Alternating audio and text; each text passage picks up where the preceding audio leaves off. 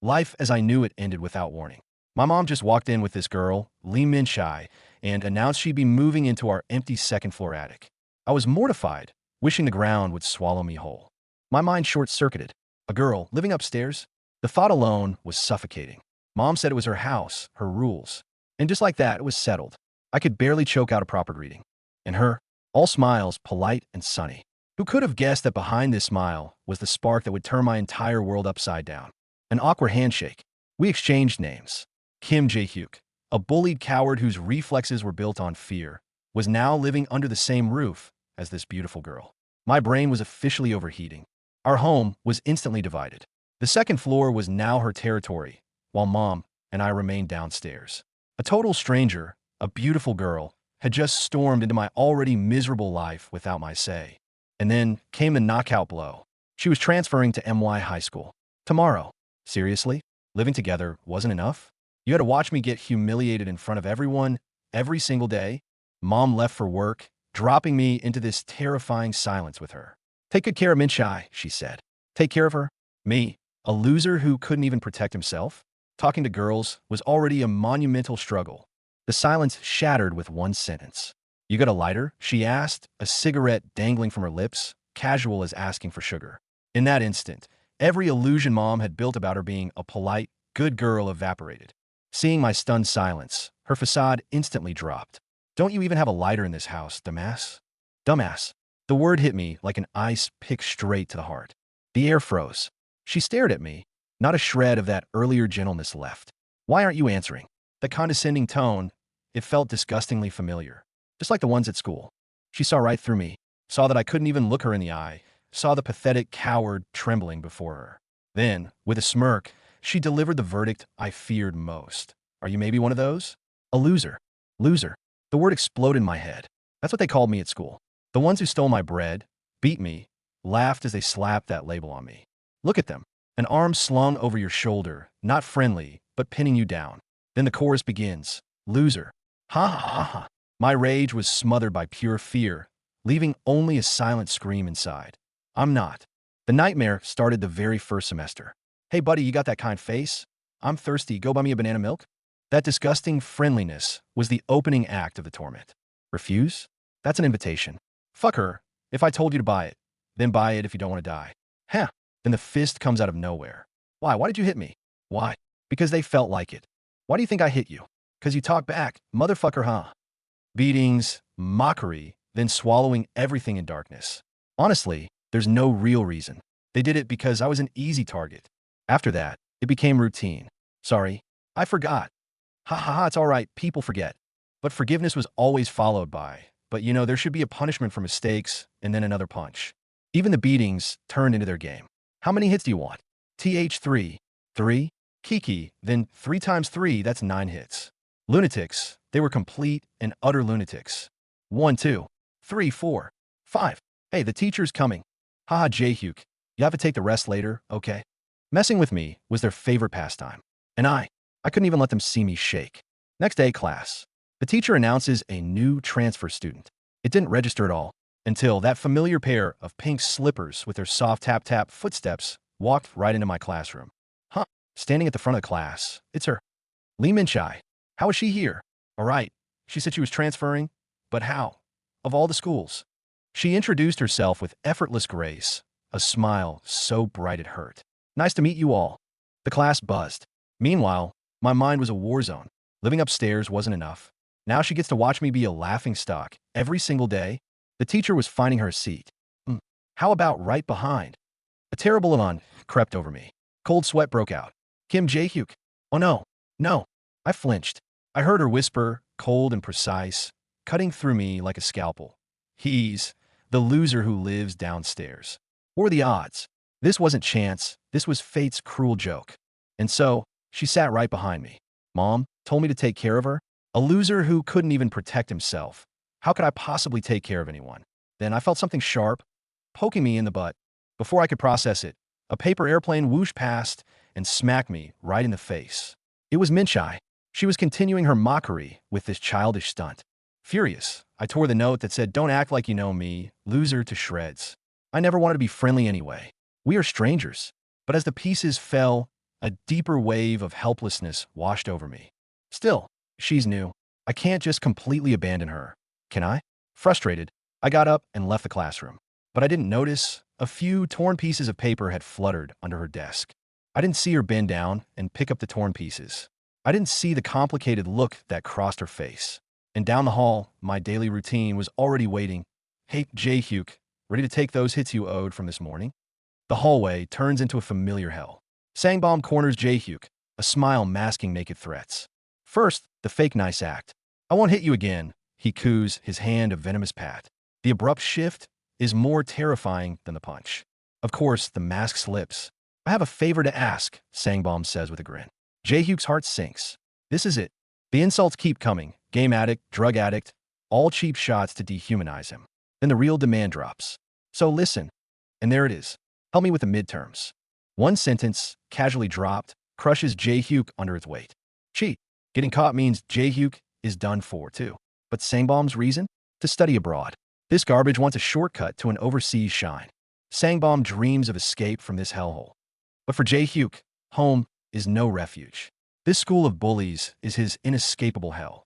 Nice guy act over. Hand around the neck. The real Sangbom emerges. You gonna help or what? The choice is a fist or a favor he can't refuse. A no gets you a FUCK and a brutal kick. Refusal isn't an option when you're the punching bag. Pinned to the floor, Jae-hyuk gets the ultimatum. I'll ask one more time. Are you gonna do it or not? Humiliation drowns him. His pride shatters under brute force. I'll do it. He chokes out, while inside a silent scream rages, you fucking bastards. Sangbom has the gall to claim, it's better for you I go abroad, right? The sheer condescending audacity hits like a gut punch. Jae-hyuk feels tears of rage welling up. He has the audacity to complain. Relax your face, will you? Sangbom demands, throwing a punch to back it up. A bully's world. Violate you, then police your pain. And so, Jae-hyuk yields again, choking out apologies through blood and tears. That whispered Sangbom isn't acceptance. It's a scar of shame seared into his bones. Job done. Sangbom walks away satisfied. I'll leave the exams to you, Jae-hyuk. Jae-hyuk watches them go, his heart a block of ice. Alone in the bathroom, echoes of laughter chase him. Wiping blood, a desperate thought ignites. Honestly, instead of studying, I'd rather be good at fighting. I want to beat the hell out of those bully bastards. The sunset is beautiful, but its light can't penetrate Jae-hyuk's tear and blood-streaked glasses. His world is humiliation and a newly born, dangerous desire. Power. Home isn't safe either. Mom drops the bomb. Go upstairs and tell Min-chai to come down. Jae-hyuk freezes. Called down the strange girl who just moved into his upstairs. Nope. He squirms, sputtering excuses. But Mom shuts it down. Now that we're living together, it's natural to eat together. Defeated, he trudges up the stairs. Nervous knocks. No reply. Just as he thinks she's out of voice. Enter. He hesitates. Did she? Okay then, if she says so. The door opens. Disaster. Min-chai, in a towel, mid-shower anthem. Eyes lock. The air shatters. Her face transforms from startled pink to murderous red. Action. Min-chai grabs the nearest weapon, an electric kettle, and BEM. Headshot. Jae-hyuk goes down for the count. Talk about being in the wrong place at the wrong time. Jae-hyuk swims back to consciousness on the floor. Above him, Min-chai gently taps his thigh with combat precision. Wake up, you loser. He bolts upright, clueless. What happened? Min-chai stares down, foot still planted. You got knocked out by the coffee pot, dumbass. As Min-chai looms in her loungewear, rage personified, Jae-hyuk's brain shorts out. Her verdict? I'm in trouble. You're a pervert. Full assault mode activated. Why do you barge into a girl's room unannounced? Jae-hyuk babbles apologies. I thought you said enter. Mom says come eat. The response, do it again, I'll rip your limbs off. One final devastating blow. You disgusting creep.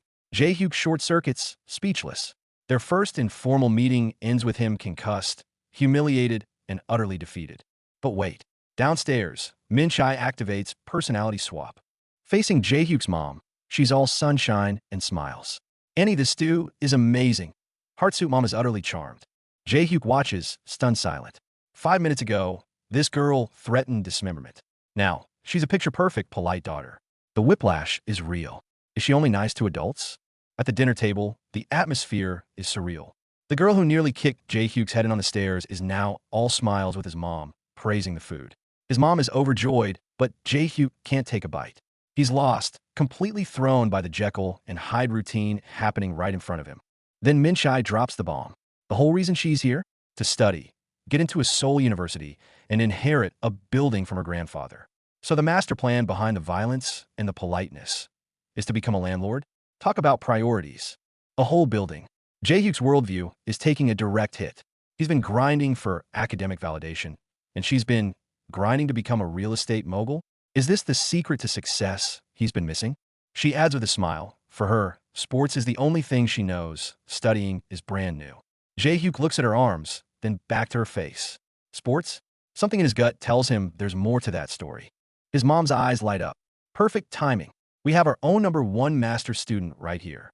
She slaps Jae-hyuk's shoulder, nearly knocking him out of his chair. He looks at his enthusiastic mom, then at Min-chae's thoughtful expression. He's not being offered a tutoring gig. He's being offered on a silver platter. Min-chae gives Jae-hyuk a once-over, disbelief written all over her face. The top student? This guy.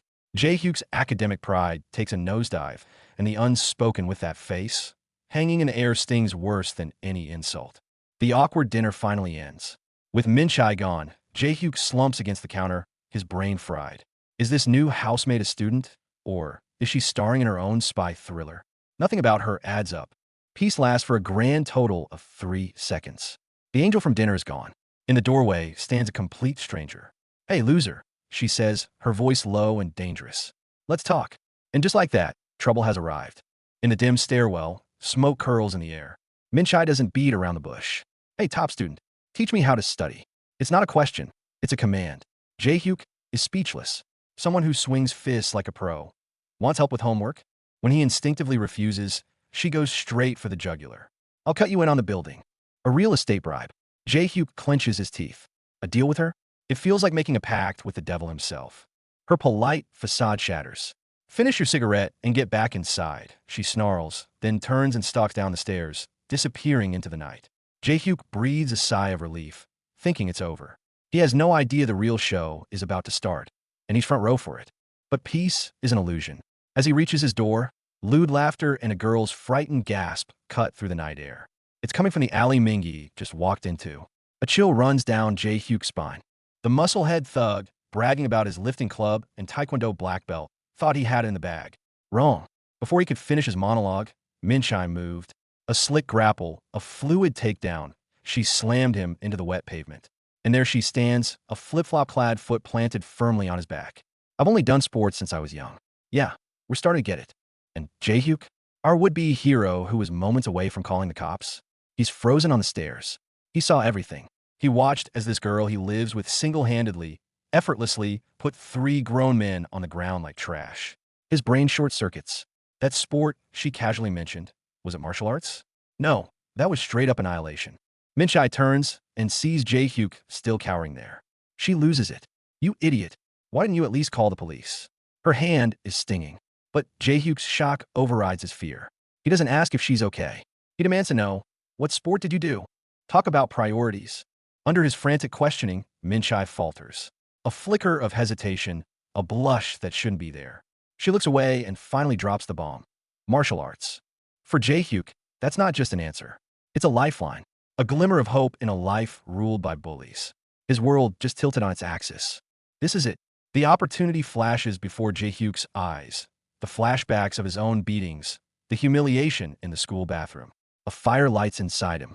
He chases her to the rooftop, drawing on courage he never knew he had. He faces the girl and the scene of her carnage. Lee Min-chae, he says, I'll tutor you. Min-chae is bewildered. What? What does this loser want now? Then Jae-hyuk lays out his offer.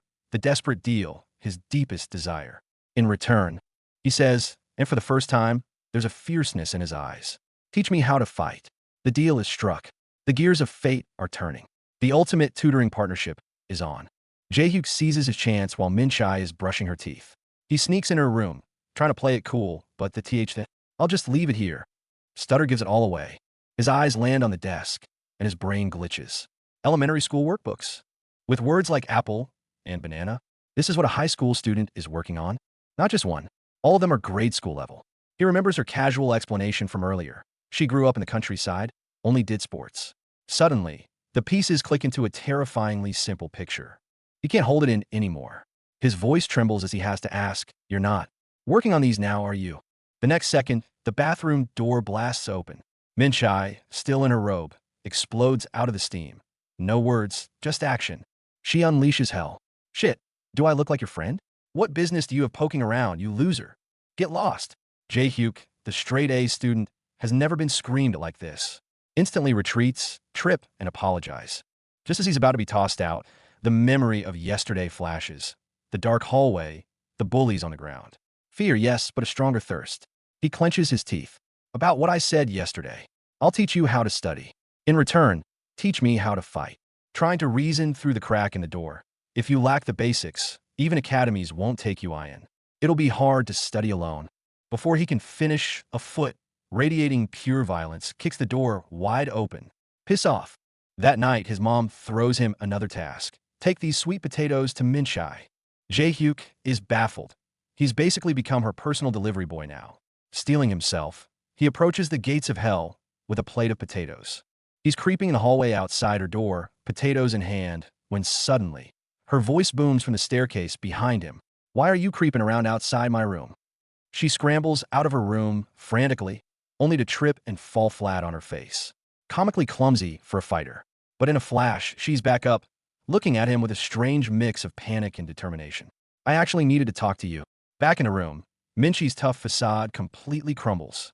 She's furious, shouting, "They all rejected me because my level test skills are elementary school level." Jae-hyuk is speechless. This is a whole new dimension of hopelessness. As Jae-hyuk's brutal truth, "Even academies won't take you in," still hangs in the air, Minchi's head snaps up. The anger in her eyes burns away, replaced by something fiercer, resolve. "So let's just do it." There, by the window, the most insane bargain is struck. The academic prodigy who can't throw a punch, and the fighting phenom who can't spell bus. "I'll teach you how to study, and you teach me how to fight." "Son?" "Absolutely." Jae-hyuk's head is spinning. Day one of the tutoring pact. The top student and the top fighter staring down their own weaknesses. The air is thick with awkwardness and the tension of the unknown. Trying to be professional, Jae-hyuk writes basic English class on the board. Minchai immediately calls him out.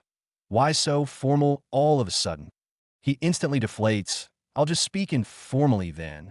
Lesson 1 is a catastrophe. He points. "What does this mean?" She guesses cigarettes. "How do you spell bus?" "Don't know." Jae-hyuk loses it, screaming, "You don't know anything. We need to start with the alphabet." As Jae-hyuk drones a B, C, the horrifying reality sinks in. Lee Minchi's situation is more serious than anyone thought. But lessons over. Time to switch gears. Now it's time for fighting lessons. It's Coach Minchi's turn. Kicking back, she lays down the law.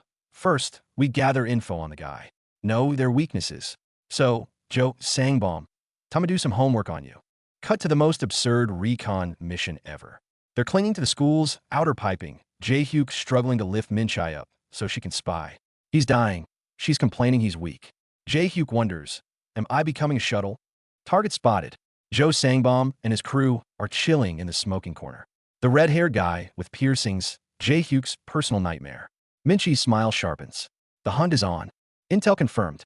Sangbom is bragging about his after-school fight in the underground parking lot. On the roof, eavesdropping Minchai is pumped. "Let's go watch." Jae-hyuk, horrified, can only internally scream. To get to the fight viewing on time, Minchai makes Jae-hyuk carry her while running, calling it combat load training. Judging by their spectacular crash, Jae-hyuk's fighting journey is starting on the absolute hardest difficulty. Hiding on a staircase, Minchai calmly smokes, every inch the merciless instructor. Jae-hyuk whispers, "But why are we watching the fight?" She blows out smoke. "It's obvious. Observe how they fight. You want to beat him, right?" Minchai lays down more pre-fight analysis with supreme confidence. Jae-hyuk's nodding on the outside, but inside he's screaming. "Feels more like I'm becoming a shuttle."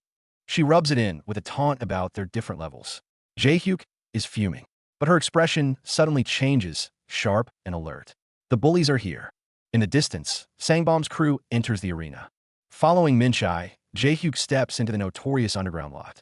His blood runs cold. It's packed, a seething mass of students. This isn't a fighting ring. It's a bullies' colony. The new transfers are like rocks tossed into stagnant water. Hidden deep in his hoodie, Kim Jae-hyuk is sweating bullets. "They can't find out it's me." The casual way these newcomers talk about fights and being bullies at their old school sends chills down his spine. While Lee Min-chai blends in effortlessly, Jae-hyuk feels like a sparrow surrounded by hawks, afraid to even breathe loud. The air in this underground arena smells of rust and sweat. The hooded figure trembles in the corner. The unwritten rule: losers aren't allowed to watch tightening like a noose. Min-chai leans in, eyes gleaming. Watch closely. A fight that decides the pecking order is about to begin, and she is his guide into this savage new world. The tension in the hallway is explosive. Sangbom is still laughing off the assault as a soccer accident. But not this time. The victim he thought was broken now grabs his collar, voice shaking with rage. Then apologize, you piece of shit. A debt of violence is never just forgotten. He's insane, absolutely deranged. To provoke his opponent, this guy goes straight for his own eye. Maniacal laughter mixes with fresh blood. Sorry to your eyeballs, it's psychological warfare at its cruelest form, self-mutilation. Enraged, the Avenger's fist smashes into that twisted face. You little shit. This fight has plunged into madness from the very first second. The rage bottled up for so long explodes. You crossed the line. Sangbom's fist is like a cannonball. But on the other end, a month of humiliation and brutal training erupts into a guttural roar. You bitch. The moment their fists connect simultaneously, a private vendetta transforms into a public execution. The tables turn in an instant. Sangbom's kick comes down like a battle axe, sending his opponent crashing back first into the concrete. He presses the attack, leaving no room to breathe. The so-called school tyrant is making one brutal statement. This is his turf. The victor's mad laughter echoes. Sangbom stands over the loser's back, bathing in the crowd's cheers and adoration. So lame kikik. In the corner, a hooded figure trembles, and a girl's face pales with pure terror. This is the law of the jungle. Winner takes all, and the loser doesn't even deserve to breathe the same air. He's not done. Time for the finishing soccer kick. Sangbom grins as he raises his foot for the final, humiliating blow against the downed opponent. Arms crossed, he looks down on it all. Losers shouldn't be cocky. This isn't a fight anymore. It's a one-sided torture show. Blood everywhere. Pleas for mercy are drowned out by the sickening thuds of impact. Essa sombum. I'm sorry. Let's stop. Teeth are scattered on the ground. A bystander in black covers his mouth in horror. How many teeth did he lose? Stop it. But the attacker is deaf to everything but his own rage. A scene from hell. Sangbom, mouth full of blood, grins like a demon. I'm apologizing here. Why are you the one apologizing? He presses down on a bloody hand. Was the finger that dear to you? Then, he hoists a fire extinguisher high. Let's do something sorry to your fingers too. At this moment, every shred of humanity is gone. Bloody hands, wide, terrified eyes. Then, a frantic escape. The street blurs as he flees, the crash-dash sound effect echoing like his own heart exploding. Was what he just witnessed real? Or the beginning of a nightmare that will consume him? All he can do is run, desperate to leave that sea of blood behind. On the playground swings, Kim Jae-hyuk shatters. He clutches his head, trembling violently.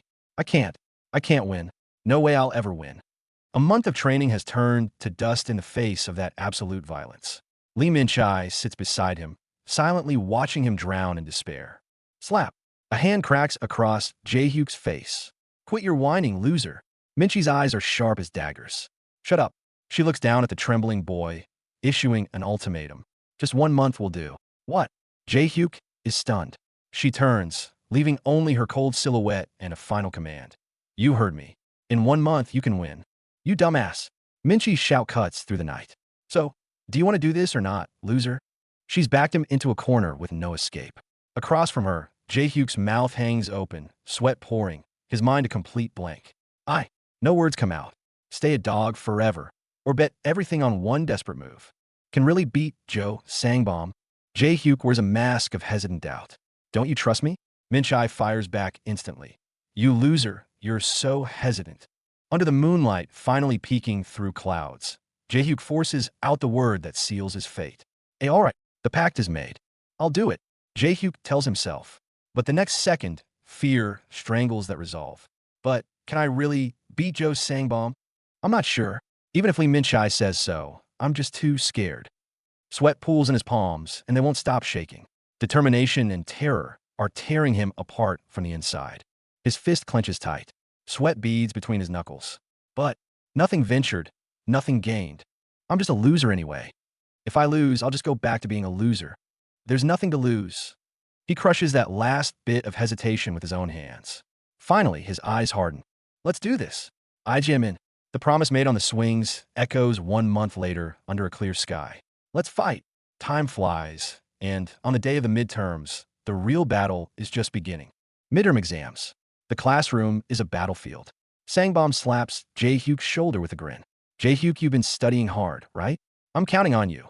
The playful tone barely masks the threat. While others bury themselves in books, a covert war over cheating and defiance is already churning beneath the surface. The final ultimatum delivered in the stairwell. Hey, loser, are you ready? Didn't we say you'd challenge Joe Sangbom to a fight in a month?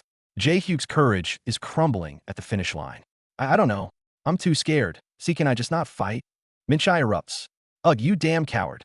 Isn't that a waste of all our prep? She won't let him back down now. Jae-hyuk's mind goes blank at the thought of facing that monster. I just can't do anything. That's when Minchai steps up and takes charge. Her eyes are sharp, cheeks flushed with determination. More on, then I'll handle it. Just follow my lead. Her plan is now in motion. The teacher's warning is stern. If you're caught cheating, it's an automatic 0. Yet beneath the calm surface secrets flow, a hand quietly scribbles on a note. Swoosh! In another corner, a girl smiles mysteriously, her pen moving off script. Rules? In this school, they've long been mere suggestions. Scissors snip a thin string. Snip! Minchai sits at her desk, gaze laser-focused on Sangbom in front of her. Then, in a sudden burst of motion, she stands and sweeps her textbooks off the desk. The movement is a blur. Unaware, Sangbom sits with his back to her, a smile of absolute confidence on his face. Only 5 minutes into the exam, Sangbom turns with a smug look toward Jae-hyuk. Wow, Jae-hyuk is quick. It's only been 5 minutes. He thinks his cheating has put him miles ahead. In reality, Jae-hyuk is sweating bullets over a blank paper. What's up with Joe Sangbom looking at me? I haven't started answering yet. Something is very, very wrong. Eyes bloodshot with rage. A torn note. Let's fight, you piece of shit. The provocation has been discovered. Sangbom's face contorts in fury, while across from him, Jae-hyuk looks ready to faint from fright. Amidst the chaos, Minchai smiles. A cold, triumphant tear glistens as she delivers the verdict. Joe Sangbom, you're finished. Her trap has snapped shut. Promotional page. Narrative pause. Chapter transition with credits.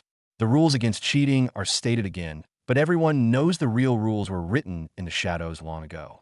A war disguised as an exam, a bet that ends in a fight. It's all about to reach its first explosive peak. Rage travels from Sangbom's hand, crumpling the note, all the way to his eyes. The words, let's fight, you piece of shit, burn through his arrogance like a brand. The two lock gazes, the air crackling between them. The gauntlet has been thrown. There is no turning back now. Minchai's hand is clenched tight, as if holding the linchpin of her entire scheme. A smile of absolute calm is on her face, betrayed only by a single bead of sweat on her nose. Joe Sangbom, you're finished. It's not a curse. It's a prophecy. The hunter has finally watched her prey step perfectly into the snare. A month ago, Kim Jae-hyuk was still wondering if this so-called fight tutoring was just a bad joke.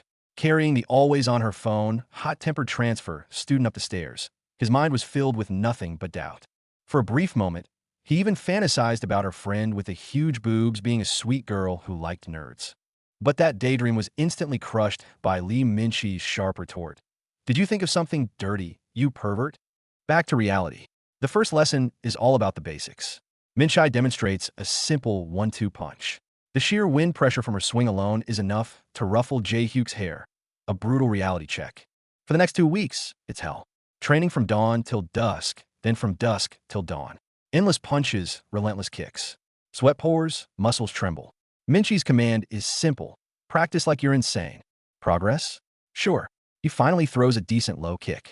But just as he starts to feel a flicker of confidence, Min-chi hits him with a curveball. Just striking won't be enough. You need to learn to tackle. Tackle? Jae-hyuk's mind goes straight to soccer slides. Cue Min-chi's merciless scoff. This isn't football, nor is it a webtoon. In a fight, tackling means taking down someone bigger and stronger than you. Want to give it a try? Jae-hyuk thinks, I'm a guy after all. If I push with all my might, I should be able to overpower her, right? He charges, only to feel like he rammed into a steel-reinforced concrete pillar. She doesn't budge an inch. He's the one left dazed and stumbling from a sheer force. What is she made of? It gets worse.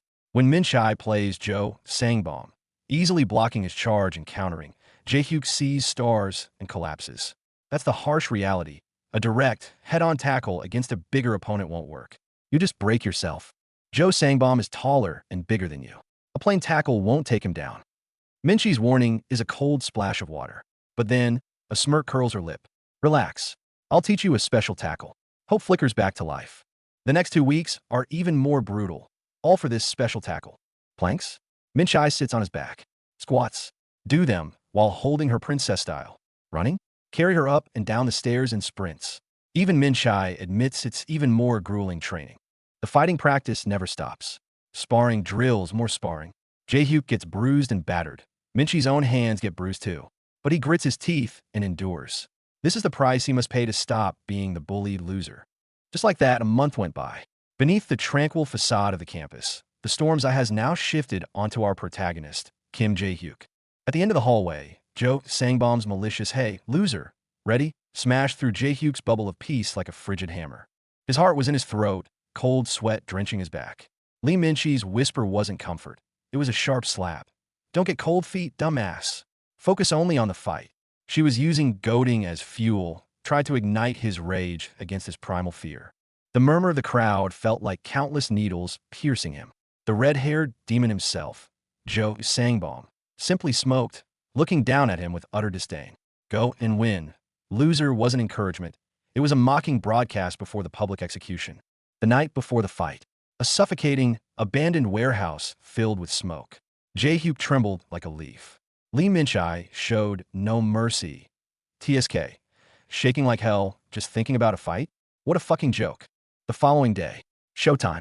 The crowd gathered like vultures waiting for a feast. Lee Min-chi's motivation hung over Jae-hyuk like a cold curse. Go and win, loser. Title card. Episode 4, Showdown. This is the final, eerie calm before the storm. Lee Min-chai lit a cigarette, eyeing the trembling mess before her. You nervous? She tossed out coldly. No, I'm good, Jae-hyuk lied. Want a smoke? She asked, a devil testing the limits of his resolve. Lee Min-chai went for the kill, each word a targeted strike. Shivering like hell, just thinking of fight. What a joke. She aimed to completely crush the pathetic remnants of his pride, forcing something else out from the ashes, either total submission or a cornered animal's desperation. Then came the first humiliating command. Take your shirt off. Jae-hyuk was stunned. WY. If I say to take it off, then you take it off. A queen's decree, brooking no argument. Next up was an even more confusing humiliation. Hey, flex your abs a bit. Jae-hyuk, embarrassed and bewildered, complied, straining hard. Lee Min-chai, however, was calculating. Was this loser's training even worth it? If you lose after all this, you're a total idiot. The tension snapped. Jae-hyuk finally erupted. Lee Min-chai, how long are you going to keep calling me a loser? It's offensive. Min-chai flared up in response. Fuck. For a loser, you're trying to step up. Huh? You should be grateful I even talked to you. In the middle of this explosive standoff, Lee Min-chi's tone suddenly shifted. If you win, she took a drag. If you win, I'll call you by your name. Then, she handed him a worn-out green lighter. Here, hold this while you're fighting. Your punches will get stronger. Jae-hyuk took the bizarre talisman in confusion. What was this? Charity? A bet? A makeshift faith she didn't fully believe in herself? Jae-hyuk swore he'd return it when he won. Her reply was scathing. No need. I don't want anything that's been touched by a loser. Even a talisman was one way. Charity came with an unbridgeable gap. The day of the fight. Standing in the hallway, Jae-hyuk's heart threatened to escape his chest. Finally, I'm fighting Joe Sangbom. He tightened his fists. The be-a-dumb of his heartbeat drowned out everything. He shook uncontrollably. Damn it. How did the bullies manage to fight when they were this nervous? But from the depths of his mind, Lee Min-chi's words hammered in. You'll only lose if you psych yourself out. So have some confidence, loser. Fine, let's try this crazy path. If I lose, I'll just go back to being a loser anyway. Step, step, step. The sound of his own footsteps, step, step, was the drumbeat to the countdown of his fate. The standoff point. Joe Sangbom, cigarette in mouth, arms covered in tattoos, laughed uproariously like someone watching a comedy show. Fucking hell, this is hilarious, LOL. You want to fight, huh? LOL. Did you lose your mind from too much stress? Ha ha ha ha. Jae-hyuk tried to fire back. I am not crazy, but the telltale be-a-dumb in his chest and his uncontrollable trembling betrayed him completely. Sangbom saw right through it. TSK, TSK, Jae-hyuk, you got back up now? Why the sudden courage? Ha ha ha. The onlookers added fuel to the fire. Someone pulled out a phone. Gotta record this. Jae-hyuk's humiliation tape. Amidst this sea of malice, Lee Min-chae watched with a cold gaze. Do well, loser. If you lose, you're done for. Sangbom's fans cheered rabidly. Joe Sangbom, you're so hot. Go Sangbom. The man himself grinned wickedly, thrusting out a fist. You bastards, haha. Are you all pumped up to watch me squash a bug? Then, he locked eyes with Jae-hyuk. Final call. Hey Jae-hyuk, how many hits do you want to take?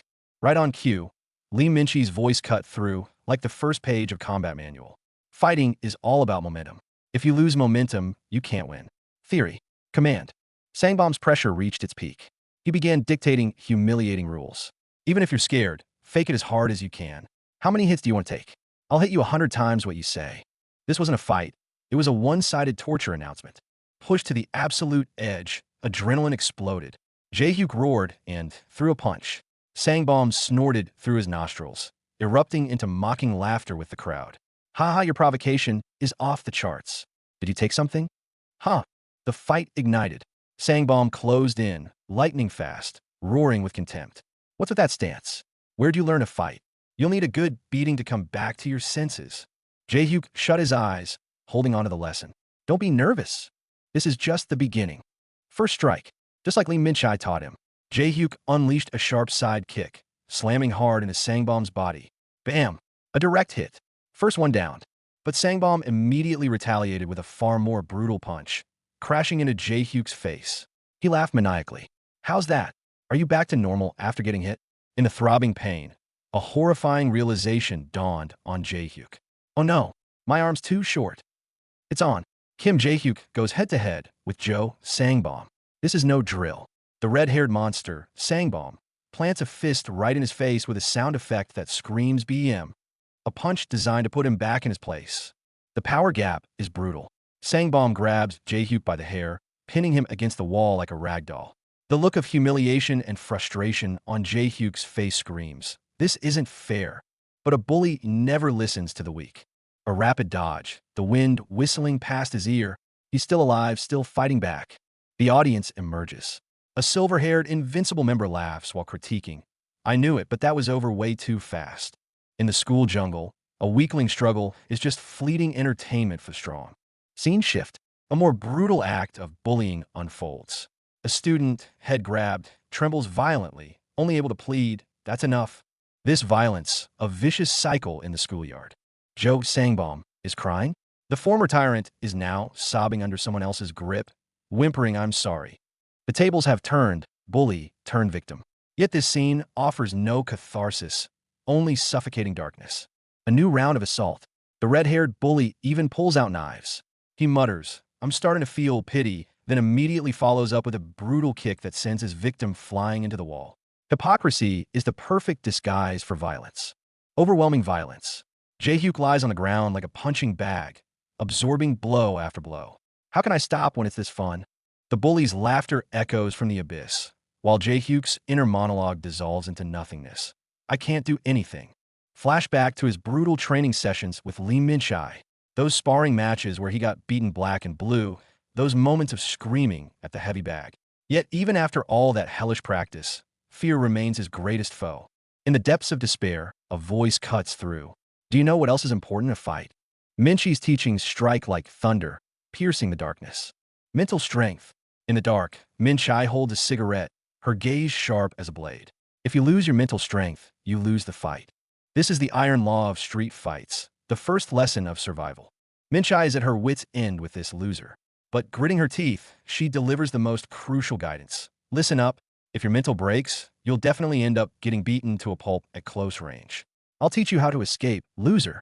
Survival law step 1. Cling on. Grab him. Forget about form, like a drowning man clutching driftwood. Use any means necessary to close the distance. Min-chae teaches in reverse. Against a takedown, you'd usually go for a proper technique, but you're too weak, so I'll teach you something else. What is it? The suspense is killing us. Flashback to the duel. Jae-hyuk makes a desperate decision. Even if I die today, I'll give it a try. He erupts with unprecedented force, locking his opponent in a tight hold. Min-chae's teachings right on cue. Now, this is it. the wild card she taught him. Bite the ear. The redhead freezes in shock. This isn't orthodox fighting. This is dirty, low-down, no-holds-barred. But in a fight for survival, rules? Screw the rules. Minchie's teachings explode in his mind. It's a foul, but it's not an official match, so you can use it. You have to think only about winning. To win, to survive, all means are justified. A complete reversal. The redhead writhes in pain, clutching his head, while a fire of vengeance ignites in Jae-hyuk's eyes. Tears and rage intertwine. This isn't surrender, it's the trumpet call for a counterattack. He moves, unleashing the combo practiced 1,000 times with Minchai. Step 1. Close the distance. 1. 2. A full power straight punch lands square on the chin. Power, angle, timing, perfect synergy. Every drop of sweat shed during practice now transformed into a devastating blow. The crowd erupts. Jo Sangbom got hit. The untouchable tyrant was just struck by the designated weakling, Kim Jae-hyuk. And Lee Min-chai just watches calmly, as if she foresaw it all. Jae-hyuk tears, open his ripped shirt, and roars at the sky. Let's do this. Round 2. The coward is gone. Standing here now is a brand new fighter, ready to battle to the bitter end. Right there on his own rooftop, the bullied to dust Kim Jae-hyuk is enduring hellish training. His mysterious classmate and roommate Lee Min-chai is casually standing on him. While Jae-hyuk protests the dirtiness of the move, Minchie's explanation is about to shatter his worldview. Rules? Screw the rules. Min-chai explodes. This loser thinks this is a martial arts tournament? Is this really the time to worry about fighting fair? Listen up. Your only goal is to win. But Min-chai has his back, literally.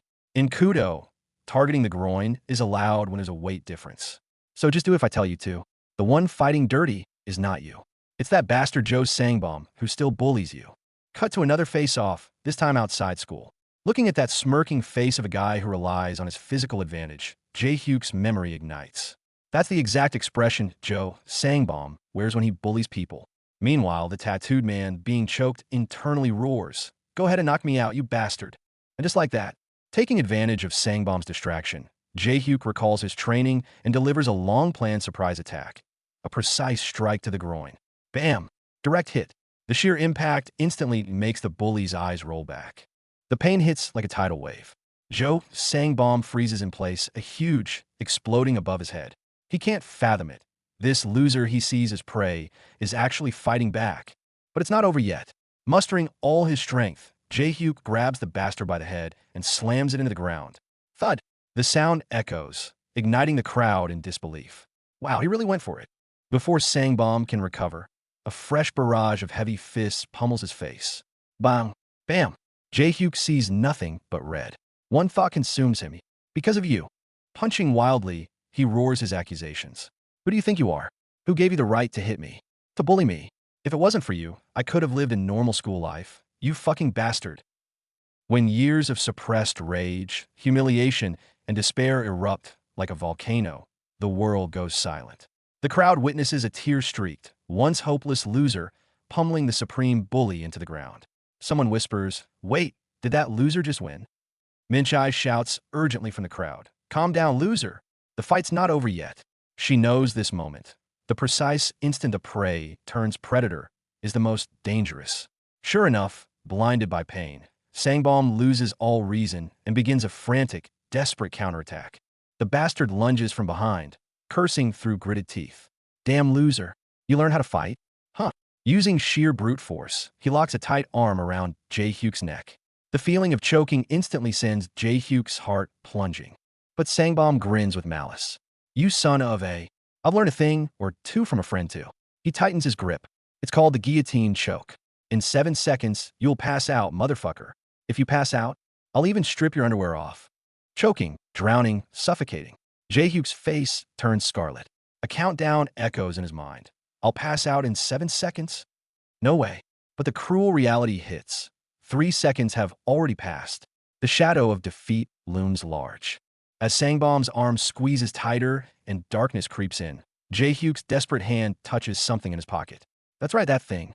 Trembling, he extends his hand, revealing a small green object in his palm. Sangbom glances at it just for a moment, and in the very next second, whoosh, a searing wave of heat explodes on his arm. "That's fucking hot." Sangbom shrieks like a pig being slaughtered, instantly releasing his grip. Jae-hyuk grits his teeth. Release. Now. Jae-hyuk's mind races. The fight's not over. To win, disrupt his balance. The low kick. A swift, powerful kick sweeps towards Sangbom's supporting leg. Bam! Sangbom staggers violently. In his ear, he hears Minchi's cold, crystal-clear instruction. Whether it's Joe Sangbom or anyone else, hit them here. His eyes lock onto the staggering form of Sangbom in front of him, right in the jaw, and they're gone. That's it. Target locked. Joe Sangbom's jaw. Jae-hyuk takes a deep breath, channeling every last ounce of strength into his fist. Got it. Time seems to slow. Ignoring Sangbom's panicked swing, he pushes off the ground, his body launching forward like a cannonball. His right fist tears through the air, carrying with it all the humiliation, rage, and unwillingness, driving straight toward the jaw that haunted his nightmares. Bang! A dull, terrifying thud. A direct, clean hit. Sangbom's entire face warps on impact, teeth shatter, blood and spittle fly.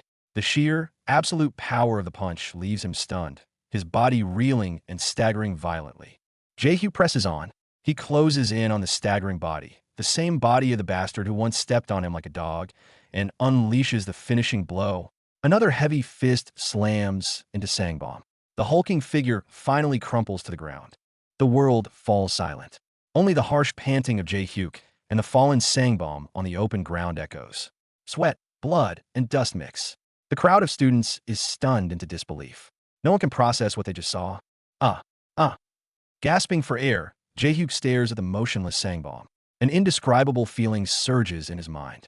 He manages to force out the words, "I just defeated Joe Sangbom." The news erupts through the crowd like wildfire. The crowd's reaction is chaotic. That loser won. Please, he just has a strong teacher. Hearing the slurs, Lee Min-chai simply turns and walks away, coldly. Her concern now is different. The fight is over, but the real trouble is just beginning. Before leaving, Min-chai throws him one last piece of advice: run like hell. Jae-hyuk doesn't understand, but his instincts tell him to obey. He sprints away like a madman from where Sangbom's gang stands. Surprisingly, they mutter among themselves, but don't give chase. On the empty streets, Jae-hyuk runs for his life, tears mixing with sweat. He can't help but laugh and cry at the same time. I won. I really won. The news that I beat Joe Sangbom spread quickly. The days of being bullied are over. The damn nightmare is finally over. Or so he thought. A cold narration cuts in. That was just wishful thinking. Because in another corner of the city, someone has just received the unbelievable news. For real? Joe Sangbom got taken down by some loser. This new threat is Hong Daebong, a 110 kilograms heavyweight monster from Busan.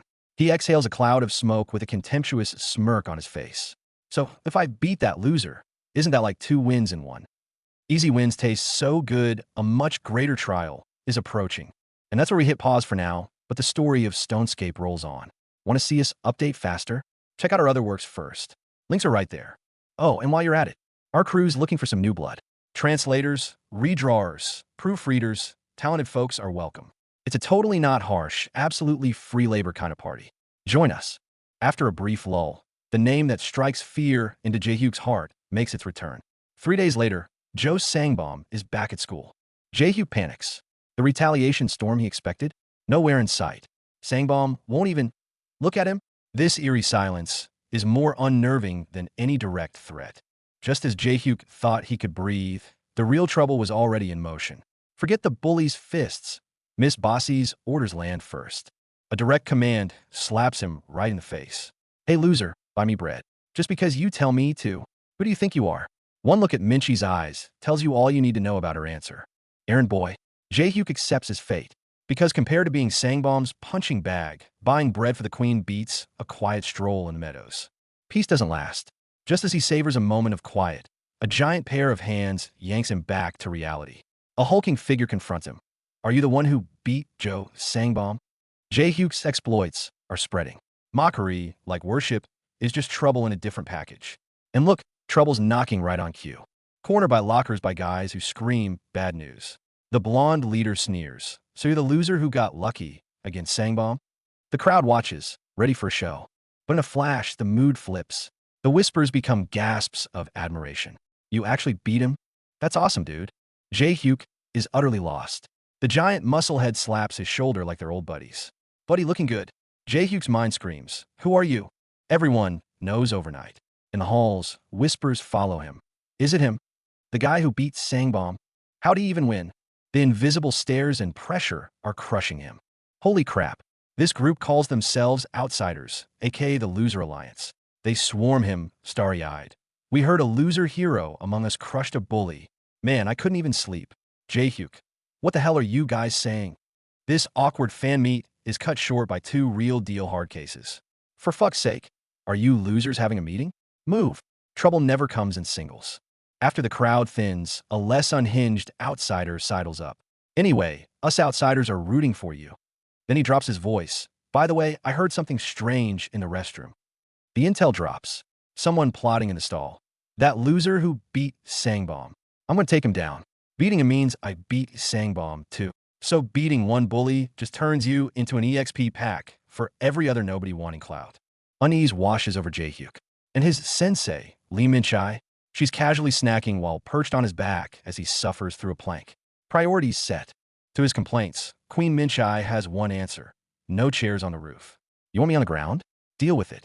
It's exercise. And stop whining. Jae-hyuk frantically spills the bad news. Lee Min-chai, another bully wants to take me down. Min-chai just looks confused. So what? That's too harsh. I'm your student. She seems to have missed the point entirely. Min-chai explodes, slamming him down. Winners always face challenges. Can't handle it. You want to go back to getting stomped every day. Finally, Jae-hyuk gets it. Winning one fight just opens the door to more. Jae-hyuk tries to skip today's combat lesson. A foot lands on him. Min-chai decrees. With your skill level, aiming for Seoul Uni means no days off. Tutorial still on. It's not a lesson. It's survival training. Night falls. Time for the exchange tutorial. Jae-hyuk strikes first. Lee Min-chai. Before we start, let me see your midterm score estimates. Time for a reckoning. Min-chai bristles. Why do you need the scores? Jae-hyuk, matter-of-factly, to see how you did. I don't have high hopes for your first test, but he cuts himself off, staring at the paper. Korean 12, Math 8, English 10, total in the 60s? Jae-hyuk's world shatters. Lee Min-chi, we took the same test. How on earth did you get these scores? Min-chai turns the tables, righteous and angry. What? That's your fault as a teacher. You should have taught me better. Jae-hyuk, exasperated. So, I'm the problem? Right as Min-chai is about to explode, the door creaks open. Jae-hyuk's mom arrives with a peace offering. I brought you kids some apples. A wholesome ex machina instantly defuses the war in the room. Min-chai instantly flips the switch to perfect sweetheart mode. KYH. You even peeled them. Thank you so much. Jae-hyuk watches, dumbfounded. His inner monologue. Dude, at least try to make it convincing. Slam. The dinner table shakes as Min-chi's hand comes crashing down. That's not just frustration. That's a girl who's just caught her project in a major screw-up. The shockwaves ripple through the air, leaving Jae-hyuk's world reduced to nothing but a nervous, sweaty ellipsis. The nightly tutoring hell begins. Jae-hyuk turns into a drill instructor, trying to hammer knowledge into Min-chi's combat first brain. He's explaining, pointing at the whiteboard, feeling like a pro, only to turn around and find her. Eyes glazed over, head spinning with literal vortex patterns behind her. Ask her if she gets it? A flat and utterly lost no. Turns out, calculus might be a tougher opponent than any school bully. A tutoring session that escalates into a full-blown war of words. You idiot. Explain better. How? Is this not simple enough? They're practically screaming the house down. Time ticks by in a haze of mutual frustration. Just when Min-chai thinks it's over, collapsing in relief. Jae-hyuk drops the chilling line. Hey loser, come with me for a sec. That's not a request. That's either a final reckoning or an invitation to fight training hell. Nothing good follows that tone. The scene shifts to a dimly lit street at night. Min-chai pulls Jae-hyuk to the stairs, crouches down, and flicks a lighter. Jae-hyuk is baffled. Why drag me out when you want to smoke? Her face half lit by the flame, Min-chai replies with chilling practicality. To keep watch, loser. She adds, I saw a cop around here last time.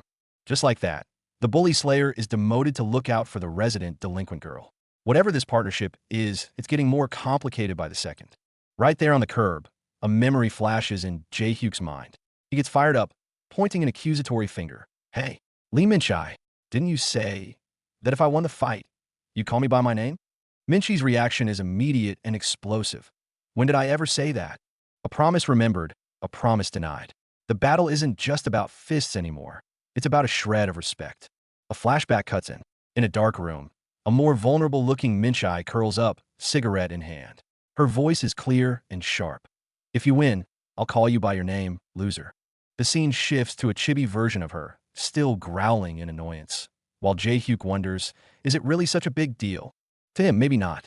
To a proud, guarded girl like Minchai, uttering his name might be the final, hardest-won victory. Minchai takes a drag, exhales into the night, and looks up with a smirk that's pure mischief. Then she drops the bomb. Kim, Jae-young. Jae-hyuk's world stops. His heart skips a beat. Not only did she remember the promise, she got his name wrong. The sheer, soul-crushing absurdity of it. This is a whole new level of psychological damage. Jae-hyuk loses it completely. On the rooftop, he's practically screaming at the moon. It's Jae-hyuk? Kim Dae-hyuk. What's wrong with you? Minchai, radiating even more annoyance, fires back without even turning. Shut up. You change your name. It's a glorious, ridiculous standoff under the moonlight. She ends the argument with her signature move. Just keep watch, loser. So much for earning respect. The title sticks harder than ever. Ding dong back to school. Jae-hyuk's worries shift from rooftop arguments to academic disasters. As he slides into class, his mind races. How on earth do I improve Lee Min-chi's grades? Then it hits him. He stops dead in his tracks, eyes wide. That look? That's the face of a man who's just hatched a brilliant and likely terrible plan. Someone's day is about to get much, much worse. No sooner does he find his desk than a new surprise arrives. A guy built like a bear, wearing eye-searing green shorts, is planted firmly in Jae-hyuk's seat, chuckling at his phone. Dread pools in Jae-hyuk's stomach. Hey, that's my seat. The giant turns, offering a smile that's anything but friendly. Buddy, oh no. Trouble didn't leave. It just got a wardrobe change and a whole lot bigger. The bear gets up close, sniffing Jae-hyuk like curious prey. Then comes a patronizing pat on the head. Nice to meet you, followed by the insult. Whoa, you really do look like shit then. The real goal surfaces. He leans in, voice dripping with intent. If I beat you, does that mean I also beat Joe Sangbom? Jae-hyuk is frozen. He's not a person anymore. He's a trophy, a stepping stone for someone else's reputation. The giant's grin widens, pure predatory glee. I mean, buddy, he says, as the air itself seems to tense for a fight. Let's have a fight. It's not a question. It's a declaration. A new storm has arrived, and it doesn't bother with subtlety. A fight. Jae-hyuk recoils in pure terror, screaming, a fight? Why should I? Why? Bullies don't need reasons. The answer comes in the form of a massive palm. Slap. The sound effect explodes across the panel as Jae-hyuk is sent reeling, his face contorted by the impact. A girl watches, recording with her phone. The attacker's voice is chillingly casual. Reasons can be made. Kiddo, the bullying never stopped. It just got a new face. Cut to another corner. A silver-haired youth watches the scene unfold with a sneer of utter contempt. He mutters to the screen, or perhaps to himself, such a worthless shit. Huh, this is the real puppet master. Invincible. They watch from the shadows, turning suffering into entertainment. Jae-hyuk isn't just fighting a bully. He's a pawn in their cruel game. Rewind to that desperate moment. The giant, Hong Daebong, looms over him with a grin. Let's fight, you and me. Jae-hyuk's refusal is a whisper against a hurricane. I have no reason to fight you. The reply isn't words. It's a fist. Bang. Glasses fly, dignity shatters. A new hell commences. A close-up on Hong Daebong's sneering face. Reasons can be made, kiddo, followed by the gut punch. Such a worthless shit. Huh. The episode title appears. Another villain. Sangbom is gone, but a bigger, crueler predator has just taken his place. This isn't a fight. It's an execution. Hong Daebong lifts Jae-hyuk clean off the ground with his legs. Lift, then slams him down like a rag doll. Crash. Bang. The entire classroom seems to shake. Desks topple. In the face of overwhelming, brute force violence, any technique or courage looks like a pathetic joke. Jae-hyuk shivers on the floor, utterly broken. Daebong leans down, his voice a mockery of encouragement. How's that, buddy? Pumped up yet? Want to fight now?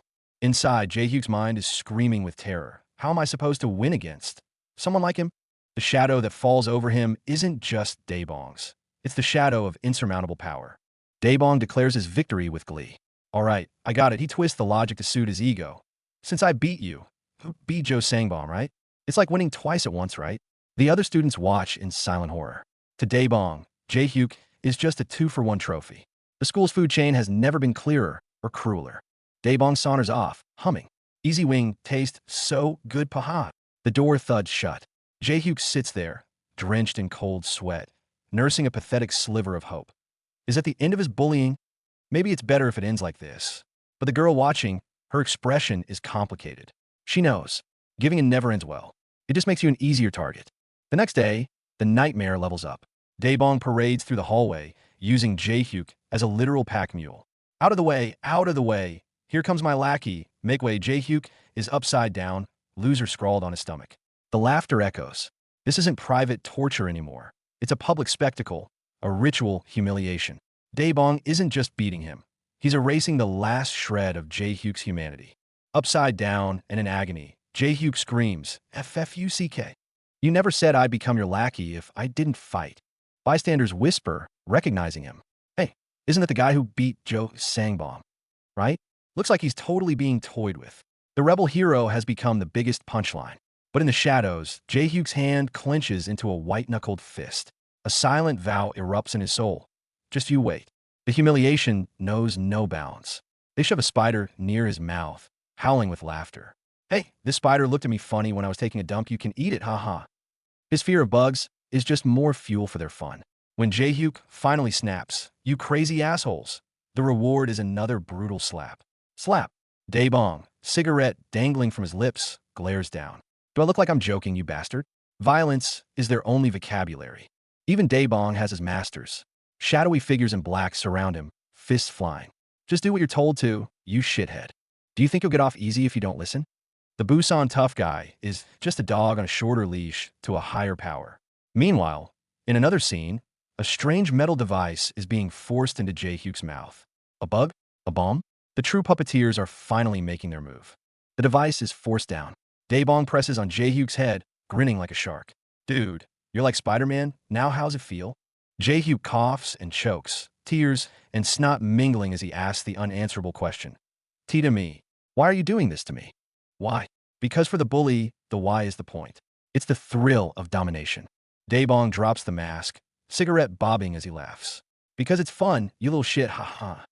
I actually want to keep Jo Sangbom in check, so I went after you on purpose, but the way you react is just too hilarious, haha. So I'm just going to keep going. There it is. The ultimate, pathetic truth. Bullies don't need a reason. Fun is reason enough to ruin your life. The final verdict is delivered. Daebong and his cronies walk past the kneeling Jae-hyuk, tossing their commands over their shoulders like trash. So, just quietly be my good little lackey from now on. Start showing up to our class from tomorrow to check in, got it? Ha, their laughter fades down the hall. Jae-hyuk is left alone on the cold floor, a drop of sweat falling. The tiny flame of defiance he'd nursed seems to gutter and die in this overwhelming darkness. After all, I went through to win. Everything is back to square one. No, it's worse. The city sky at dusk is warm-toned but cold in feeling. Jae-hyuk kneels, hands on the ground, sweat dripping like tears. In close-up, behind cracked glasses, his own tears fall silently. His inner voice whispers the core of his despair.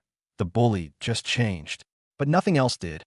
The victory over Sangbom feels like a brief, cruel dream. He woke up, and the world was the same, only heavier. Did fighting back even matter? Late night, and our protagonist Kim Jae-hyuk is still on the clock. He's turned his own bedroom into a private tutoring room, whiteboard and all, ready to begin. But his student, the formidable Lee Min-chai, glued to her phone, fingers flying. Just a sec, she says. Looks like after the brutal fighting lessons, the academic tutoring role is reversed, and he's the one begging her to learn. Look at Jae-hyuk's face, pure despair. He thought that brutal fight was it, the end of his torment. Wrong. He just traded one bully for a bigger, badder monster. It's not a victory. It's like leaving the tutorial and getting thrown straight into the final boss fight. This is a scene straight out of Nightmare. A new monster, casually holding another student upside down like trash, loser scrawled on his stomach. Just think of it as a loser's destiny, he mocks. Jae-hyuk's mind is racing. Destiny?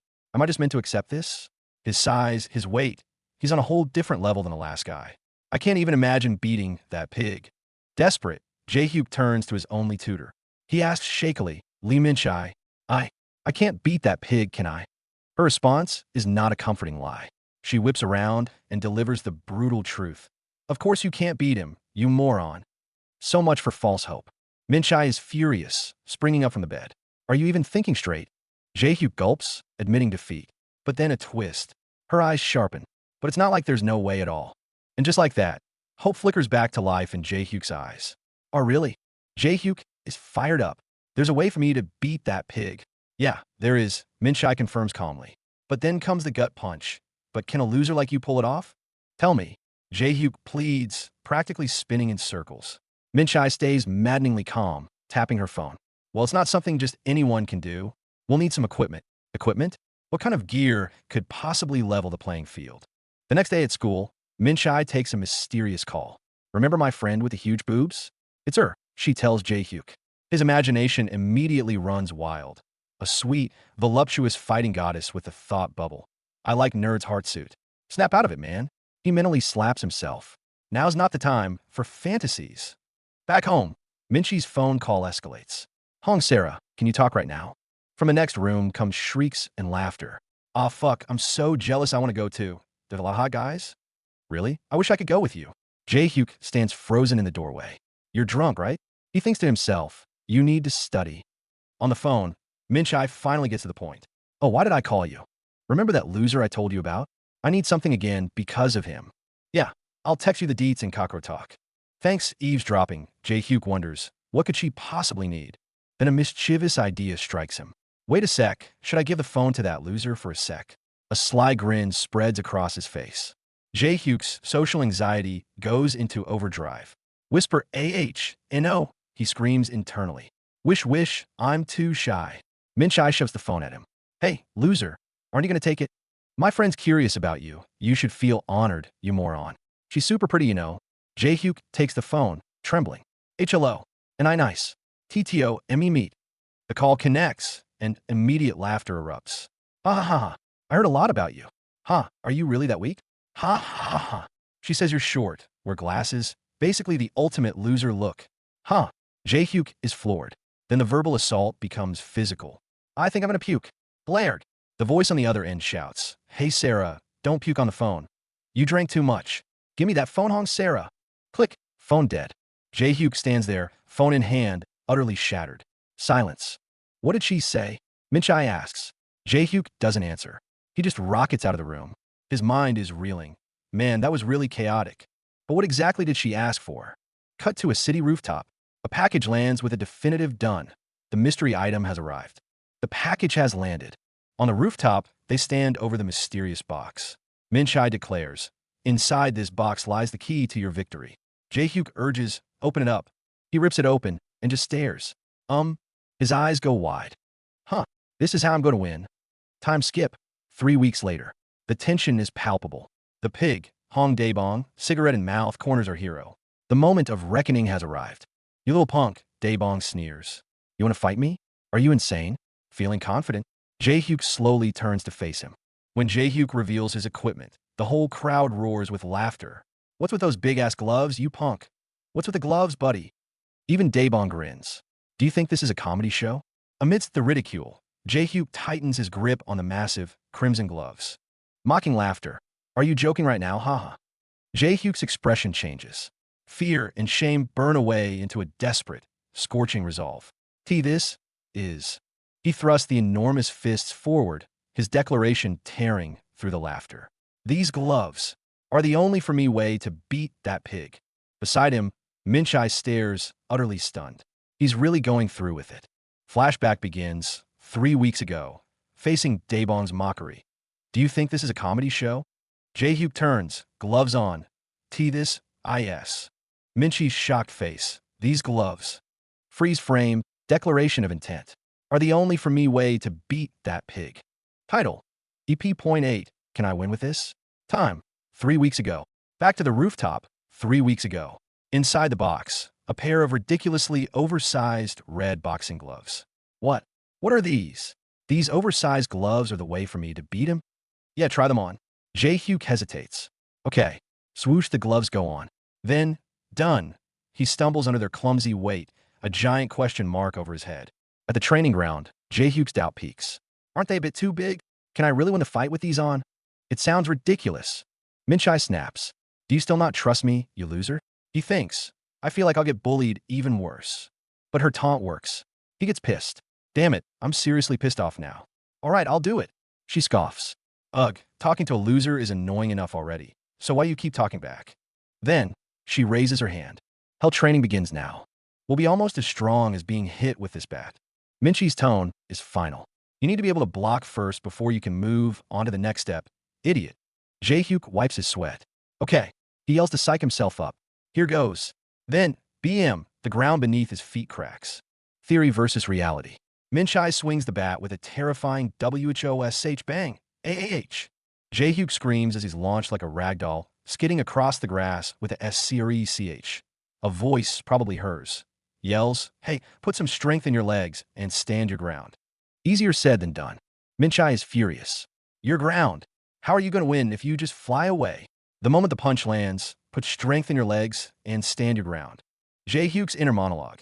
It's too strong. Minchi's eyes darken with resolve. This won't do. You're too weak. It's time for some hell training. Some lower body hell training, she declares. If you don't like it, then die, idiot. Jae-hyuk grits his teeth, determination burning in his eyes. Okay, I'll do it. Hell training is on. On the way to school, Jae-hyuk is doing squats with every step. Squat, squat, squat. Paseres bistaring disbelief. A girl thinks, what the? Is he crazy? In class, he's sitting in his chair, but his body is hovering, legs trembling violently. A classmate asks, Jae-hyuk, do you need a poop? Oh no, he panics. The shot focuses on the huge gap between him and the seat. To learn to stand his ground, he's even training his legs while sitting. Damn, Kim Jae-hyuk is seriously trying to kill himself with this training. Doing the punishing invisible chair, even while eating in the cafeteria. A single critical comment sends him shaking in tears. Just how much bitter frustration is he holding inside? Look at this treatment. When Queen Bee Lee Min-chai wants to smoke, our hero instantly becomes her human portable chair, and then gets hit with you enjoy the feeling of my, but don't you? Is that humiliation or flirtation? Their dynamic is absolutely wild. 2 weeks later, the training side effects kick in. Watch this. His legs give out, and he literally tumbles right onto the girl. Immediate accusation. You pervert. Talk about an awkward fall. A massive, face-palming social death moment. Scene change. Holy. This is where the real action starts. Up on the rooftop, Kim Jae-hyuk is still announcing, here I come. But Lee Minchi's baseball bat is already in motion. Okay, boom. That impact sound on the heavy gloves is brutal. Minchai keeps pounding away, shocked. Oh, you're holding up? Seems like those invisible chair squats weren't for nothing. Then it's a torrent of hits. Bang. Bam. This isn't training. This is a full-on beatdown. But then she drops the mind-shattering line. Yeah, you're hanging on well now. If you can block these, your chances of beating that pig goes up to 90%. His worst nightmare is that bully, Hong Daebong. Minchai is using him as a living, breathing target practice. Speak of the devil. Out in an empty schoolyard, Kim Jae-hyuk comes face-to-face with the beast himself, Hong Daebong. The air is thick with tension. Daebong smirks around his cigarette, taunting. You asked for the fight. Are you ready to get your butt kicked, you little shit? Holy hell. Daebong's fists are like wrecking balls. You want to act tough? Then die trying. Jae-hyuk's pupils shrink. Here it comes. At this moment, he's flesh and bone trying to stop a tank. Bang. A direct hit. Jae-hyuk's mind is ringing. He's incredibly strong. He's as strong as Lee Min-chai with a bat. No, he's even stronger. But a desperate scream echoes inside him. But I still manage to hold on. The jeers of the crowd and his silent roar form a deafening symphony. The crowd explodes in laughter. Wow, ha, he actually blocked it. Those huge gloves are hilarious. Even his opponent is baffled. What? I thought he'd be flying by now, but he's still standing. With sheer stubbornness, Jae-hyuk delivers everyone their first shock. At that moment, Minchi's cold voice echoes in his mind. Just do like we practiced, loser. That's his only guide. Right, the war of attrition. Wear him down. But Hong Daebong's enraged assault turns even more savage. Then keep trying to hold on. Try blocking all of this. Fists rain down like a storm, but Jae-hyuk is a stubborn nail hammered into the ground. Bang, bang, bang. A series of brutal headshots lands. Minchi's voice returns. Back when I was going to the gym, I sparred a bunch with big pigs like him. What's she trying to remind him of? A memory flashes. In a dim room, Lee Min-chai with a cigarette, her gaze sharp, and the one thing that was common between them was that they got tired quickly. Yes, the war of attrition. Wait for him to slow down. He gets it. Jae-hyuk grits his teeth. I just need to hang on. You just need to last 30 seconds. Daebong's breathing grows heavier. His rage is burning him out. Minchi's psychological and physical tactics are fusing perfectly at this moment. 27 seconds. 28 seconds. Huff. Daebong roars as he throws one last punch, but Jae-hyuk survives the 30. The opponent's fists begin to droop. Their power is visibly dropping.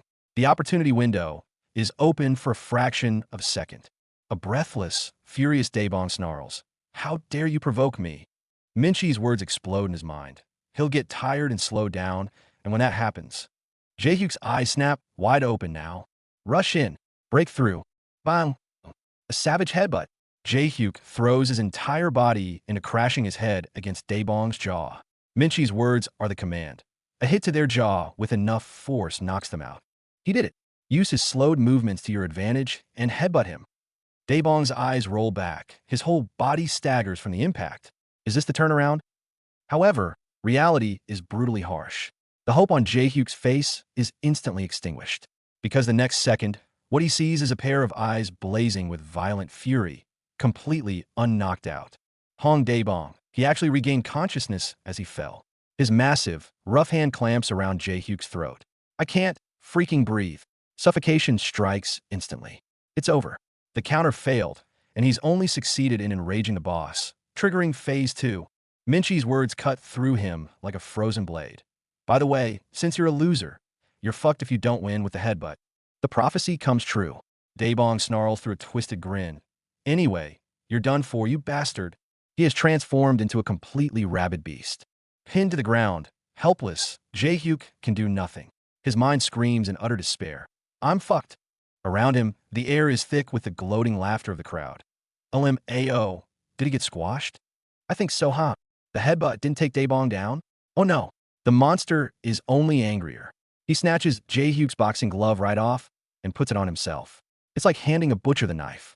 The next second, Jae-hyuk is pinned, flat on his back. Crushed under the mountain of fat, Jae-hyuk's mind goes blank. Death throws echo in his ears, and from the bleachers, nothing but contemptuous stares. Is this it? Is he really going to be beaten to death? Give up? Accept this as a loser's destiny?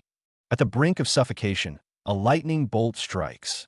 When you're pinned down like this, the only escape is first. It's Minchi's voice. First bend one leg like this. An impossible move, burned into muscle memory by Minchi's hellish training. Shoulder bridge, core twist, push hips out. Jae-hyuk moves. He escaped. Right when everyone thought he was done for, Jae-hyuk slips out like an eel. With a powerful twist, he throws Daebong off and leaps to his feet. The whole crowd is stunned. Even the suited spectators are speechless. But the fight isn't over. Jae-hyuk rips off the clunky gloves, a ferocious glint in his eyes. My turn. Dash. A sharp left jab cracks right on Daebong's face. Again. Straight right. Hook.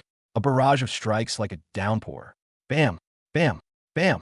Jae-hyuk is unleashing every ounce of pent-up humiliation and rage. The thrill of fighting back makes his whole body tremble. Did he miss? No, he hit. But the impact feels wrong. Jae-hyuk's fists are pounding a moving, blubber-covered wall. Daebong just staggers. What's going on? Why isn't it working? In the distance, two distinguished guests watch with interest. Silver-haired Philip Han smirks, while his companion, Jong Daniel, holds a book, looking bored. Philip, what's so interesting about this brawl? Philip just chuckles softly. His eyes aren't on Daebong, but on the gasping, confused Kim Jae-hyuk. Interesting. To him, Jae-hyuk looks like a struggling toy. Against a pig of that size, don't hit useless spots. Right then, Minchi's drill sergeant voice cuts through the confusion. Remember, aim where there's no fat. Those are the weak points. Jae-hyuk's eyes instantly sharpen. His gaze sharpens like a blade, locking onto targets. Chin, knees, solar plexus. Tactics updated. To Jae-hyuk now, Daebong's clumsy swings are wide-open invitations. The real assault starts now. Right on schedule, the bully's routine kicks off. Jo Sangbom has Kim Jae-hyuk by the throat, grinning through his own bloody nose. If this punch lands, it's lights out permanently. The beast Hong Daebong makes his entrance. Muscles coiled, visual flames blazing, he's a walking disaster. All Jae-hyuk can think is I am finished as that gloved fist barrels toward him. Hong Daebong gives no quarter. He's charging, screaming promises to turn Jae-hyuk into pulp. There's no room to run, no chance to hide. This was a one-sided match from the start. Game over. The moment Jae-hyuk thought he could block BM, he's sent flying, tumbling helplessly through the air. This isn't a fight. It's a brutal dismantling. And there it is. The silver-haired dude from Invincible is having a laugh riot. He knew it all along. Jae-hyuk's attempts to block are just a pathetic sideshow to them. Jae-hyuk gets ragdolled down some stairs or a ramp, hitting the floor hard. The crowd stunned. Hold up. The guy in the wheelchair hits us with, "Did you see my underwear?" Way to kill the dramatic tension, my man. Plot twist? Did Hong Daebong just go down? The girls look annoyed. Jae-hyuk's panicking, screaming apologies, but the crowd just fuels him. Jump. Fight on. And just like that, Daebong ditches the gloves. He's officially switching to bare-knuckle predator mode. Invincible's crew is on the sidelines, playing armchair critics. The silver-haired one drops a truth bomb. That kid might actually be more dangerous without those giant gloves. Meanwhile, Kwok Hansel's spinning around, baffled by how this runt is still standing. Hong Daebong's bare-knuckled and radiating even more menace, bloodied nose and all. Jae-hyuk grips his stick, mantra on repeat. Okay, relax. I can still fight with bare hands. It sounds more like a desperate prayer than a plan. Huh, something's off. Jae-hyuk suddenly realizes his punches feel faster. Lighter? Lee Min-chae cuts him a sharp glance, her look practically screaming. Loser. You finally noticed? The reveal. Min-chae slams the red gloves on a scale. 10 kilograms total. She drops the bomb with icy calm. The dumbbells you used last time were 2 kilograms. But for months, you've been sparring with me, wearing 5 kilograms sandbags on each hand. Oh, the hell training started way earlier than he knew. The power gap is staggering. Daebong, face bloody, roars with laughter. Let's crack that skull open. Min-chae smirks from the sidelines. Now, let's see you fight for real, loser. The real trial is here. Dodge. Must dodge. Daebong's wind-up fist is a missile heading straight down. Blocking is suicide. Panic floods Jae-hyuk's mind. Dodge. Can he even? At the last possible second, instinct kicks in. He ducks. The killing blow whistles past his head. He dodged it. Pure exhilaration floods Jae-hyuk. He's figured out. The gloves are slowing Daebong down. If he can dodge, then that means it's counterpunch time. 1-2 punch. Let's go. Bam. The fist connects squarely with Daebong's face, blood spraying. The silver-haired observer on the sidelines gasps. His punch got way faster. Wait, is the tide actually turning? Daebong's still barking. That didn't hurt. But his punches are becoming painfully slow in Jae-hyuk's eyes. Dodge. Dodge again. Jae-hyuk's found a rhythm to strike back. Relentless barrage. Jae-hyuk unleashes a flurry of punches on Daebong. But nothing. The sheer fat layer absorbs it all. It's like swatting mosquitoes. Even the invincible observers note it. Fast punches, 0 damage. The gap is astronomical. The silver-haired kid states the cold, hard truth. It's the weight difference. He can't win unless he overcomes that. Cut to Jae-hyuk, face flushed, veins bulging, trapped in a dead end. Under the sunset, Min-chae delivers her dire analysis. The gloves are useless now. Punching his fat is pointless. So what's the answer? She looks at Jae-hyuk, waiting for the epiphany. Behind his glasses, Jae-hyuk's eyes swirl with doubt and pressure. Then, what should I do? Faced with absolute power and defense, his mind races at light speed for the one tiny sliver of a chance. Here's the answer. Min-chae points out the singular flaw in the darkness. Just aim for the spot where there's no fat. The visual instantly zeroes in Hong Daebong's knee. That's the chink in the armor. Found the weak spot? Exploit it. Murderous intent flashes in Jae-hyuk's eyes. A vicious sidekick slams right into the back of Daebong's knee. Finally, a hit that makes the giant grunt in pain. The strategy works. The invincible observer gleefully notes. He's targeting the joints.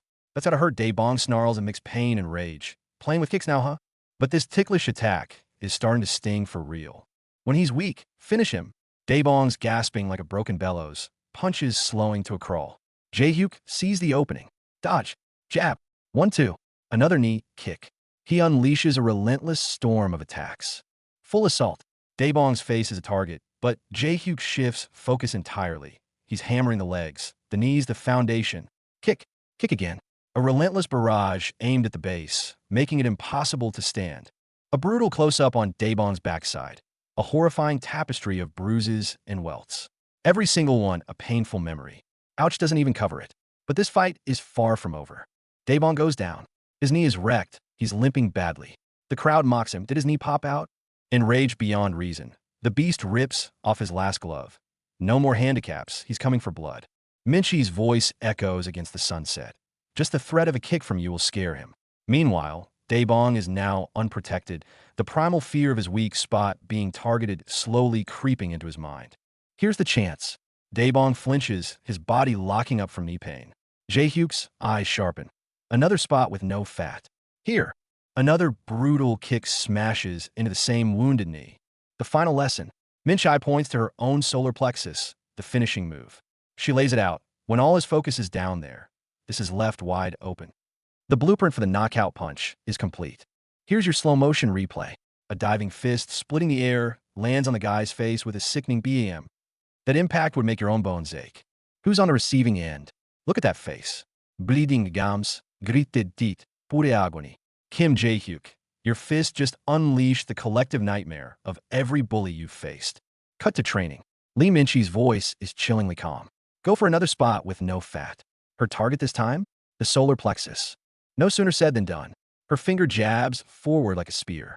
Jae-hyuk's body lifts off the ground, hurled backward as if hit by a cannonball. The impact? Even more brutal. Is this even sparring? This is straight-up annihilation. A shockwave and a pained KUH. Jae-hyuk feels his whole body coming apart. But Min-chi's gaze says it all. This was her holding back. Just when Jae-hyuk thinks he's done for the day, a new challenger emerges. Look at this guy. Gritting his teeth, bloody, spittle flying. His aura alone could kill. Rooftop. Feiloit. Another lesson from Min-chai. Now I'll go for the jaw. Her eyes lock on the target before she even finishes. Across from her, the sweat on Jae-hyuk's forehead betrays his fear. The scene flashes back to the earlier brawl. Two massive bruisers, one in front, one behind. Bam! One gets floored by a heavy blow. Bam! The other is outright launched into the air. This is violence as art. The defining moment. Amidst desperate evasion, Jae-hyuk finds his opening. A brutal knee kick, carrying the cry, with a knee kick, smashes directly into the opponent's jaw. The fight is over. The guy in green flies backwards like a discarded ragdoll, slamming into the ground. And Jae-hyuk stands there, silhouette frozen in his finishing strike. This chapter is titled The Rise of the Underdog. Fitting. Dust settles. Jae-hyuk stands over the fallen giant, mind blank. Did I just? His hands tremble, unable to process the reality before him. Victory? His uniform bears the marks, but the uncertainty in his eyes is deeper than during the fight. The strange sensation of a longtime victim defeating a bully. It makes Jae-hyuk question himself for the first time. The campus erupts. The onlookers go wild. He won? Is this for real? Huh. Mockery, shock, disbelief, it's a chaotic mix. Amidst the noise, one girl calmly turns and walks away. You almost lost again, loser. You still have a long way to go. It's Lee Min-chai. The real power players appear. The silver-haired core member of Invincible walks the street, laughing with his subordinate. That kid looking like an elementary school student winning is just too funny. To them, it's all just entertainment. The loser, Hong Daebong, becomes instant campus gossip. Hong Daebong lost? Haha, no way. Even the other cadre, Jong Daniel of Invincible, scolds his companion. You're too laid back, that's your problem. The mockery continues. The tattooed freshman, Kwa Console, sneers and taunts. Damn loser seems like a fluke. The defeated giant can only hang his head in shame. The answer is run away. Jae-hyuk sprints without looking back, terrified of reprisal. He thinks he's a pathetic clown in flight. Little does he know, behind the wall, a kingdom of underdogs is proclaiming him the knight of our loser kingdom. They track him with their phone zoom, seeing a hero who dared to fight back. Elsewhere on campus, another girl leans against a wall, lost in thought. A bullied kid beating a bully. She seems to view the whole incident differently. This girl is Baek Daesum. In another corner, Min-chi's friend, Sarah Hong, sees the news on her phone. Her eyes sparkle, cheeks flush, and she can't help but exclaim, "That's so cool." This victory is sending ripples through a wider circle than anyone expected. Cut to where darkness festers. In a place labeled gym storage, a group puffs on smoke. Their talk isn't about studies, but last night was fun, huh? And sold your quota yet? This is a different world. Their gathering is chaos. Smoke, alcohol, crude jokes. Everyone is waiting for the one who calls the shots. But impatience grows. But when is the president coming? Is he not here yet? Damn it. The door clicks open. Footsteps approach. Step, step. All the raucous noise dies down in an eerie quiet. Sorry I'm late. He arrives with a smile, dressed in a sharp black suit, radiating presence. Who is he? The leader of Invincible, the number one. Han Philip. He walks straight towards his lieutenant seated at the desk, Jong Daniel, the number two of the organization. Daniel is idly flipping through the mysterious first volume of Diamond Love. Philip gets straight to the point. I heard there's something amusing from the fight you went to scout today. The blonde member chimes in. I heard there's a promising freshman their attention has already shifted from Hong Daebong to Kim Jae-hyuk. Facing the questions, Philip just offers an easy smile. Ah, turns out that guy's no good. Hong Daebong lost? Yeah, he lost. Ha. He announces the outcome as if it were nothing. The room falls silent. The blonde member quickly deduces the play. Then we should scout the guy who won, right? Is the winner any good? All eyes are on Philip for the answer. He just hums thoughtfully. Ichem, is he any good? I'm not sure. That uncertainty is more dangerous than any confirmation. The puppet masters reveal themselves. The elites of Invincible watch the rising star of the school with amused, predatory eyes. This kid looks like a joke, they smirk. But their recruitment plans are already in motion. Should I get a closer look? No, let's just watch him. Let's see how much bigger he grows. A dangerous game of observation has begun. The silver-haired leader decides with chilling confidence. Let's wait and see.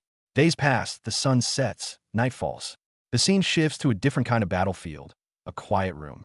Kim Jae-hyuk and Lee Min-chai, that bizarre duo, are kneeling on the floor, studying together.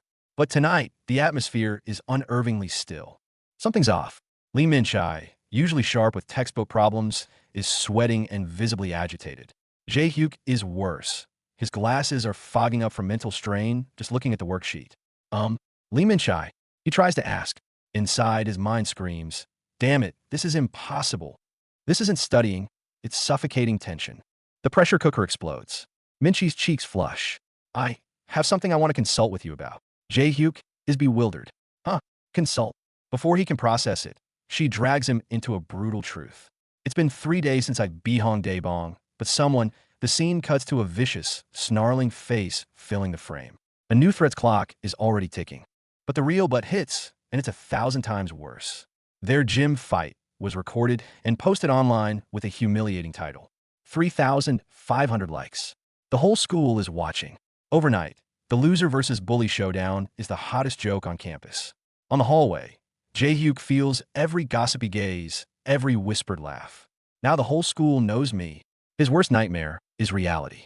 The public humiliation spiral continues. Now a student from other schools line the fences, phones out just to gawk at him. Isn't that him? Back inside, he's getting shoulder bumped 20 times a day. Even in class, a girl plows into him. I'm doomed, he screams internally. All I wanted was to fight back. Why am I attracting so much more attention? The malice comes in waves. A classmate sneers. Don't you know the winner takes all the honors? Jae-hyuk shouts back. I never wanted this honor. Worse, in the stairwells, one by one, new challengers corner him. Hey, want to fight? Everyone else cowers. He defeated 2 bullies, but now it's like he's kicked open the door to the whole jungle, and every predator has his scent. The physical harassment is one thing. The psychic takedown is lethal. Even though you won, you still look like a loser. That line, from within or from her, shatters him. What? Do I really? I thought I was doing better. His world closes in. He's trapped under gigantic shadows, trembling between looming legs. What? Don't you look in a mirror? You've still got a long way to go. His newfound confidence crumbles to dust. The air in the room freezes. Jae-hyuk, who's been a doormat his whole life, asks the hardest question. So, how do I stop looking like a loser? Min-chai, scribbling away, finally stops. Her profile is grim, her ear tips flushed with intensity. That is, she says quietly, turning to face him with ironclad resolve, by becoming stronger, so that no one dares to mess with you. Jae-hyuk is sweating bullets. So, no one dares to mess with me? He watches Min-chai, the girl who terrifies and anchors him in equal measure. Her instructions come like hammer blows. Become strong enough, so anyone who messes with you regrets it. She leans in, fire in her eyes. Next time someone picks a fight with you, the final orders drop. No way out. Don't avoid it. Fight instead, and win overwhelmingly. Jae-hyuk's head snaps up, a bead of sweat tracing a line down his temple. Win overwhelmingly. The realization dawns, heavy and inescapable. That means I have to fight again. His stunned gaze slowly hardens into pained resolve. An inevitable fight. Jae-hyuk sinks in a grim thought. Is it inevitable? Then, I wonder who I end up fighting next. Just as despair threatens to swallow him whole, BM. Hello. A figure materializes out of the air with a breezy swoosh. Orange hair, star-shaped tattoo, a smile that's all sharp edges and fake sunshine. His destiny just walked in grinning. He's here. This orange-haired wildcard strikes a pose that screams for attention. I said my name is Hansel. Tajda. He points at himself, radiating chaotic energy. Jae-hyuk's only response is a screen full of pure shock. This isn't a friendly introduction. It's an opening gambit in a new kind of war. Cut back to reality. A bright school hallway frames their standoff. Kwak Han-sol stands there, white jacket, red slippers, utterly relaxed. Across from him, Kim Jae-hyuk's uniform is askew, his glasses nearly falling off his face in pure, unadulterated confusion. His brain reboots with one dumbfounded question. Who is this? Fate's gears just locked into place, and he's completely unprepared. Under a city night sky, a white luxury car tears through the streets. The roar of its engine drowns out everything else. The next chapter of this story is coming at 200 kilometers per hour, driven by a friend more dangerous than any bully. Kwak Han-sol is on his way, and he's already breaking every rule. Inside the car, smoke curls. 17-year-old Kwak Han-sol holds a cigarette, his eyes full of a contempt far beyond his years. Where'd you get the car? Snuck it out while my dad was asleep. He's an idiot, huh? His friend is impressed his dad owns a Benz. Han-sol scoffs. For fuck's sake, he's broke but still bought it on crazy installments. Every word drips with rebellion and scorn. He flicks ash, a sinister grin on his face. To his friend's awe, he just says, mind your own business, I'm gonna floor it now, so hold tight. Before the words finish, the scene slams to a close-up, a red slipper crashing down with a violent BEM.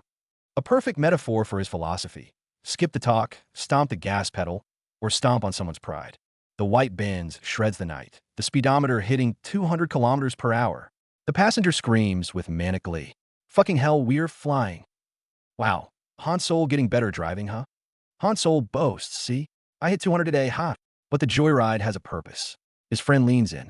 But hey, Kwak Han-sol, how's Yamen High? The real mission begins now. Old classmates serve the first helping assault. You dumbass haha. You're the only one from Gummyeong Middle to get into Yamen. What? Being treated like a loser at the new school. Kwak Han-sol's face darkens instantly. They've hit the nerve, the number 2 bully of his past. Now the lone wolf at a new place. The mockery deepens. You were only number 2 by sucking up to the top dog. You never even fought once, haha. What did you just say, you dumbass? Han-sol snarls back, jaw clenched. Fighting's for dumbass. And stop saying I sucked up. It's all about managing relationships, you idiot. His past is being dissected, his strategy dismissed as mere cowardice. He's smiling, but his eyes promise murder. The argument fades. Han-sol flashes a predator's grin. Plus, predators recognize each other. His friend laughs. And how will you do that? The scene shifts abruptly. A small deer sits peacefully in a field. Hansel's voiceover is chillingly casual. I just need to find a herbivore. The jungle's brutal law, stated as a simple shopping list. His goal is crystal clear, not mindless brawling. He wants to eat alive a valuable loser to boost his own rep. I gotta choose a nutritious one. His friend asks dumbly. At the zoo? You idiot, he scoffs. His chosen meal is a specific loser at school, a stepping stone to launch himself to the top. His friend doubles, over laughing. But how will you cook them when you've never fought? Han-sol defends, damn it, I did some boxing for at least 6 months. 6 months? The laughter explodes. Amidst the hysteria, the key question drops. But do you even have such a loser at your school? Han-sol rolls down the window, the night wind whipping his hair. His smile says it all. He's already found his mark. Yes. Oh, there is. The screen flashes 3 faces. Those who were luckily defeated by that same loser, the notorious Jo Sang-bom, the beast from Busan, Hong Dae-bom. Their defeats have skyrocketed that loser's stock price. To Kwak Han-sol, Kim Jae-hyuk isn't a person. He's a prime cut of steak, seared with glory and attention, just begging to be devoured. This is his nutritious meal ticket. A loser who luckily KO'd 2 major bullies. His social stock price went to the moon. For an ambitious predator like Kwak Han-sol looking to claim a new territory, Jae-hyuk is the tastiest, most rewarding prey imaginable. Cut back to the school hallway. The herbivore stands alone. The predator is already behind him, silent and smiling. The hallway tension is palpable. On one side, Kim Jae-hyuk, stiff in his proper uniform, sweating to fit into the system. On the other, Kwak Han-sol, shuffling in red slippers with a grin that screams, I don't play by your rules. Shuffle dash goes his slipper. It's the sound of him stepping all over someone's comfort zone. Han-sol doesn't do awkward. His hand shoots up with a swoosh. Hello. He breaches Jae-hyuk's personal space again, faster than a thought. This time, he's not giving his prey a chance to run. The grand entrance is made. Hansel strikes his pose. My name's Hansel, Tada. And facing him, Jae-hyuk's reaction is pure, unadulterated shock, fear, utter bewilderment. It's a one-sided performance. A stage spectacle meets a blank slate of terror. This friendship is doomed from hello. Hansel steamrolls ahead, oblivious or ignoring the tension. He's the only transfer. He has no friends. So, he wants to be friends with Jae-hyuk. Trapped under the weight of this surreal demand, Jae-hyuk can only stammer, sure. It's a question. He doesn't know this guy, but he's already been placed on his chessboard as a pawn. As soon as he took down Jo Sangbom, new trouble came knocking. Looks like Kim Jae-hyuk is officially on their radar now. Wait, who's this guy suddenly being so friendly? Wait, is that Hansel? What's his game? Someone's actually praising him? Saying the way he took down that pig was cool like a movie? This sweet talk is coming out of nowhere. Kim Jae-hyuk is floored. You think I was cool? Me? He's never heard that from anyone but his mom. He's melting down. All he can think is his mom's voice. One, you were cool from a stranger, and he's this touched. How starved for validation can you be? Here it comes, the classic, let's be friends move. That seemingly warm handshake, and Jae-hyuk is already convincing himself this guy has a warm heart despite his looks. Alarm bells? Anyone? They part ways on good terms. Hansel smiles brightly. Next time, tell me more about your fights. This isn't making a friend. It's marking his prey. Cut to the truth bomb.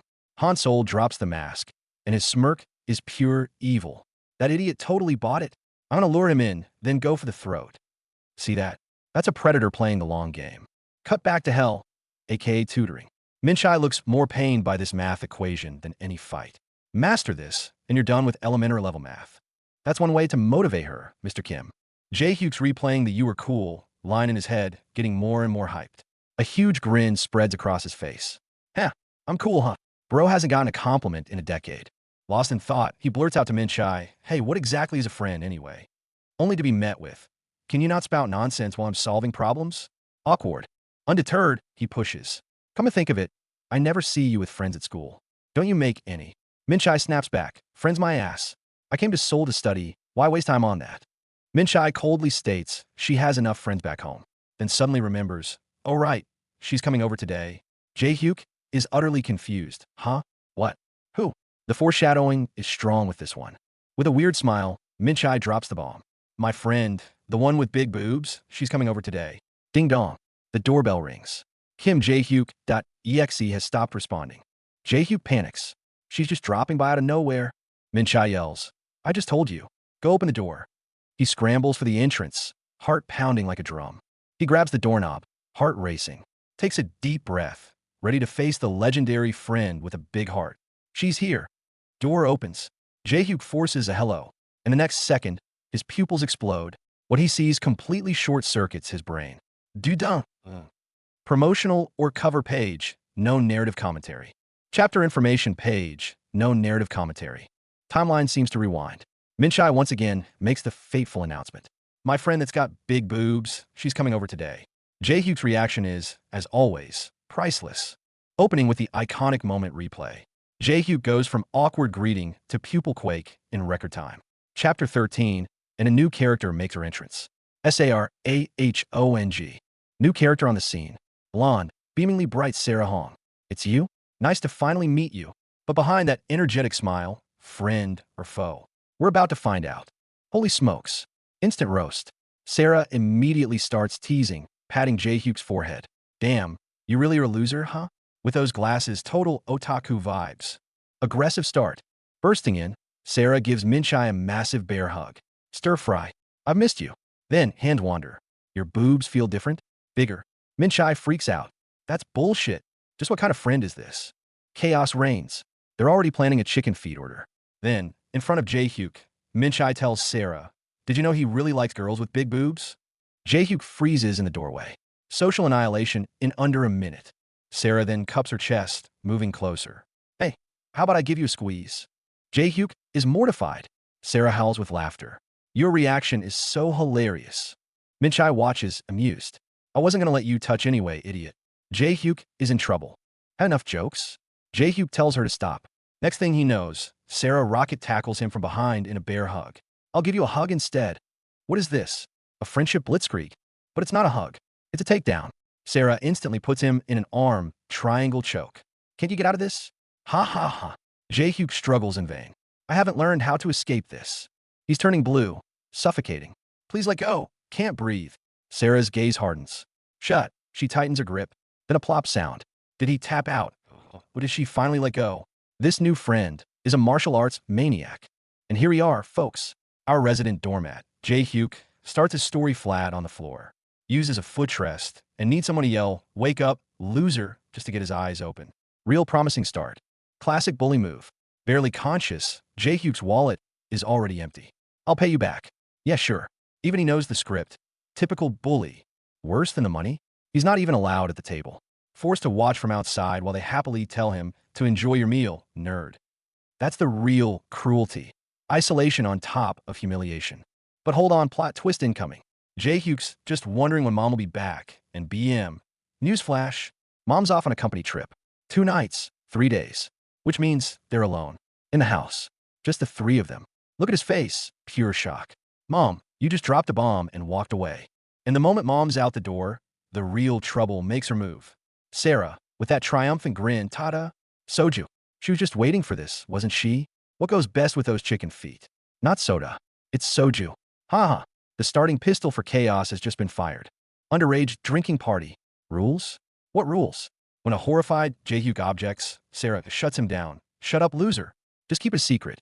Friends of the queen of fighting don't mess around. They might mutter, we're just high schoolers, but the cups go up regardless. Cheers. The mom-free, rule-breaking night officially kicks off. Fast forward a few hours, total carnage. Utter defeat. Bodies strewn everywhere in a glorious mess. Jae-hyuk, the solitary survivor of consciousness, looks at this battlefield of slumber and can only sigh. Couldn't you at least sleep properly? It's chaos, and it's hilarious. Whoa, hold on. The mood just did a complete 180. Jae-hyuk is tucking Min-chae in, lifting her into bed, with that gentle swoosh and careful hold, and held hands. Excuse me, did we switch genres? This isn't fight tutoring. This is straight-up romance. What happened to the punch first, ask questions later dynamic? Cuteness overload interrupted. Jae-hyuk's barely had a moment to mourn the mess when Sarah's little surprise is already in motion. A running start, bump, right into his back. There goes any lingering sweet vibes, smashed to pieces in a crash of chaos. Cut to a triple close-up, panting, heavy breathing all around. Guys, let's not pretend here. The blushing, the closed eyes, the shared hug from all 3 of them? The implications are wild. Is this the aftermath of some energetic 3-person tussle? We need details. And the big reveal. Last night's finale was a threesome, sleepover edition. Jae-hyuk, the human sandwich filling, trapped between 2 sleeping girls. The panic on his face is priceless. BADUM. That's the sound of his heart about to explode. Sweet dreams? More like a terrifying, blush-inducing trap. Here comes part 2 of the morning drama. Sarah, in a not-so-subtle outfit, has a clinging, hungover Jae-hyuk in a full-body lock from behind. I can't even escape. He's a red-faced, sweating mess, screaming internally. How did this happen? The untold stories of last night just keep getting better. Escape plan go. Jae-hyuk strategizes. Wait for Sarah to roll over, then make a break for it. My hands won't move. I'll slip out. Great plan. Too bad, he underestimated the ninja-level hug-and-trap skills of sleeping girls. Final result. A tactical slide of about 3 centimeters. Mission failed. Now for the real test. The actual queen of fighting is awake, and she is not happy. Finding Jae-hyuk passed out on her floor. Engouvé et dash plus territorial rage équale pure furie. Van a dit, idiote? Why are you sleeping here? That voice cracks down on him like thunder, sending his soul straight to the stratosphere. Instant clarity, immédiate submission. One moment he's facing down death itself. The next it's pure panic. Why did I fall asleep here? The speed of that switch from fear to groveling is impressive. A true survival instinct, honed by years of living on edge. And the mood somehow shifts into weirdly chill. Sarah calls him a pervert but teases. If you wanted to sleep with us, you should have just said so. Jae-hyuk's only defense. You're the one who wouldn't let me leave. In the end, awkwardness is resolved the universal way, with ramen. This is good. Did you make it? And so, their bizarre cohabitation continues. But don't forget, Sarah is a fighter too. Jae-hyuk's bully beater rep has clearly reached her ears, and as Min-chae's gym buddy, there's no way she's letting this go. Let's spar. Sounds fun. Look at that excited sparkle in her eyes, her shaking hands. The panic on Jae-hyuk's face is immediate. AS spar. Oh, buddy, you've only ever fought your devil instructor Minchai. This is a whole new level of scary. The arena shifts to a sunny rooftop. Three figures stand apart, the mood turning serious. Let's start then. Sarah is raring to go, and Jae-hyuk steels himself. I should try sparring with someone else to gauge my abilities. Sounds logical. Sound brave. If you ignore the sheen of cold sweat on his forehead. Fight begins. Jae-hyuk gets in stance, ready to strike. Wait, something's wrong. Sarah isn't guarding. At all. She's just standing there, arms out, with a come-on-then expression. This unexpected move short-circuits Jae-hyuk's brain. You're not guarding? His knuckles crack from tension. What kind of game is she playing? And in that moment of confusion, Sarah's smiling trap springs. 1 second she's asking, aren't you going to hit me? The next, her fist is already rocketing towards his face. BM. Fast. Too fast. Jae-hyuk's brain blue screens. Any thoughts of offense or defense vanish against raw speed and experience. Fist meets face. Hard. And Sarah's cheerfully yelling, keep your senses sharp. We're sparring. As she does it. The effect? Just look at that EK and the explosive FUD sound effect. So much for gauging his abilities. He's being schooled from the very first second. Jae-hyuk sits on the ground, lip bleeding, whining. That's too much. Attacking me all of a sudden. And Sarah? Hands on hips, laughing her head off. Haha, it's sparring. Who told you to let your guard down? See that, folks? Welcome to reality. Fights don't start with a whistle. Lesson 1 for Jae-hyuk. Never, ever let your guard down or show your back. Mockery and provocation, served in a double dose. Sarah struts. Exactly, focus, loser. You think sparring's a joke? Even Minchai snickers. Then comes the ultimate challenge. A beckoning finger and a sweet, deadly Jae-hyuk. Come at me, all while Jae-hyuk is sweating rivers, eyes darting everywhere. His mental defense is crumbling as fast as his physical one did. Round 2. Sarah drops her stance, eyes sharpening. Don't underestimate me. Her arms are still stretched out weirdly, but this time, Jae-hyuk has no time to wonder. He goes on the offensive. Then let's start with a jab first.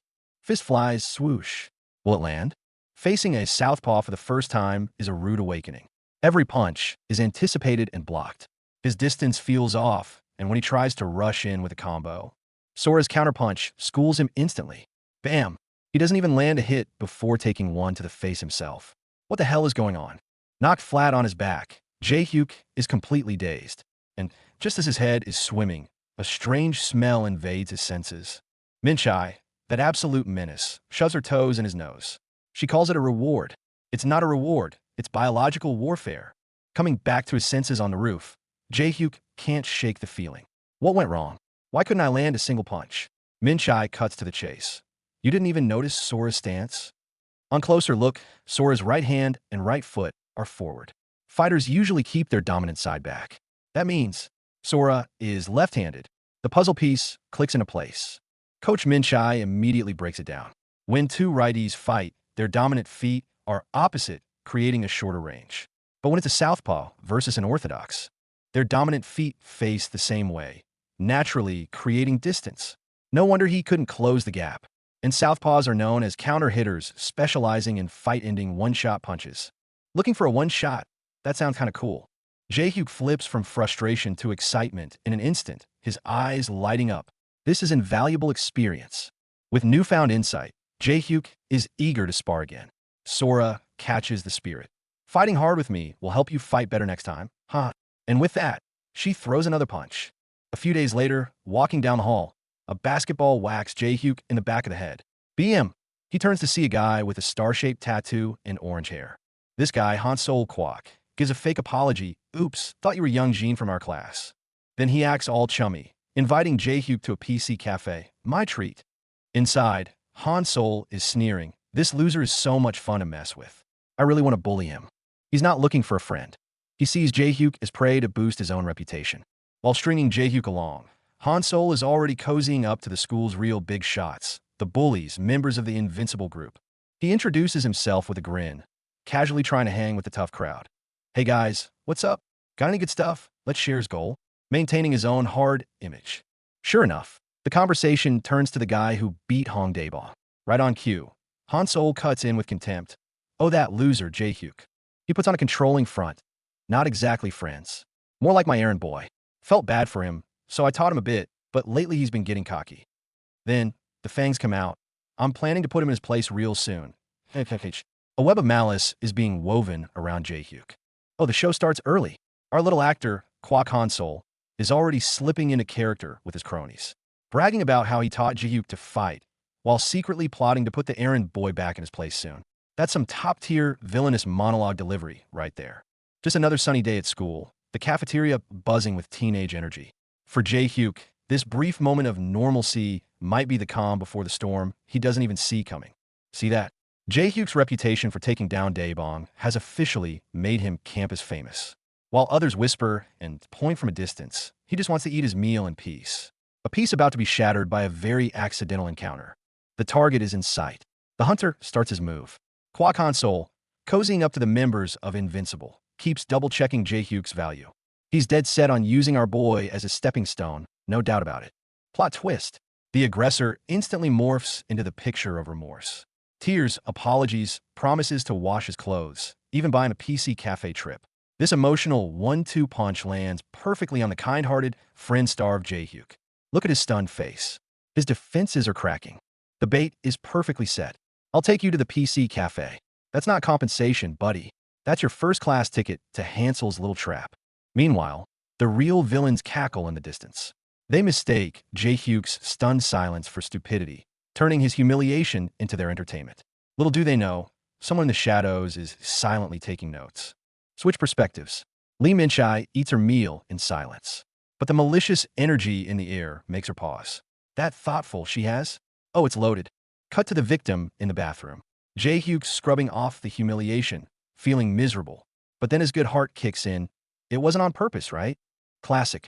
The kind soul always makes excuses for the offender first. Flashback. That fake smile of Hansel's pops into his head. Let's be friends. The words echo, dripping with irony now. The internal struggle begins. Should he reject this friendship, or give it one last pathetic chance? Night falls at the PC cafe. To make up for it, Han-sol pays for everything.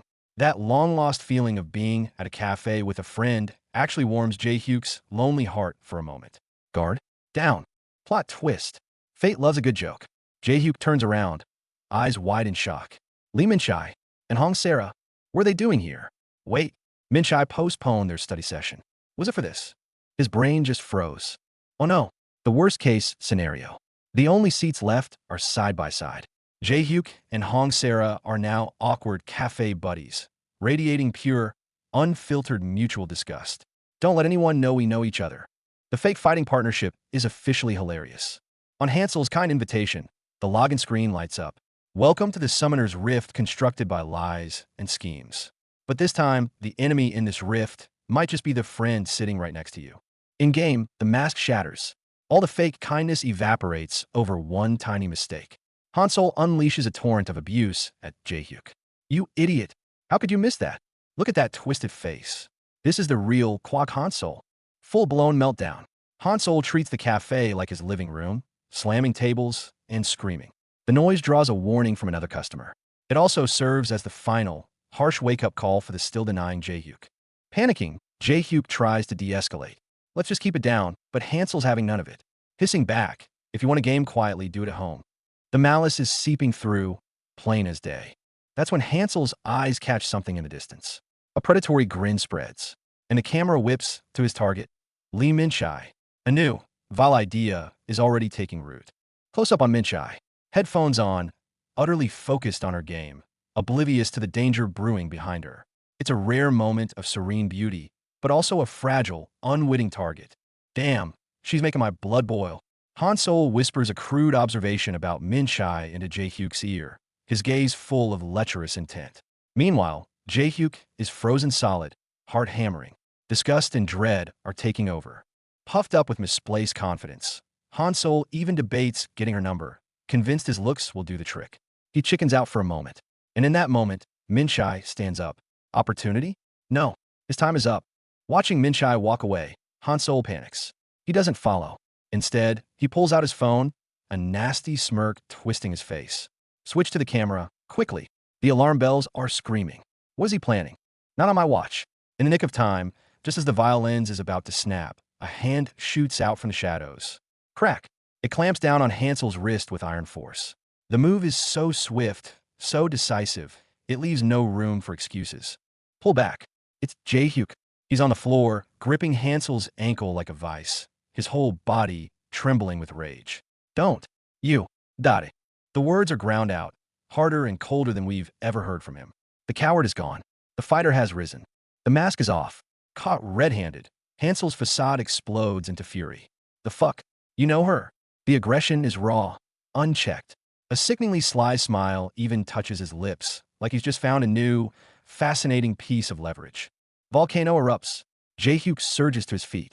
All the pent-up rage, the sting of betrayal, the fierce need to protect his friend, explodes in one earth-shattering roar. You bastard. She is my friend. That roar shatters the fake friendship and officially declares war. Chapter transition and teaser, the conflict ignites. For Min-chae, Jae-hyuk publicly cuts ties with his false friend, Hansol. But trouble is brewing on another front. In the shadows, a silver-haired prodigy named Seo Doyen is launching a one-man assault on the formidable Invincible crew, all to claim the title of strongest first year. A new storm gathers. The meaning of Jae-hyuk's friendship is about to be tested in blood and fire. Chapter 16, Deadly Showdown begins. Flashback to the crux of the standoff. Jae-hyuk's body trembles with effort, but his grip is an immovable force. Hansel's expression shifts from shock to the furious rage of a predator whose cover is blown. The lines are drawn. Violence is now inevitable. Close up on the exact moment Jae-hyuk snaps. The fear in his eyes is gone, replaced by the fire of a protector. She's my friend. It's more than a retort. It's a declaration of war to the world, to every bully. From this second forward, he fights for his pride and for those he holds dear. The air thickens inside the internet cafe. Kwak Hansol has Jae-hyuk's hand in a death grip, squeezing hard enough to make Bones protest. The sweat on Jae-hyuk's face isn't from the heat. It's fear and rage fighting it out. He's threatening to call the cops, but we all know that's just desperate noise for a guy like Hansol to laugh at. But Hansol just smirks, a predator toying with its prey. See you next time, fucker. He saunters off, leaving Jae-hyuk trembling alone. That fear in his eyes. It's not the end. It's a fuse. And the bomb drops the very next day. The next day, Hansol shows up. No anonymity, no hiding. He's right outside Jae-hyuk's home. What's he doing here? Taunting him? Planning something worse? This threat isn't confined to school anymore. It's at the doorstep. Back in the classroom, Hansol drops the act for a direct approach. Hey, buddy, can you go buy me some bread? He says this with a straight face, after causing a scene at the cafe. What makes him think Jae-hyuk would even respond?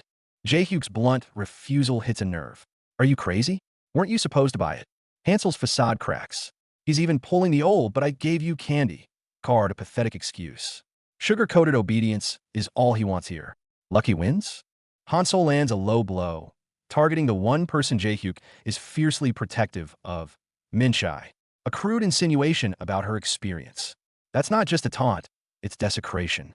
Watch Jae-hyuk's face. The sheep's clothing is off. What goes around comes around, right? Too right. Jae-hyuk's reply is a 1-2 knockout. No, go buy your own bread. Followed by the ultimate mic drop. Am I your lackey? The sheer audacity of this pushback sends a cold shockwave through the room, knocking Hansol and his pathetic friendship act flat on their backs. Public humiliation does its worst. Hansol snaps. Damn it. In a rage-fueled flash of stupidity, he throws a kick. Big mistake. He thinks it restores his pride. What it actually does. Hands Jae-hyuk the official invitation card for a full-blown fight. And did you think it's over? No way. Hansel's pride is a bleeding wound. He's on the phone, seething. Can't friends ask each other for favors? But look at his face. It's pure, unadulterated fury. Something is brewing for sure. This isn't over. It's just intermission. The commotion finally catches the one eye that matters. What's with all this noise?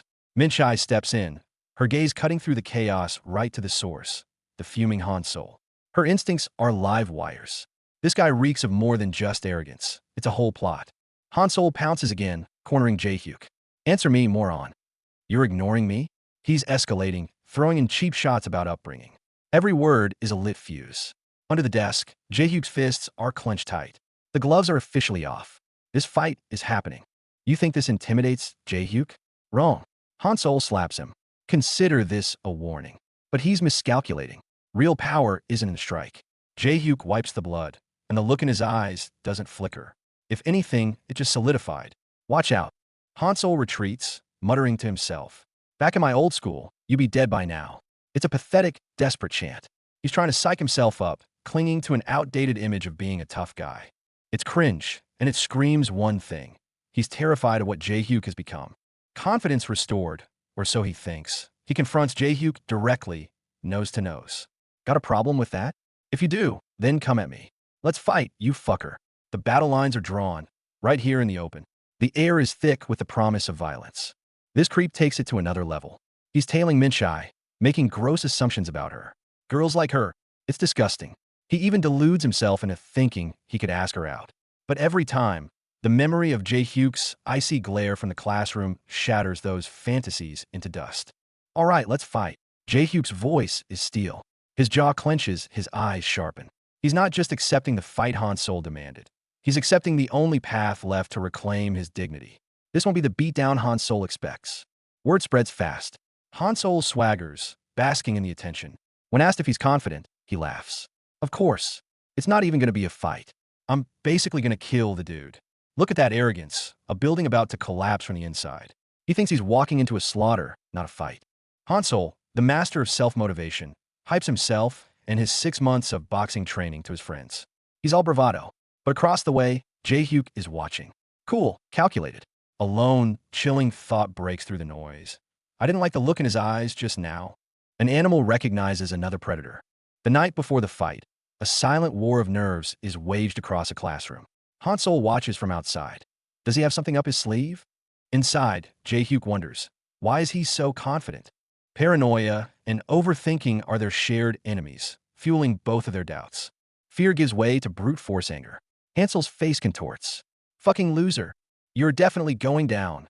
He's screaming at his locker, turning all his anxieties about losing, about being exposed as a fraud, into one singular, burning desire to crush Jae-hyuk utterly. But he's not above cheating. Look at this sly fox. Hansel's in the locker room, rifling through Jae-hyuk's belongings. This isn't me being a coward, ha. You gotta use your head. Forget a fair fight. He's planning the dirtiest trick in the book. His plan is in motion. But let's make sure with some glass shards in his shoe, ha. The sound of glass crunching in his soft shoe lining is sickening. He calls himself a genius, the Zhuge Liang of Yangmen High. He's laughing, but this kind of trick has a way of blowing up in your face. Literally. After school, Minchai confronts him. But you're rushing into a fight without prep? She's worried. Jae-hyuk is too calm, too resigned. It's not the focus of a fighter. It's the stillness before you step on a landmine you already know is there. He can't tell her why. Can't admit that the fight is personal, fueled by what Han Sol said about her. He just clenches his jaw tight. The desire to protect her, to erase that insult, is a fire he has to keep locked inside. It's a lonely, burning burden. Take a break. Minchai pleads. A break for what? I'm doing this all for you. He snaps back, a cutting truth revealing his deeper motivation. He even schedules their study session for after the fight. It's harsh, but it's also deeply protective. This isn't just about rage anymore. Time's up. The park after school. Jae-hyuk bends down to put on his battle shoes. A flicker of unease pricks at him as his fingers brush the fabric. He takes a deep breath and pushes his foot in. Agony. A sharp, slicing pain erupts from his soul, shooting up his spine. Ugh, what? He stumbles, falling to his knees. Cold sweat drenches him. He looks down, and there they are. Scattered, glinting, and utterly damning. Glass shards. Han Sol, impatient on the other side, storms over. Hey, you little shit, let's fight, damn it. He's screaming, a clown ready for his show. He has no idea the booby trap he set has just blown its fuse, right in his own face. Narration following the implied action. Jae-hyuk rises, pain lacing every movement. He takes off his shoe and empties it. Clink, clink, clink. The sound is deafening in the quiet park. Then he looks up at Han Sol. Gone is the doubt, the pity. What's left is a chill that could freeze hell over. Pure, focused fury. Look closely. This isn't a fight scene.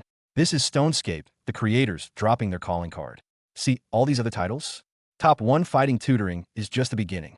They're hinting that this brutal jungle of school bullying runs way deeper than we've seen. The story isn't over.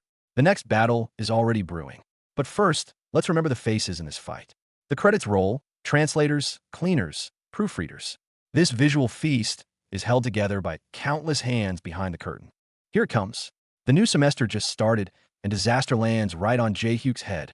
One moment he's walking, the next he's plummeting from a height. His foot slams into shards of glass. This is no accident. No way. Someone just got sent flying across the street. Tumbling, dust kicked up, and that infuriating taunt. You little shit, let's fight, damn it. Danger never waits. It kicks a door down, seething with rage. See this?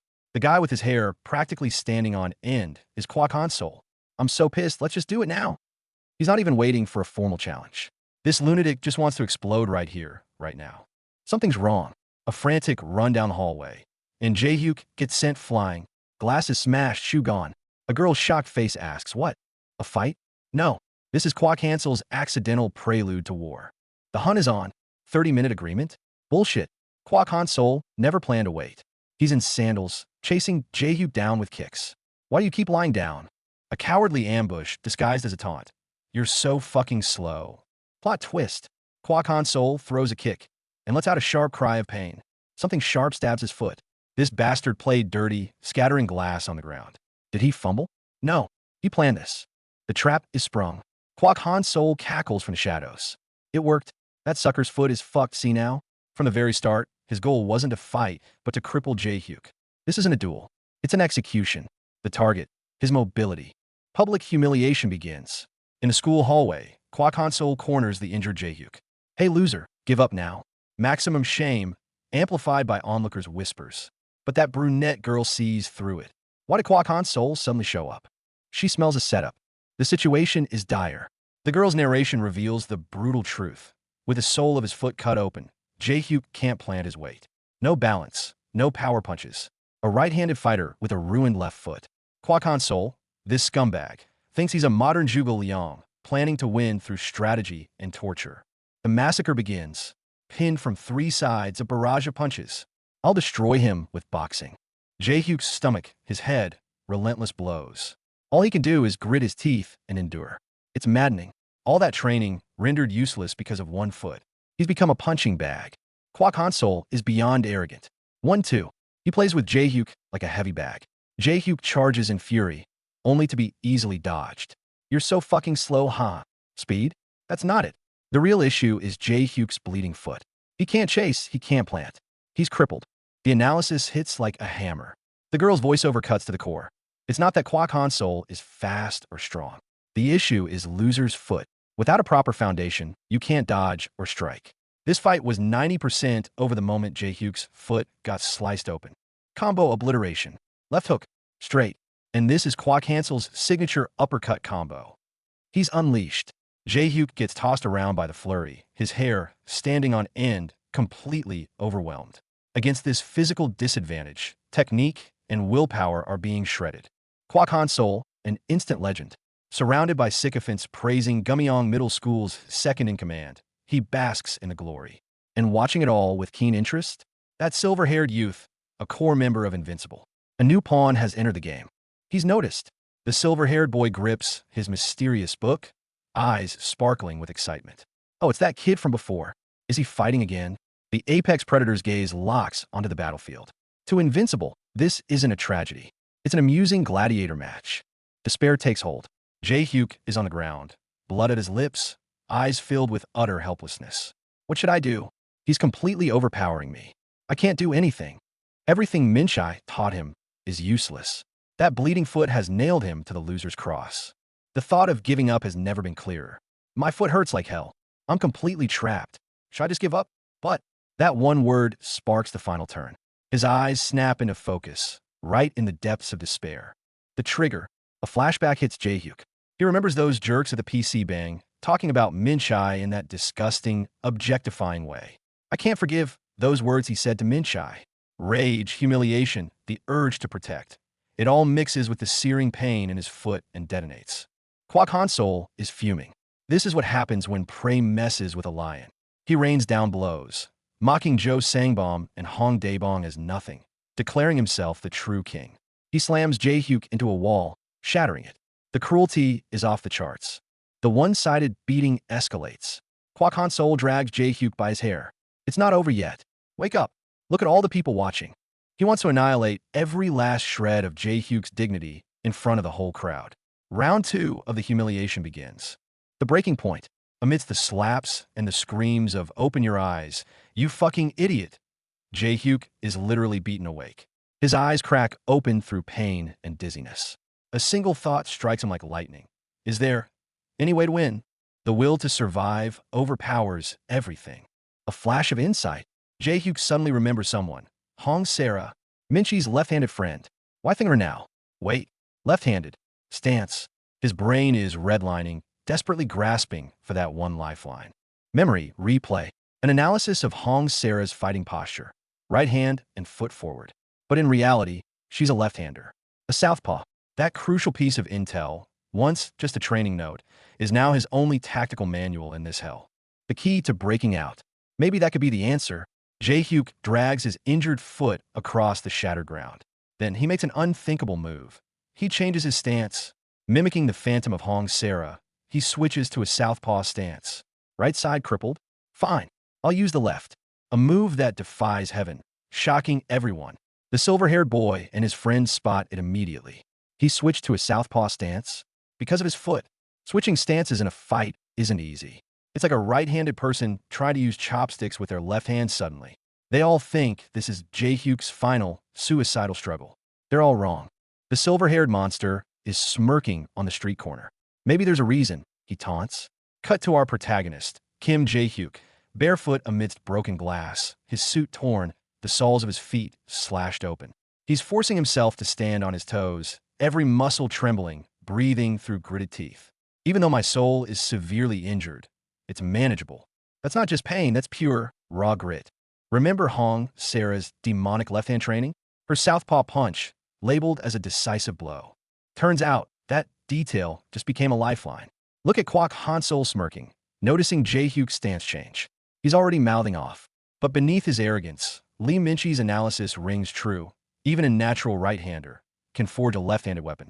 Back on the training ground, Hong Sarah is drilling it into him. What if your leg gets demolished in a fight? Like after a fight-ending calf kick. You have to switch stances. You won't nail this in one try, or even two.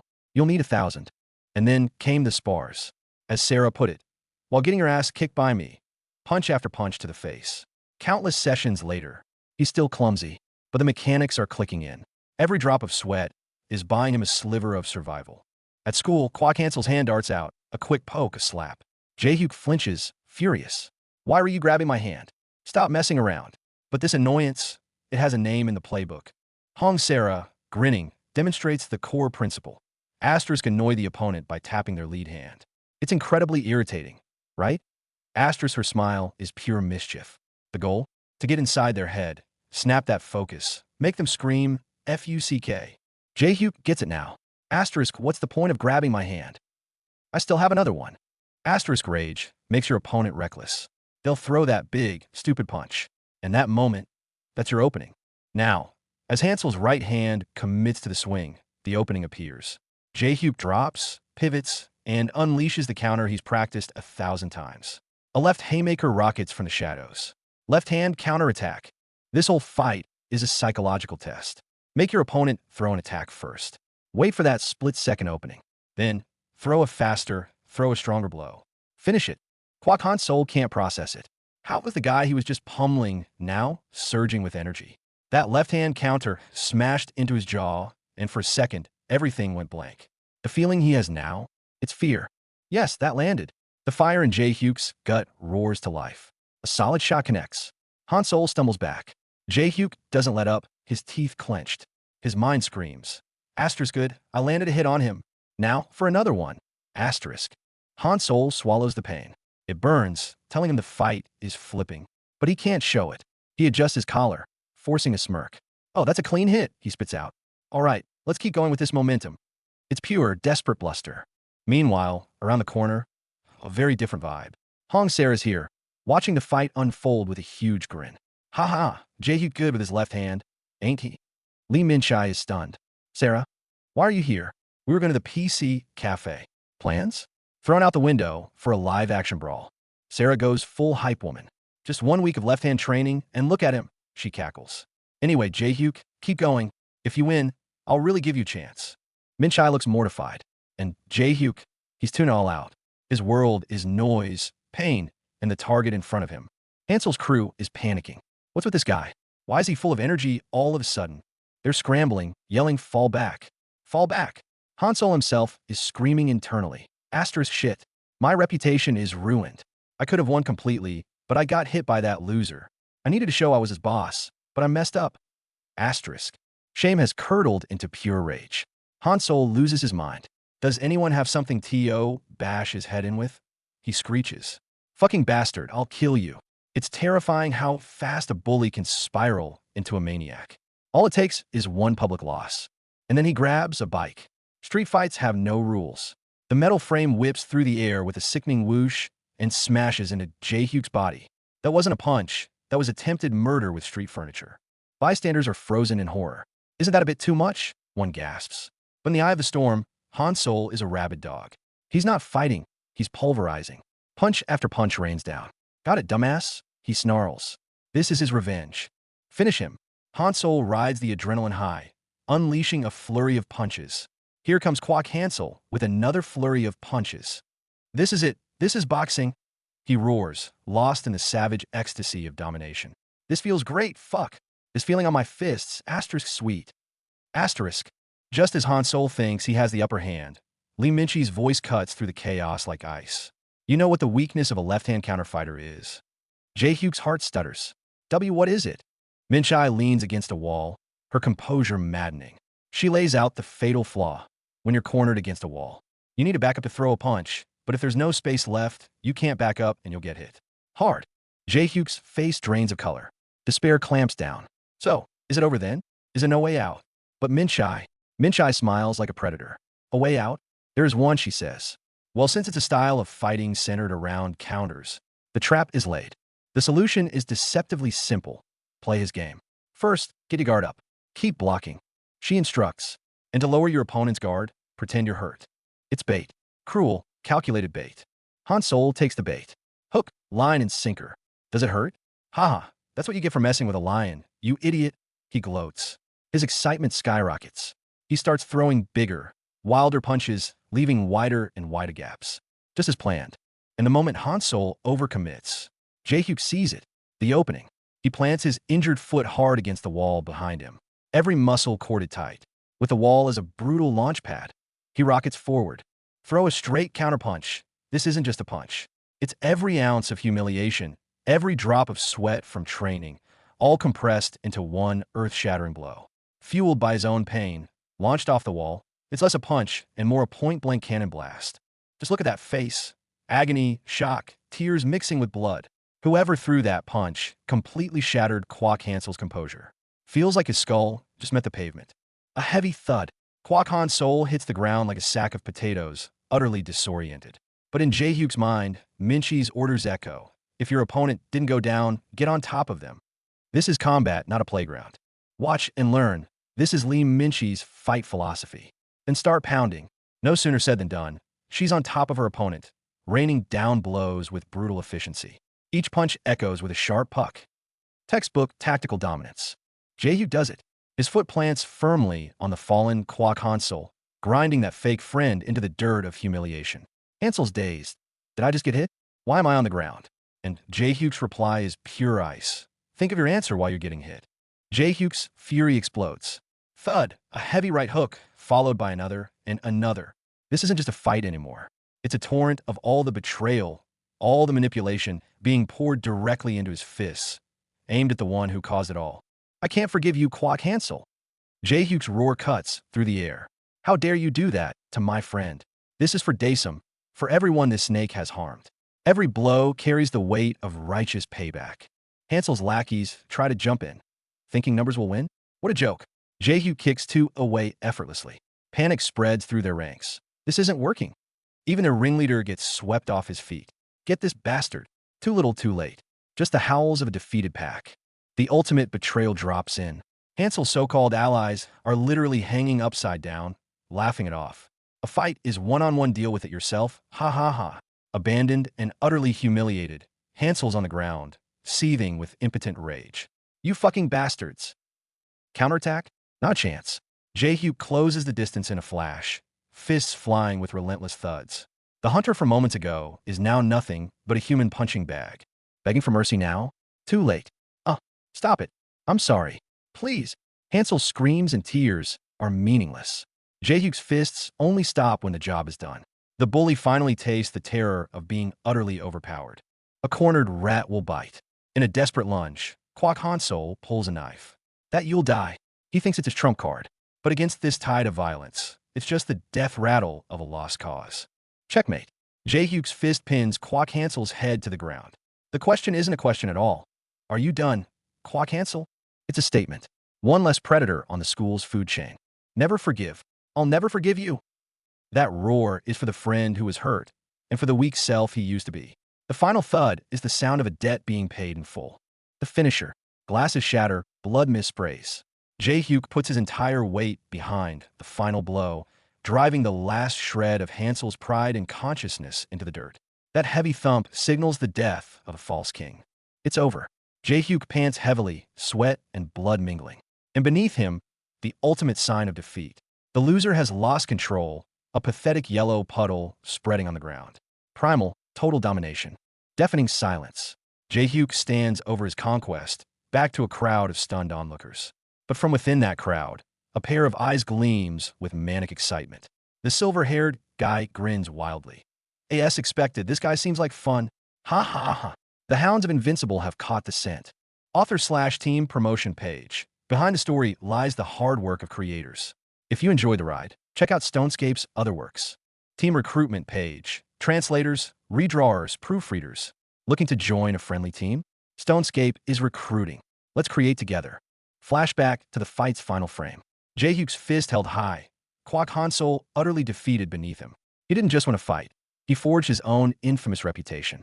The crowd's fear clashes with one predator's delight. The silver-haired kid stares at that bloodied fist, laughing like a maniac who just found a shiny new toy. Jae-hyuk, you've become someone else's entertainment. Chapter 19. Goodbye, my big-hearted friend. Is this farewell to Hong Sarah? Or is it Jae-hyuk finally saying goodbye to his old, kind-hearted and bullied self? At the bus stop, Hong Sarah prepares to leave. She playfully punches Jae-hyuk's shoulder, laughing. But Jae-hyuk, you fought pretty well, huh? You used what I taught you pretty well, ha ha ha. Teasing as always, even as she says goodbye. Their friend Japchi can't resist stirring the pot. Hey Hong Sarah, didn't you say you'd do that thing if the loser won? Sarah turns the tables with a sly grin. Then maybe I should give you another chance? Ha ha ha, leaving Jae-hyuk in a panicked fluster. The bus arrives. Sarah waves goodbye from the door. Take care, guys, see you later. Japchi teases the blushing Jae-hyuk. Haha, someone's feeling good. And no, I wasn't thinking about that at all. He sputters in denial. Watching the bus depart, Jae-hyuk thinks to himself, Hong Sarah, thanks to you, I managed to beat Kwak Hansel. Thank you, Hong Sarah. This hard-won victory bears remark. As the bus disappears, Jae-hyuk's inner monologue concludes. And goodbye, my big-hearted friend.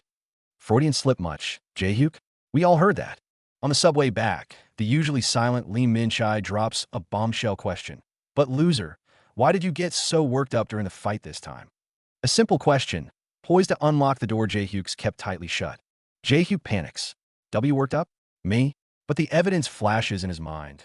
The memory of his own enraged face, fists flying, blood on his knuckles. Denial feels hollow now. Min-chai looks right at him, her tone flat but cutting. I've never seen you fight like that before. Jae-hyuk stammers, he messed with my friend.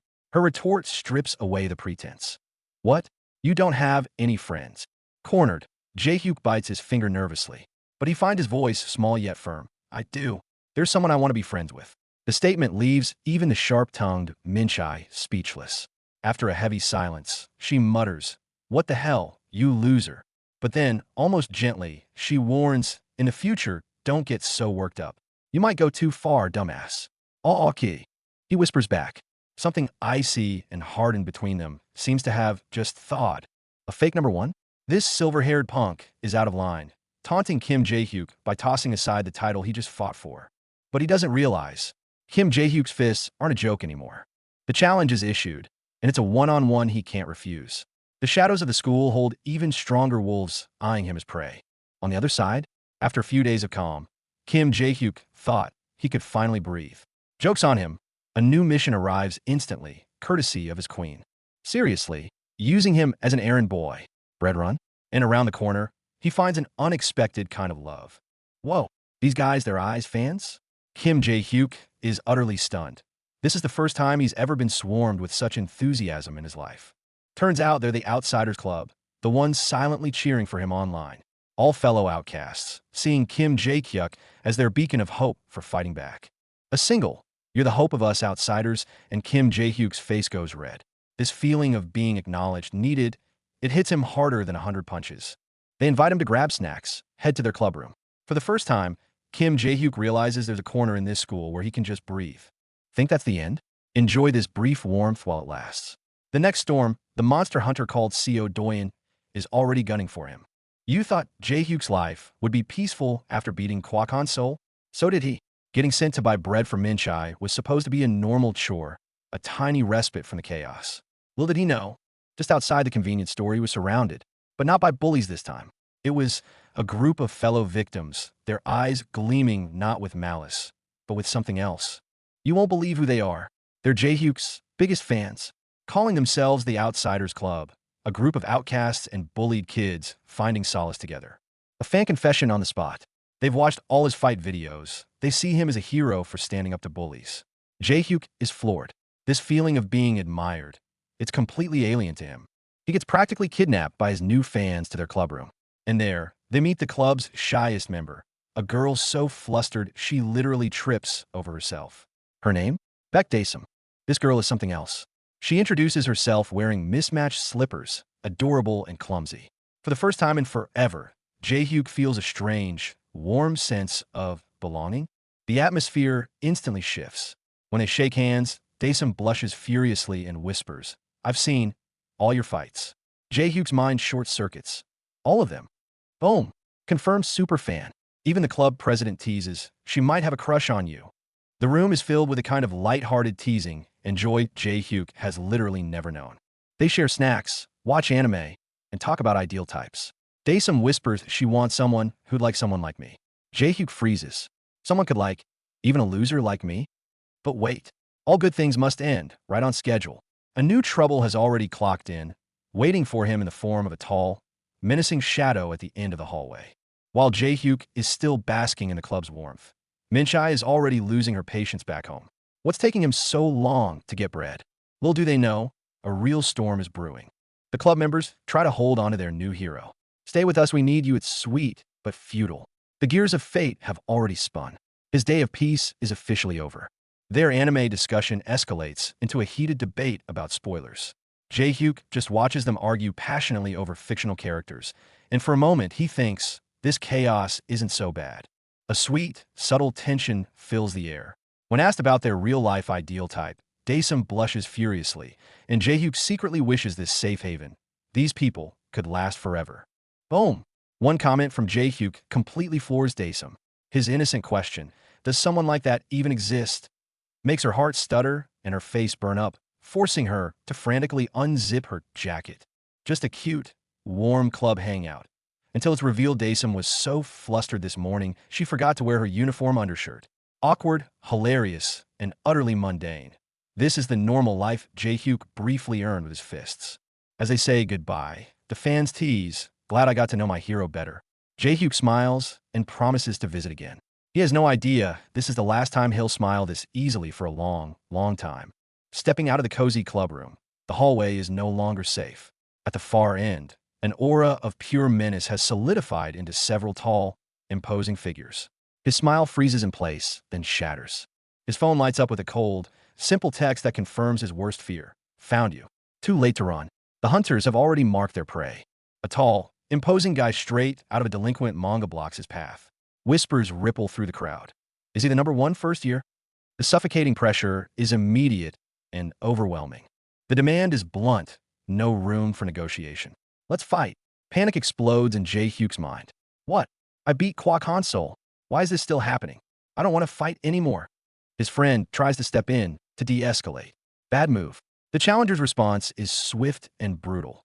A single punch sends the friend crashing down. Bang! Violence is the only language spoken here. "So fight me." The voice is ice cold. To these predators, no isn't an option. You fight or you fall. That's the only choice. Then, a sharp, desperate cry cuts through the tense silence. Seo Doyun. That one name makes the entire atmosphere freeze solid. Beck Dasom bursts onto the scene, her face a mask of terror, shouting his name. Jae-hyuk's confusion skyrockets. Wait, they know each other? The plot, as they say, thickens. Seo Doyen turns to face Dasom, his expression a storm of conflicting emotions. Stay out of this, he warns coldly. But there's a crack in his voice. Is she his weakness? An ad break interrupts, but the tension is sky high. Who is Seo Doyen? What's his history with Dasom? And most importantly, will Jae-hyuk make it out of this hallway alive? We're back. The title card is clear. Episode 21, Seo Doyun. Jae-hyuk's newest nightmare now has a name. A more terrifying challenger has officially entered the arena. Ignoring Dasom's pleas, Doyen locks eyes with the terrified Jae-hyuk. I heard you're good at striking. Let's settle this with strikes only. Oh no, he's targeting Jae-hyuk's supposed strength head-on. Jae-hyuk is speechless with fear, screaming internally to just run away. But Doyen won't allow it. This hallway has become a one-way street straight into hell. A new, vicious cycle has begun. Sounds of a scuffle echoed down the hallway. Without a second thought, Minshai sprints towards the commotion, yelling, "Stop it!" I said stop. What she's running into is likely Jae-hyuk once again cornered, this time by two men in suits. This isn't your average schoolyard beatdown. Seo Doyen, the so-called genius prodigy, unleashes a brutal assault. He pins his opponent to the ground with savage strikes, each blow more punishing than the last. The onlookers are frozen in shock. This looks more painful than anything he's delivered before. And the guy who took the initial fall isn't getting up. Gwangti is out cold, probably rattled to his bones. The girl nearby is in full-blown panic, clutching him and sobbing, "Don't die on me." Chaos reigns. But look at what Doyen does next, something arguably colder than any punch. He turns his back on the whole scene.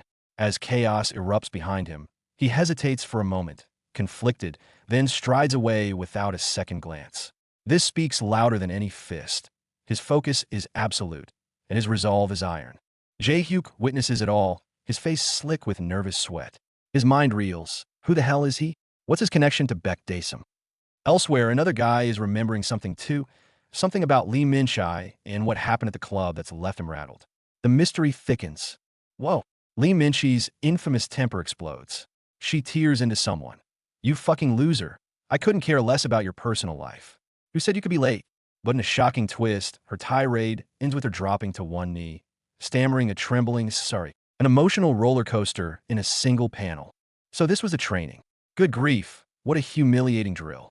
Min-shai is sitting right on top of Jae-hyuk, munching on a snack while laying down the law. From now on, my errands come first, you understand? Jae-hyuk, terrified and with a bloody nose, can only stammer out a terrified "oh." This tutor-pupil dynamic is something else entirely. Finally, he snaps. "This is tougher than when Joe Sangbom bullied me. I can't take it anymore." In a sudden burst of rage, Jae-hyuk reverses their positions, pinning Min-shai down with a furious stomp. "Fucking pervert! Did you fall on purpose again?" he shouts. Well, their training sessions have officially escalated to mutual combat. Jae-hyuk's own highlight reel plays in his mind.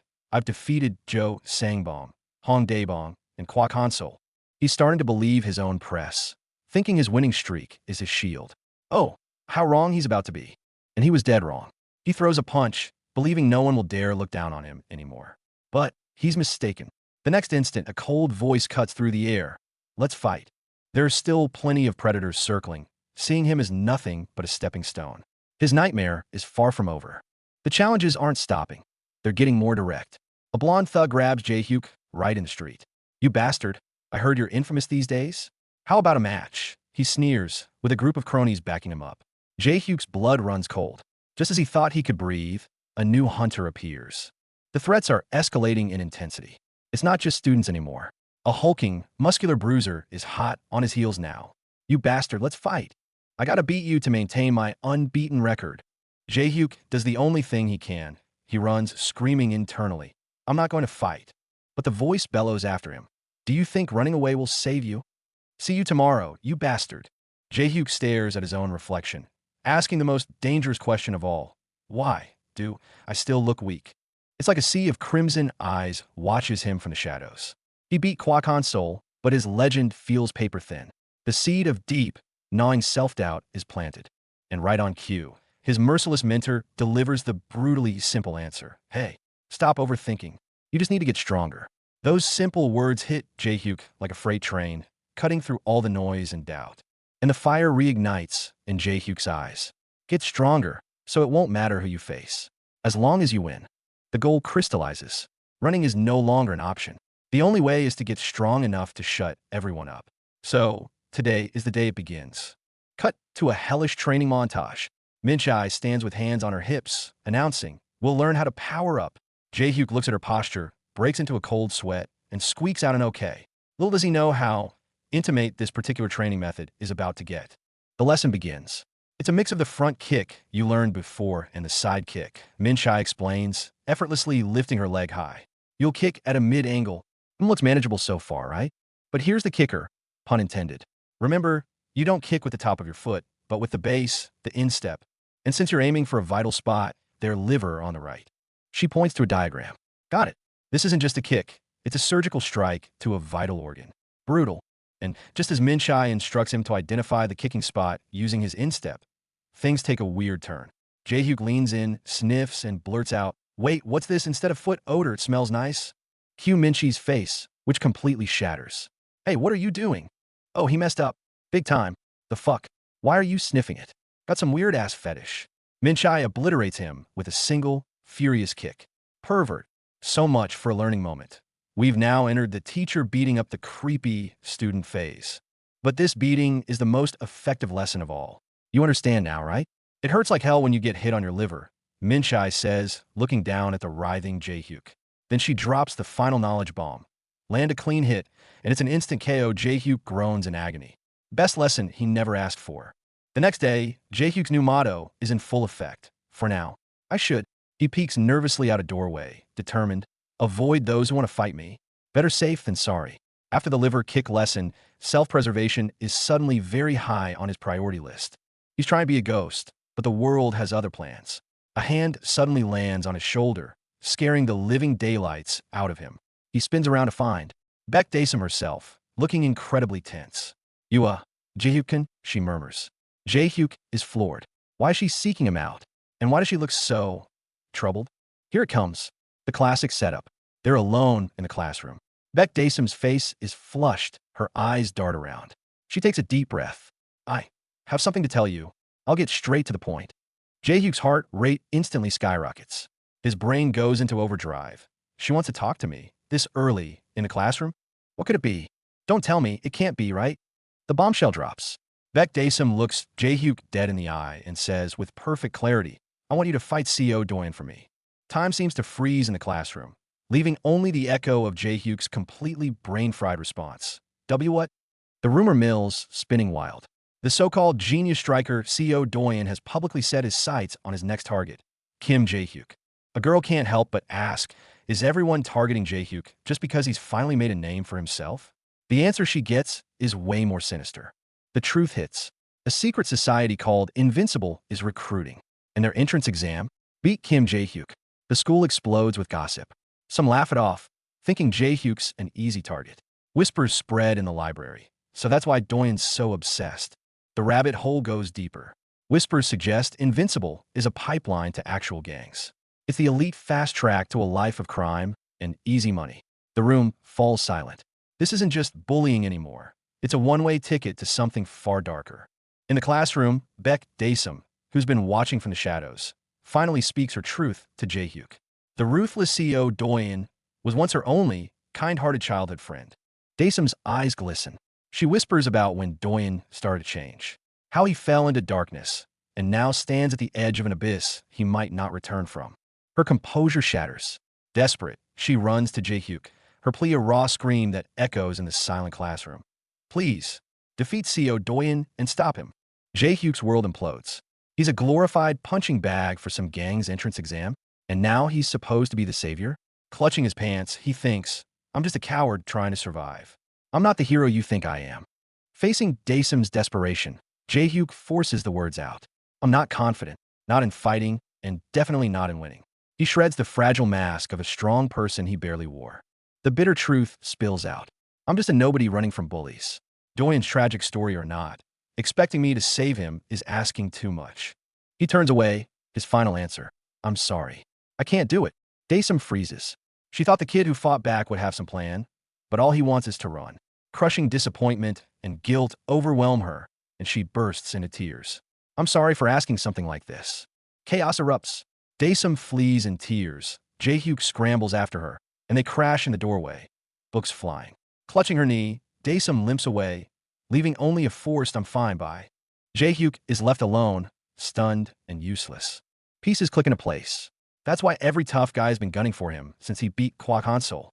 He's a living, breathing membership card. No sooner does he realize this than another challenger slams into him. Hey jerk, beating you is my ticket. That night, a panicked Jae-hyuk spills his guts to Min-chae. He has no leads. Min-chae, lounging on her bed with a look of utter disdain, drops the nuclear option. Jae-hyuk's jaw drops. Does he confront them directly? Min-chae rolls her eyes hard. Yeah, go talk to them. Make a deal. Do something, you wimp. As Jae-hyuk whines about having no leads, Min-chae scoffs. Pathetic loser. But her fingers are already flying across her phone. Wait, I know some girls. I'll ask them. Jae-hyuk is pathetically grateful. A classmate is shocked. Lee Min-chae, you have friends? She's unfazed. Just smoking buddies. Then her phone buzzes. A reply, with a photo attached. Min-chae stares at the screen. Oh, isn't this guy? The photo shows a smiling, silver-haired boy.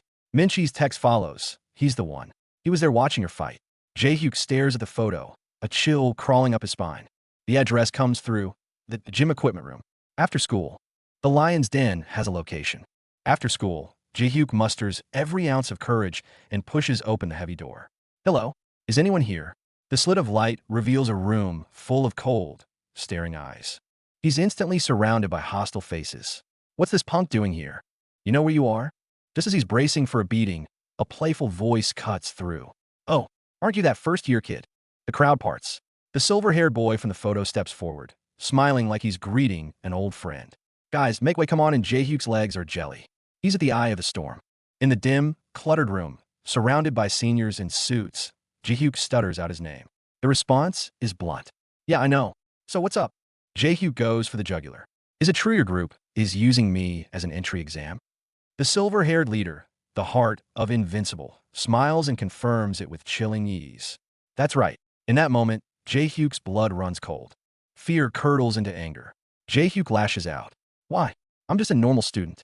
Because of you, every bully is lining up to fight me. The leader laughs, a sound full of cruel amusement. I find your fights quite amusing, kiddo. He lounges back, revealing the horrifying game. So, I'm just setting up matches for you. I'm curious to see how strong you'll get. He addresses the entire room. So, I told those guys I want to join Invincible. Every eye in the room locks onto Kim Jae-hyuk. The rules are laid down. Fair one-on-one fights, no ganging up. The reward? Everything they could desire. You all know the benefits. The air grows thick with greed and danger. Finally, the leader delivers the cruelest twist with a smile. It's first come, first served. Only the first person who beats Kim Jae-hyuk gets in. Jae-hyuk is no longer a student. He's the most valuable trophy in the school's underground market. This invincible syndicate just laid down the law. Their silver-haired leader isn't just making a suggestion. He's engineering a never-ending gauntlet of challengers. Because of what I said, they'll be swarming you. This isn't a fight club. It's a one-way ticket to being broken. So he tries to push back. What if I refuse? Big mistake. The smug reply is a gut punch. The rules change. The gentlemanly fights are over. It's by force now. Ganging up, ambushes, whatever it takes. Look at the terror in his eyes. This is an ultimatum wrapped in a threat, designed to squeeze every last drop of hope out of him. With his back against the wall, Jae-hyuk turns to his only lifeline, Min-chae. Her method of comfort? Pure, unadulterated tough love. You just need to get stronger. Whoever it is, just win. She calls him a loser, but there's a brutal faith in it. This isn't a pep talk. It's a shove off the cliff. And he has no choice but to learn how to fly. Mid-fall. And then something clicks. If all paths lead to blood, why not carve his own? What if I fight and win? This shaky, desperate shout is his first act of true defiance. That seed of strength, sprouting from the darkest soil of fear, is about to break through the surface. He takes the gamble. He stands his ground and throws the deal right back in their faces. Beat one candidate, and they leave you alone? He's betting his entire future on one fight. And the smiling reply, yeah, all right, feels less like a truce and more like the final click of a trap being set. The deal is struck. Jae-hyuk's hands are trembling. His teeth are clenched. All right, no other choice, best solution. This is the final internal bargain a man makes before stepping into a cage. No going back. But there's a fatal flaw in his plan, trusting a devil's promise. You must keep your word. His plea is soaked in desperation, met only with a dismissive, mocking smirk. The silver-haired leader isn't sealing a deal. He's humoring a lamb heading to slaughter. A few weeks later, the stage is set. In a grimy alley of steel fencing, a crowd swarms like vultures, buzzing with anticipation. The tension between the two at the center is so thick you could cut it with a knife. This is it. And in the cheap seats, the puppeteers have arrived. Invincible in their sharp suits, looking down with amusement. To them, this isn't a fight. It's primetime entertainment. Jae-hyuk is the new main attraction in their cruel circus. And the main event?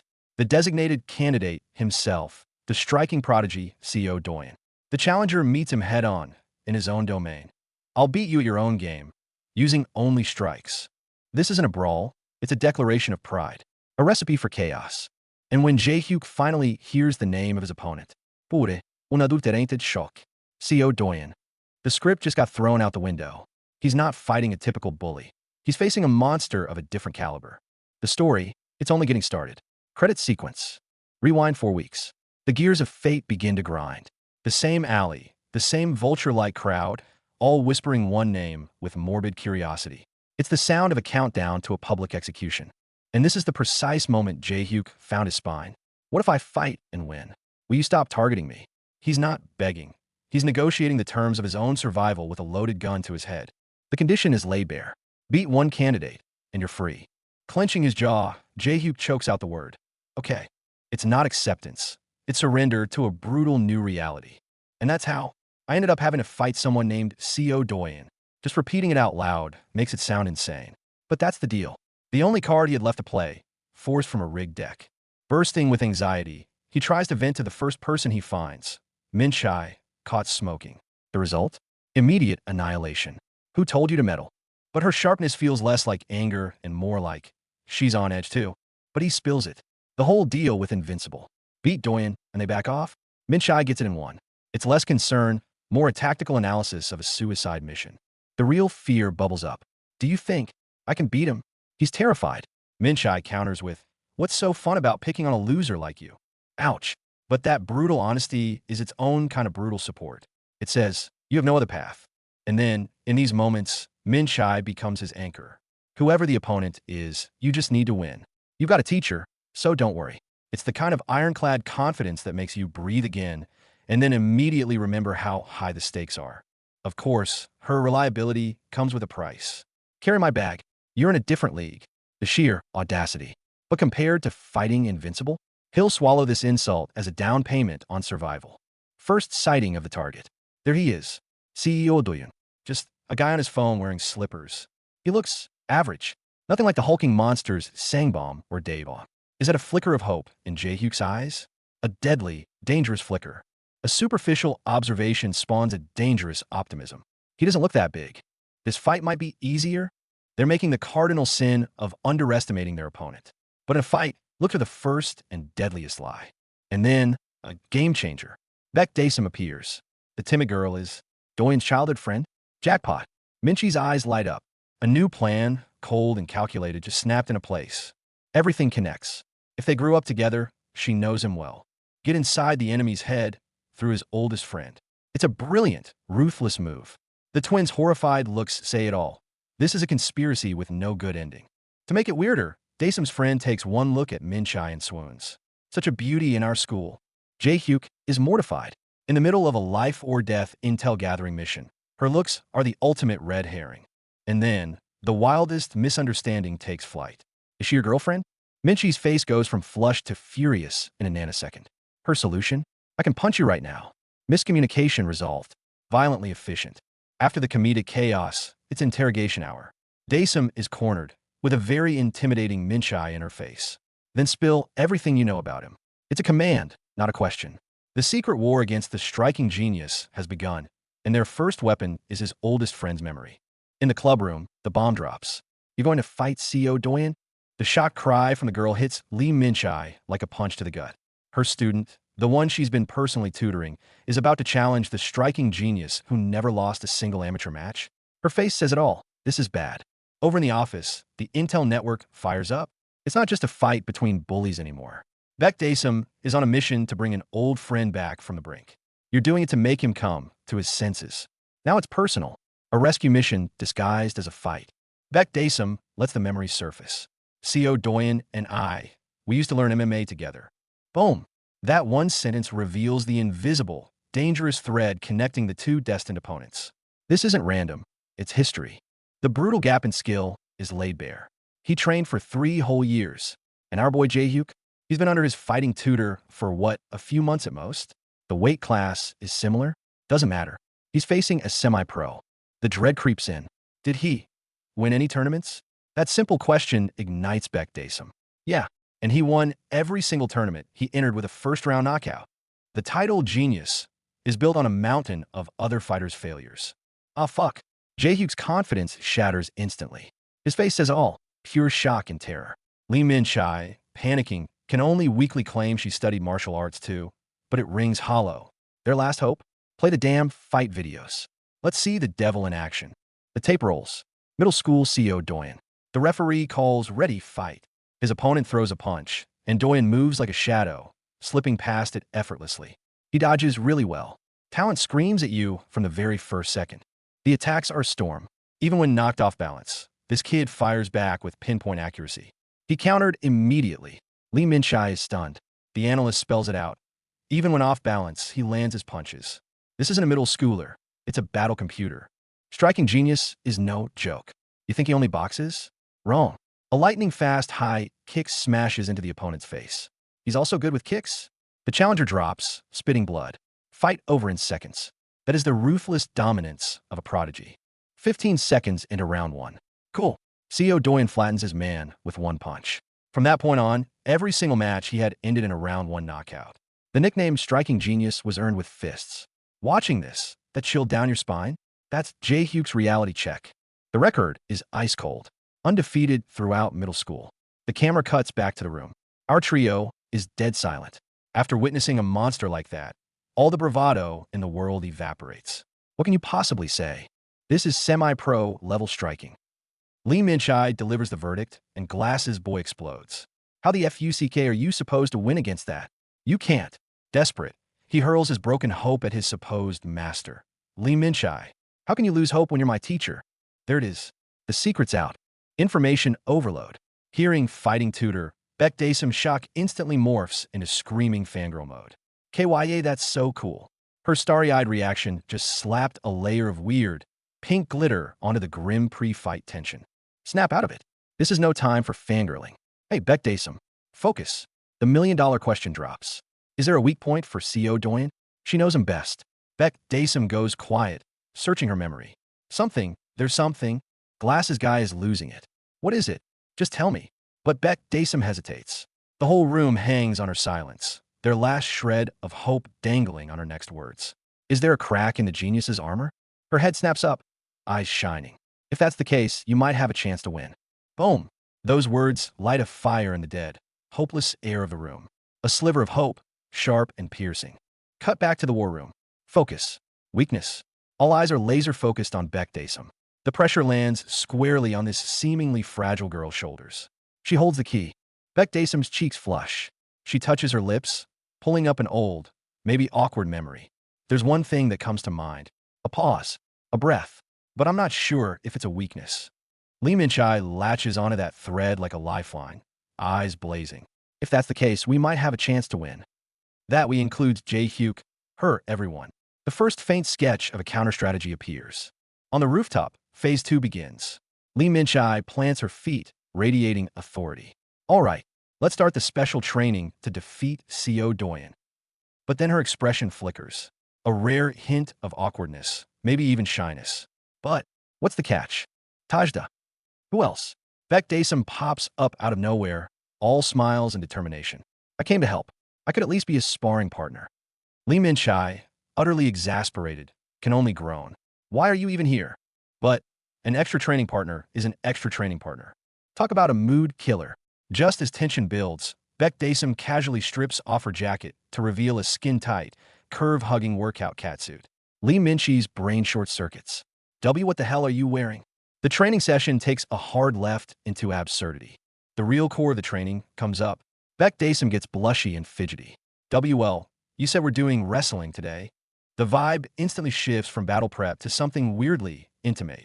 Lee Minchi's face says everything. Back to business. Beck Dasom drops the intel.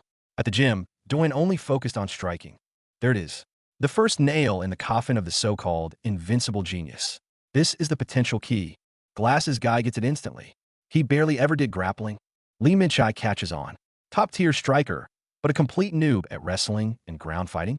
A giant, gaping tactical hole just opened up in their enemy's defense. Beck Dasom delivers the finishing blow to their understanding. Doyen dislikes physical contact with others, so he didn't really like grappling. Bingo. It all makes sense. The genius's pride, his very personality, forged his only weakness. An Achilles heel wrapped in arrogance. MMA 101. Two main pillars, striking and grappling. Punching versus wrestling. Co. Doyen is a swordsman who forged only the sharpest blade, but abandoned his shield and his ability to trip you in the mud.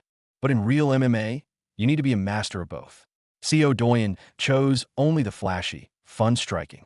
Why? Because he hates the gritty stuff. The sweat, the awkward closeness, the gross feeling of grappling. Watching the cartoon grappling figures, Lee Minchai finally unleashes the truth she's held back. That's why I didn't want to teach you martial arts initially. Her face burns, but her words are a cold, hard warning.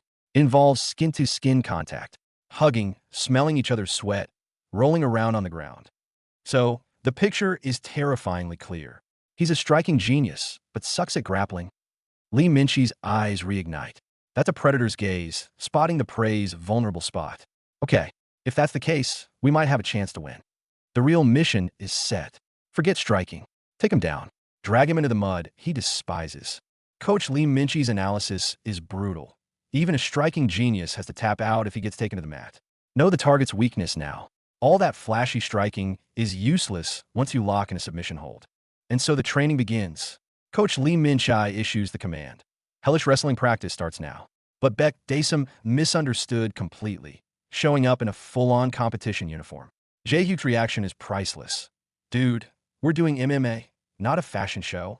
Coach Lee demonstrates the first basic move, the underhook. What is it? Basically, digging under your opponent's armpit.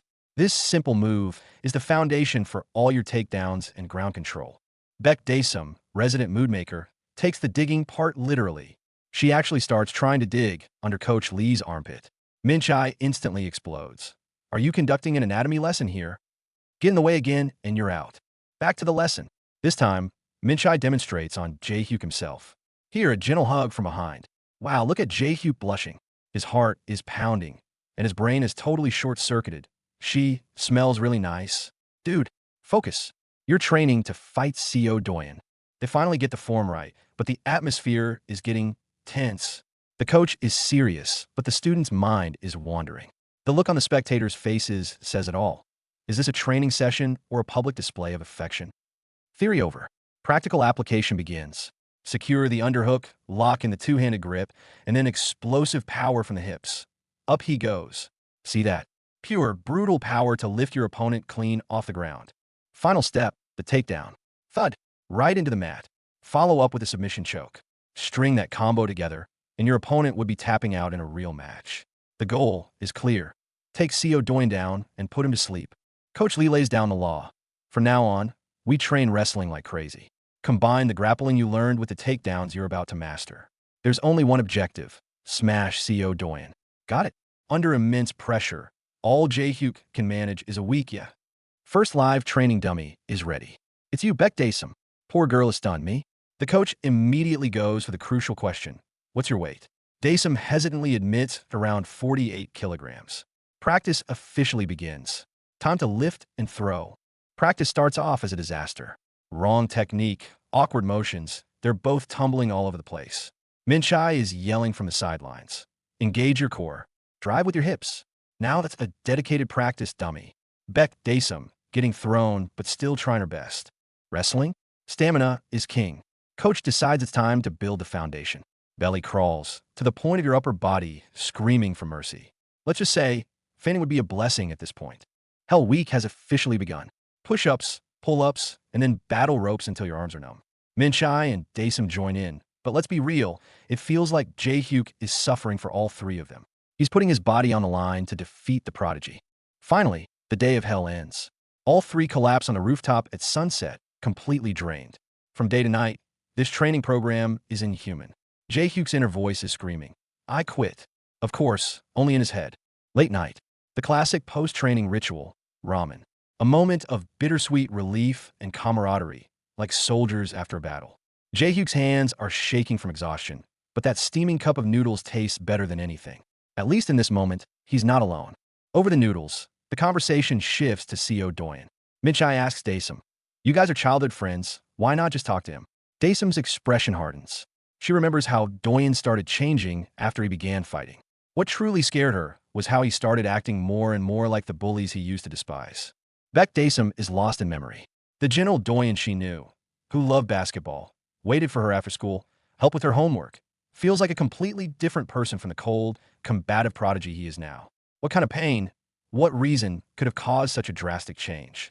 Daesum murmurs quietly, remembering how they used to visit each other's homes, walk to school together, and how he'd always ensure she got home safely. The memory is heart-wrenchingly sweet. Minchai then drops a bombshell offhandedly.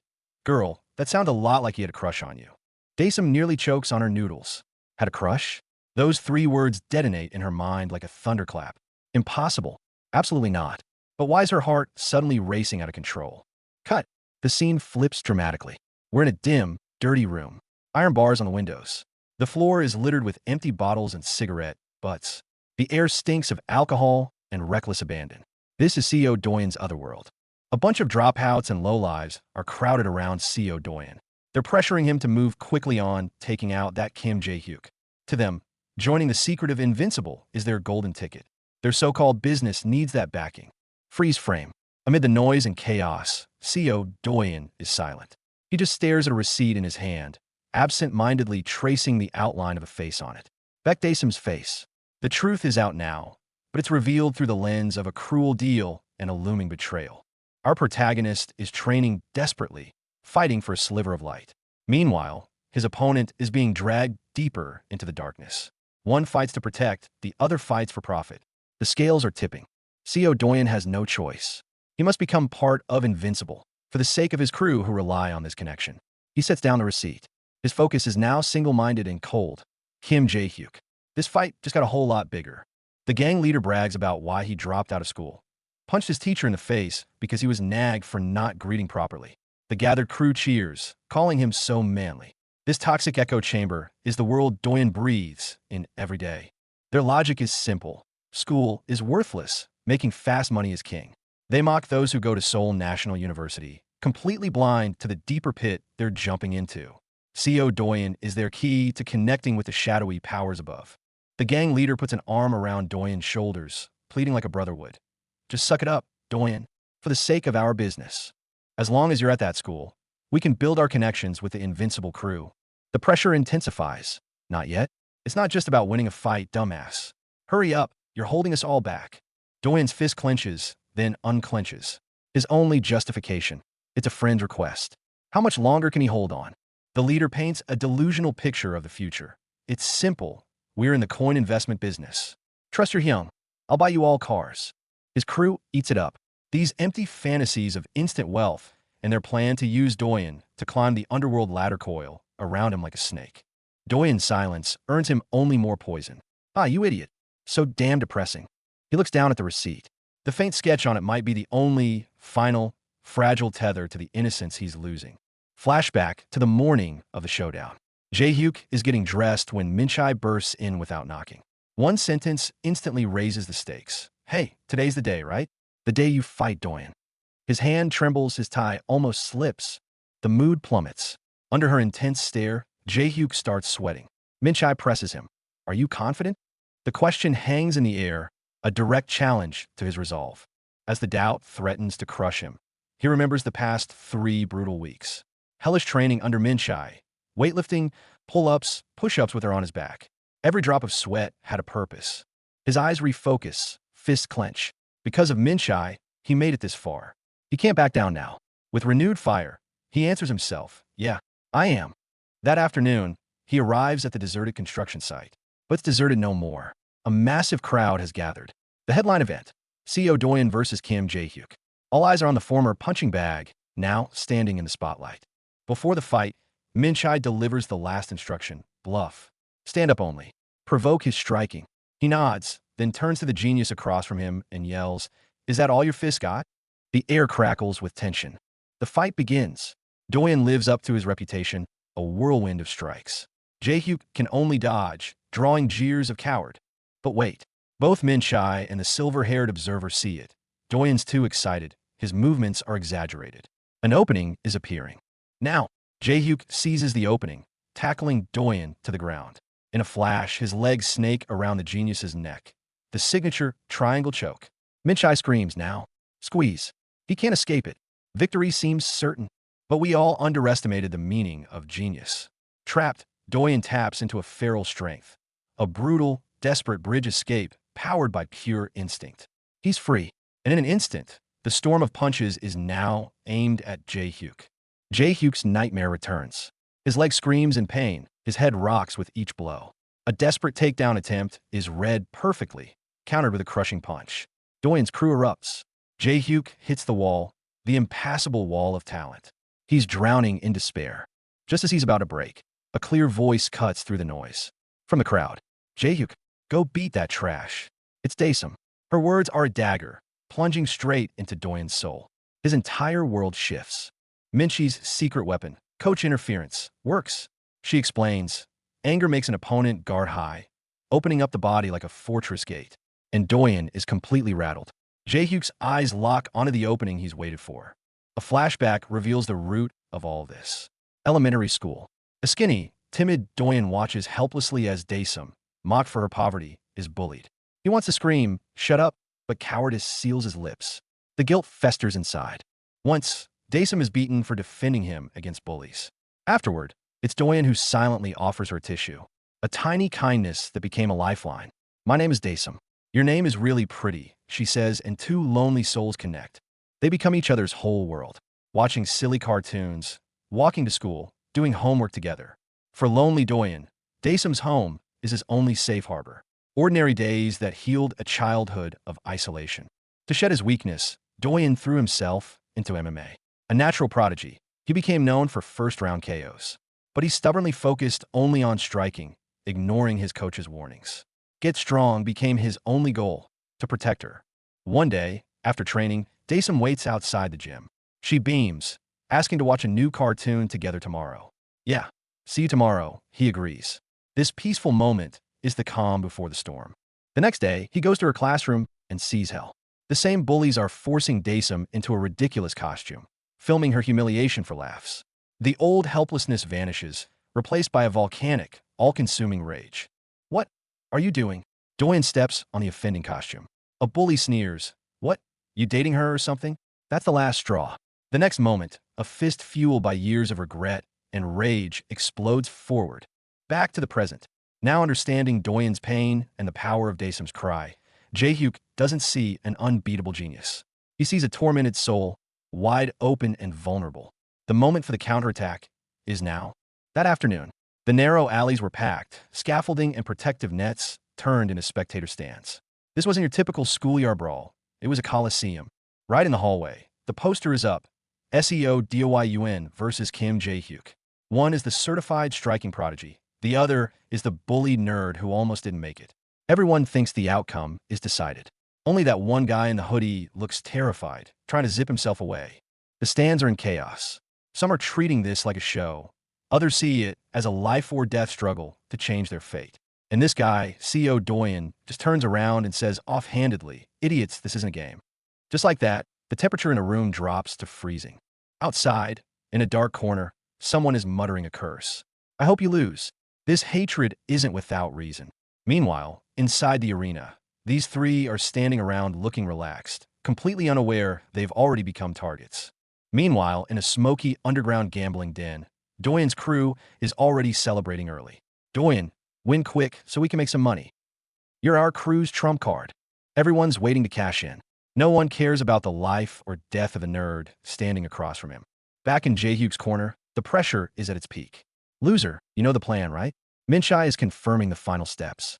As for Jae-hyuk, beyond anger, his eyes are already bloodshot. He's ready to go down fighting. Doyen is finally provoked. "I heard you're good at striking, right? Jae-hyuk dodges while taunting. I'll use only strikes to beat you at your own game today. The taunting is at full blast. But everyone knows, going toe-to-toe with a professional-level genius in striking is just asking for death. The fight begins. Doyen opens with a heavy combo, pressure maxed out. All Jae-hyuk can do is retreat, and be mocked as a coward. But the silver-haired guy on the spectator stand lands a true statement. Where's this confidence coming from? Yeah, why is he so calm? Neither has ever lost before. Doyen's cold, arrogant declaration meets Jae-hyuk's desperate, roaring defiance. The undefeated genius versus the monster who has lost everything, even his dignity. What contrast? He moves. Doyen's actions are as fast as bullets. The first punch grazes Jae-hyuk's nose. Holy crap, it just started suddenly. Even the spectators are stunned. This isn't a fight, it's a one-sided slaughter. It's on. The genius's punches are fast and heavy. Jae-hyuk can only dodge, and dodge some more. His nose almost got smashed. His opponent analyzes calmly from the side, like watching a slow-motion replay. Everyone thinks it's over. Fuck, why does he keep dodging? Someone in Doyen's corner is getting antsy. They start screaming, calling Jae-hyuk a coward. But anyone with eyes can see it. The genius's killing blows are all being dodged. The silver-haired analyst outside the ring speaks up. If you keep dodging backward, you can't counterattack. The distance just increases. It sounds like a dead end. But the tactic Minchai taught Jae-hyuk is precisely the opposite. Don't rush to fight. Lure him in first. Here it comes. Not a jab this time, but a heavy punch. Jae-hyuk uses a duck, perfectly slipping it. Jae-hyuk fighting. Attack. Even Doyen's fans are getting nervous now. Why won't this guy just go down? Just when everyone thought Jae-hyuk could only dodge, he strikes. Not with a fist, not with a kick. A slap. A crisp smack lands squarely on Doyen's face. The arena falls dead silent. What kind of humiliation is this? Another slap. What are you doing now? Doyen is furious now, and Jae-hyuk roars back. I watched all your match videos on YouTube. You're not that good. These words are knives, designed to slice away the genius's pride, bit by bit. Jae-hyuk spreads his arms wide, delivering the most arrogant declaration. I'll teach you striking with my palms today, CO Doyen. The crowd erupts. This is a taunt, a trap, and the fire in Doyen's eyes is blazing. This is Minchi's ultimate tactic, bluffing. Pretend you're only using strikes to break the opponent's focus, while the real killing blow is hidden. A genius? Today, we'll use the most basic means to pull down the so-called genius from his pedestal. The tactic is in motion. Provoked by the slaps, Doyen's form breaks down, his movements becoming bigger and bigger. Minchi's analysis was spot on. The provocation worked. The opportunity has arrived. This is what Jae-hyuk was waiting for. This guy slapped him again. Doyen's crew is dumbfounded. But Jae-hyuk doesn't care. He lunges into the opening created by Doyen's rage, gets in close, and smack. Another one. This isn't fighting, it's psychological destruction. Oh, he slapped him again. Keep slapping, huh? The spectators are losing it. Minchi's plan is executing perfectly. And Doyen? His perpetually calm face shows its first crack. Humiliation and boiling rage. CO Doyen, why are you getting so riled up? You look stupid getting slapped like that. Even his own people are yelling at him now. Jae-hyuk's fury also reaches its peak, red-eye mode engaged. The counterattack bugle has sounded. Doyen, holding his breath, tries to end the match with another heavy flurry. I'll end this. But Jae-hyuk dodges with that damn duck again. The genius's fists smash into thin air, and his own dignity with it. Now, so I'll time it with a left hook. Jae-hyuk slips in, and in an instant, both arms lock under Doyen's. Underhook, complete. This is the signature move of a wrestler. When did he learn that? This is the full tactic. Pretend you're fighting only with strikes, then use the underhook to take him to the ground. Because he has zero ground game awareness. A confident smile plays on Minchi's lips. Victory is within grasp. Once you've secured the underhook, the next step is the two-handed grip. Once that grip is locked in, even a genius can't defend against it. He won't be able to counter. Minchi's prophecy is about to be fulfilled. Lift him up. Jae-hyuk drives with all his strength. CO Doyen, the once invincible, is hoisted onto his shoulder like a sandbag. The entire arena, Doyen included, stares in wide-eyed shock. What is happening? Suplex, onto the concrete. In the most brutal, most humiliating way imaginable, Kim Jae-hyuk hurls the striking genius CO Doyen straight into hell. The tactic is a success, executed flawlessly. Of course, the author doesn't forget to remind everyone to check out his other works. but everyone's attention is still frozen on that earth-shattering suplex from moments ago. In credits vibe. On the left, our resident martial arts genius and terrifying tutor, Lee Min-shai, still smiling, but that pen in her hand? We know better. On the right, Kim Jae-hyuk, the underdog, glasses and all, but look at that fist. It's not nervous, it's primed. Title says it all, to fight Tudo. This isn't over. First lesson, live and direct. Step 1, secure that two-handed grip tight. Don't just touch, dominate. The second you have that hold, the battlefield is yours. Step 2, lift him. Hips and power, get him off his feet. The moment you break a man's connection to the ground, you break half his will. Power play, pure and simple. Final step, throw him down. A textbook suplex, bone-jarring, earth-shattering. This is the brutal center of their fight. Dean versus Jae-hyuk. The sound is bang, but the feeling is much worse. Cement ground. That's gotta hurt for the other guy. Jae-hyuk's mind is on just one thing. Got it. I flipped him. Follow-up is immediate. Control the limbs, control the fight. Minchi's signature move, the triangle choke. Mount position, legs lock, pressure on the neck. Jae-hyuk's face is turning colors. This isn't about pain, it's about shutting down the engine. Breathe or pass out. Minchi's philosophy, cold and absolute. A perfect jiu-jitsu technique is unbreakable. Make him pass out, then you win. Simple, brutal, and right now utterly necessary. Get him tightly. Doyen's ears are ringing. Jae-hyuk's final roar. It's over, CO Doyen. But what's this? A book titled Diamond Love? A mind game? A distraction? That kid, he really did his homework this time. The fight's over, but the game isn't. A silver-haired observer, one of Invincible's finest, smirks, ending a high school fight with a submission. Huh? He blocks the exit. A proper jiu-jitsu lock is inescapable, but there are exceptions. And his tone implies he's the exception. An escape? No, a demonstration. The silver-haired guy doesn't escape the hold. He casually smashes through it. A crushing blow to Jae-hyuk's head. This isn't technique. It's raw, overwhelming power. And the lecture continues even as he dominates. If you have superior physicality and strength, sometimes that's enough to break the hold. He's not just talking theory. He's demonstrating it, with Jae-hyuk's body slamming into the cement as the visual aid. What in the world just happened? Even the stoic onlooker is reeling. That guy, CO Doyen, he just escaped a submission? He did a bridge? Instinctive, untaught, unbelievable. Is he a genius or a monster born for this? Meanwhile, in a hilarious and terrifying corner, Jae-hyuk asks Min-shai about the bridge technique. She thinks he's complimenting her hair, gets flustered. Then she realizes it's a fighting move. Instant fury. I can apply a choke better. Want to die? Cue the automatic, in-your-face, rear-naked choke demonstration. The shock settles in for Min-shai. She explains the bridge, thrusting her hips to escape. But her real question, how did someone who hasn't learned grappling do that? The chilling answer, instinct. Because it was dangerous. His fight IQ is terrifying. Round 2. The pain clears from Doyen's head, replaced by pure, chilling intent. He clenches his fists, a predator locking back onto his prey, and charges. No words, just purpose. The tension is back, and it's thicker than ever. He knows. Did you prepare to fight using grappling? The game is up. Jae-hyuk's ace in the hole. Useless. He can't win a striking match. New plan, desperate and quick. Fake a jab, draw him in, get back to the ground. Here goes nothing. Duck, tackle. Jae-hyuk commits. But, Doyen doesn't wait. He meets the charge head-on. A brutal, earth-shaking countercharge. Not faster, stronger, and way more devastating. A sickening crack. Jae-hyuk is launched, crumpled, and limp. The sadistic spectators erupt. That sounded like his skull cracked open. That guy is done for.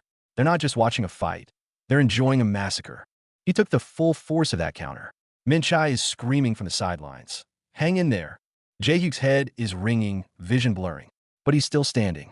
And Doyen's fist, that freight train of a fist, is coming right back for more. Barely held on. I thought my head was going to split open. But wait, did he see through my tackle? Doyen confirms his suspicions, cold and direct. Try again. The chilling question hangs in the air.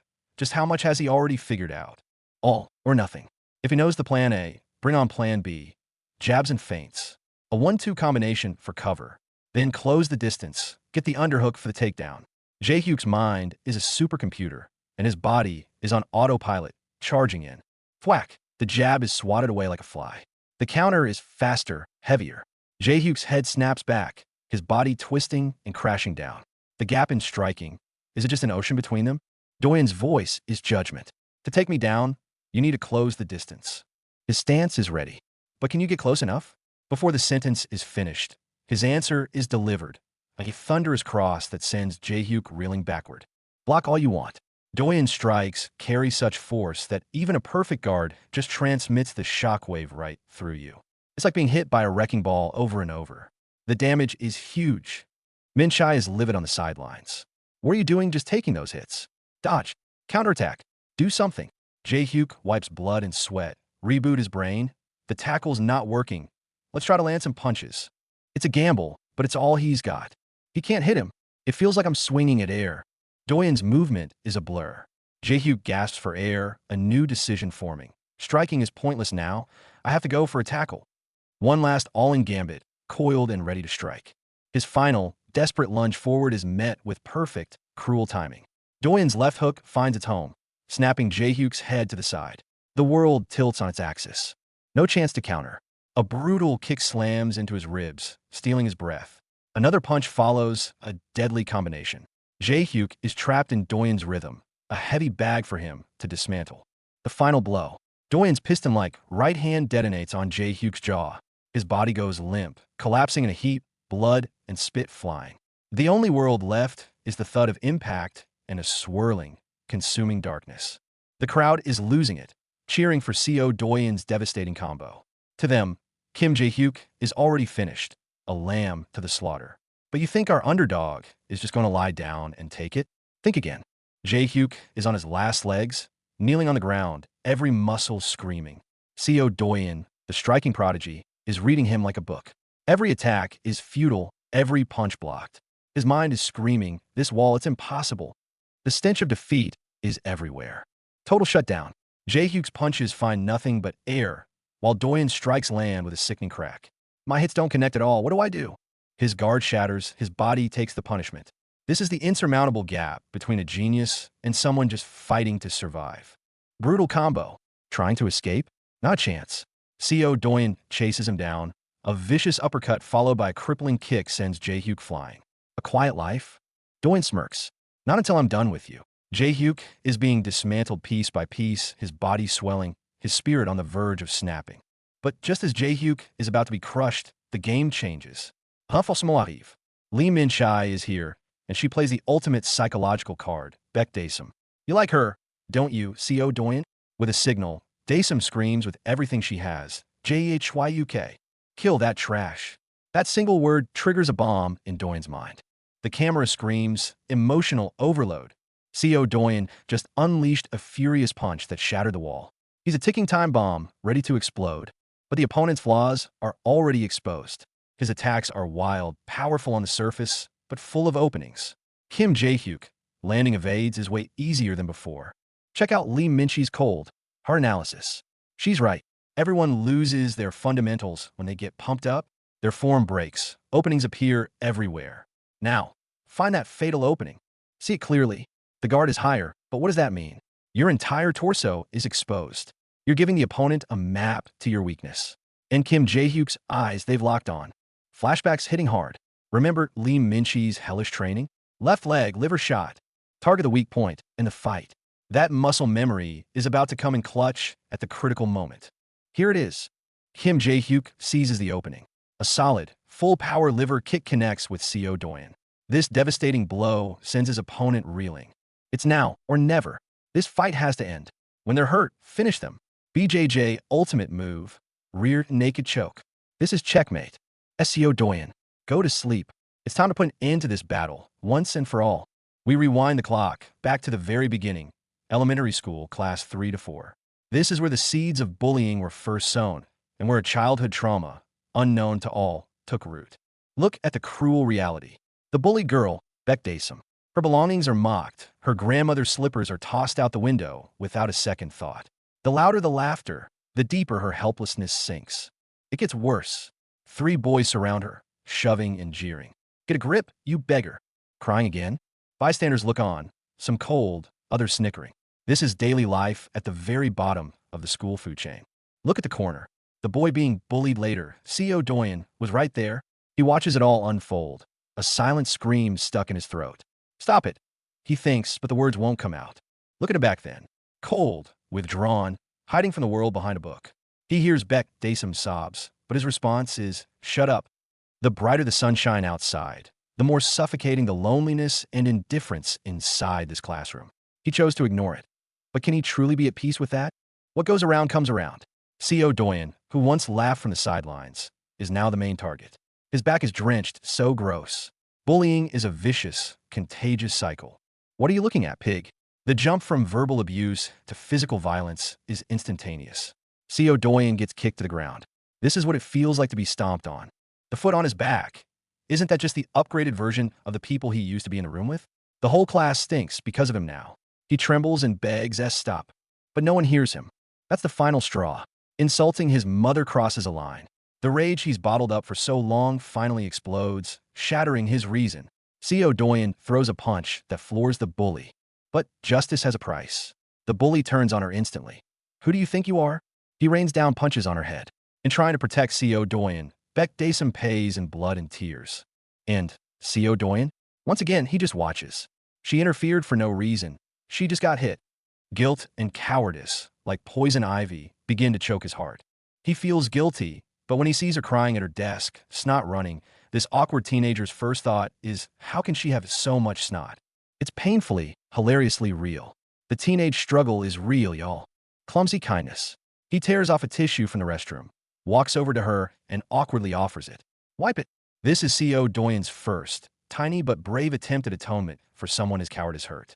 He remembers all the times he was bullied with nobody stepping in, that utter despair. Yet this small, sniveling girl found a courage he never had. This realization, it shatters his world. She musters up the courage to introduce herself. Bik dasum kropka. And he, playing dumb, pretends not to hear. An awkward meeting that becomes the start of a friendship destined to change his life. She smiles and says, Co Doyen? What a pretty name. You seem like a really nice person. Let's be friends. Doyen, in that moment, the ice begins to thaw. He blushes and whispers, sure. The irony? When Beck Daysum was bullied, he was a bystander. And when he gets bullied, Beck Daysum is still the only one brave enough to step in. In this cycle of bullying, she's the sole constant rebel. In his eyes, Beck Daysum charging and was like a brave, tiny Maltese barking at ferocious beasts. She stood no chance and ended up shoved away, crying helplessly. But this useless courage became the thorn forever lodged in his heart. If she's weaker than me, it made me feel even more guilty. He blames himself for failing to protect her, to the point he shies away from her kindness. Then, the teacher assigns a project. Pair up and watch a movie together. The gears of fate start turning. Beck Daysum extends the life-changing invitation. Doyen, come to my place and let's watch. The sun is bright. The apartment block is peaceful. Two lonely souls are about to step into each other's lives. This is J. Hughes tutoring hell? Beck Daysum eagerly drags Co Doyen into her favorite soy sauce egg boy anime marathon. Doyen's face screams pure, what is this surreal nightmare I've walked into? Dude's mental fortitude for impressing a girl knows no bounds. But here's the kicker. For young Co Doyen, Beck Daysum's place was his only lifeline. An empty house, a lonely heart. Her laughter in that bright room was the only thing cutting through the suffocating silence of his own home. From one show to the next, Beck Daysum's anime list seemed infinite. Doyen sat there with a patient smile, while internally screaming, impossible. Make it stop. Bro sacrificed his sanity just to be by her side a little longer. But then, the bomb drops. Doyen finally admits the truth. The shows were fine, but honestly, I only enjoyed them because I was watching with you, Beck Daysum. One sentence, two blushing messes. The sheer, awkward purity of it all hits like a truck. After that, they became inseparable. We're late, dummy. It's okay. We can run his exasperated sighs, her cheerful optimism. Even being late to school felt like its own little bonding ritual. The sweet, annoying smell of young love. After school life, doing homework side by side on the floor, doodling silly characters together. And when her academy ran late, Doyen would walk her home under the streetlights. That simple wave goodbye held all the warmth of his entire youth. Time flew by. Middle school arrived. The only real change? She got taller than him, still playfully patting his head. Back then, Co Doyen foolishly believed this simple, happy routine would last forever. The bullies turned humiliation into a creative sport. Just eat less, pig. Speak up, or I'll slice off your gut and fry it. Fear solidified Doyen's limbs. The very idea of fighting back was crushed before it could even form. The psychological torture warped him completely. Confronted, his mind went blank. All that came out was a pathetic oink oink. This is the real goal of bullying, not just to beat the body, but to shatter the spirit and leave a broken animal in its place. Doyen told himself, I can take it. This is just how it is. He swallowed every ounce of humiliation, thinking it was the price of survival. But was coming, because the bully's arrows were about to target the only light in his world. A flashback hits. Elementary school. Beck Daysum, bloody-faced, surrounded by laughing kids with phones. And little C.O. Doyen, cowering behind a wall. The seed of cowardice was planted deep, watered with shame. In middle school, the pranks turned to savage beatings. Why are they doing this to her? Doyen's soul raged, but his body was frozen. A war of fury and terror tore him apart from the inside, leaving him wishing for death.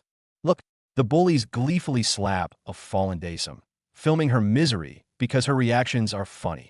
And Doyen, the guy who swore to protect her, his mind screams, I want to stop it. But there's no but. Just silence and cowardice. Fear was a poison in his veins. Memories of past beatings held him in a chokehold. His clenched fists trembled uselessly. The verdict from his own conscience was final. I was too scared to do anything. Coward. The label burned itself into his soul. While Daysum suffered hell, Doyen wept for his own weakness. The agony of watching your only friend be broken, while you stand by and do nothing. It's a living death. Every tear was a blade cutting into his own spirit. That day, drowning in despair and shame, C.O. Doyen finally made a fist. He stood before a gym called Thunder MMA, bathed in a bloody sunset. It looked like a mockery and a final ultimatum. He made his decision. Credits page. Flashback resumes. That twilight, that decision. A sweat-slick fist and a gym that promised power. C.O. Doyen's life veered hard onto a dark, brutal path right here. From that day, he lived in the gym. The heavy bag absorbed every ounce of his rage, fear, and regret. Each punch was a silent scream. Get stronger. Strong enough to never be afraid again. Strong enough to protect her. He trained like a man possessed. Kicks, jump rope, pushing his body past its limits. The pain of training was nothing compared to the agony of that memory. He would use suffering to murder the coward inside. Time melted into sweat and strain. March to September, from a scrawny kid to a chiseled fighter. Suspended between two heavy bags like some kind of self-imposed penance. Look at that physique. Bro treated the gym like his own personal hell to conquer. All that hellish training led to one goal: the WFC National Amateur MMA Tournament. The empty octagon awaited its new king. C.O. Doyen stood ready, burning with a hunger for conquest and a thirst for vengeance. Match 3. C.O. Doyen vs. Yu Sung-T. Ready? Fight! The opening bell wasn't just a start. It was the first note of his judgment against the past. No feeling out, just annihilation. A single, brutal punch detonates on his opponent's face, shattering his consciousness in an instant. 15 seconds. First round KO. C.O. Doyen announced the arrival of a striking genius with overwhelming violence. C.O. Doyen wins by KO in 15 seconds. The cheers ring out.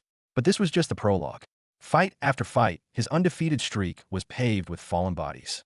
He was building a fortress of strength, one victory at a time. Every match, a first-round finish. Behind the heaving breaths and dripping sweat was a fanatical belief. If my strikes are fast and heavy enough to end it before they can grab me, that's all I need. Grappling? Who needs it? His coach saw the fatal flaw. Doyen, you're great, but your grappling is a gaping hole. MMA is mixed martial arts. Rely only on strikes, and a grappler will strangle you someday. The warning was clear, but Doyen wasn't listening. Sweat dripped from his stubborn chin. If I KO them first, it's fine. Focusing only on striking makes me stronger faster. This fatal arrogance planted the seed for his future downfall. The gym floor is cold, sweat drips. The coach's knuckle raps against the heavy bag, the sound ringing like an alarm clock. Your fists are weapons now, he repeats to C.O. Doyen. The normally silent boy feels a wave of confusion for the first time. Weapons? My fists? The city's neon lights are no match for the sparkle in a girl's eyes. Beck Daysum has been waiting outside the gym for ages. The moment she sees him, her smile instantly lights up the dark street. Let's go home together. This kindness is the only part of C.O. Doyen's world untouched by violence. Walking side by side, the topic shifts from training to the mundane. You waited for me? He says casually. Just passing by. Beck Daysum's smile holds a hint of mischief. After all, she used to be his gym buddy before she quit. This special attention. Only she holds the key to it. Beck Dasom brings up their shared interest. Neighbor Egg Boy has a new season. Let's watch it together. She throws out the invitation. CO Doyen freezes. It's not a date. Not really. It's a tiny, certain promise in his otherwise harsh world. Really? How about tomorrow? Beck Dasom gets excited like a kid. It's settled. They'll meet in her classroom after school. The scene shifts. Bells ring across the campus.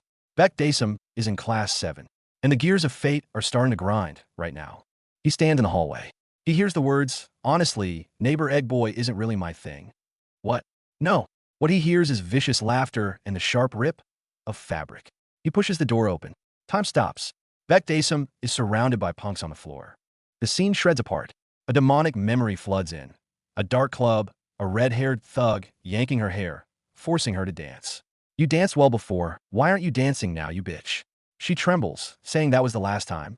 But fists and humiliation never have a last time. Nightmare blends with reality.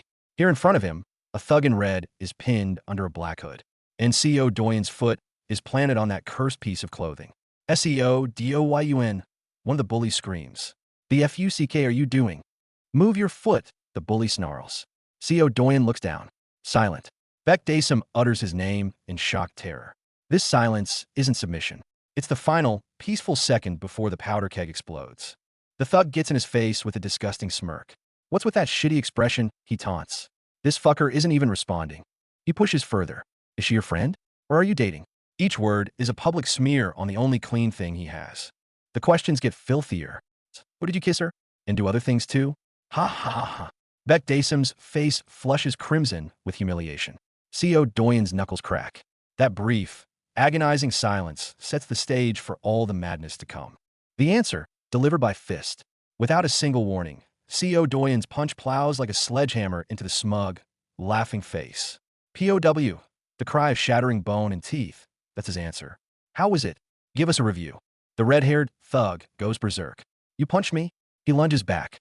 But something in CO Doyen's eyes has shifted. It's not rage. It's a chilling, absolute coldness. His coach's words echo, weapons. He swings his newly awakened weapons forward. A one-on-one fight?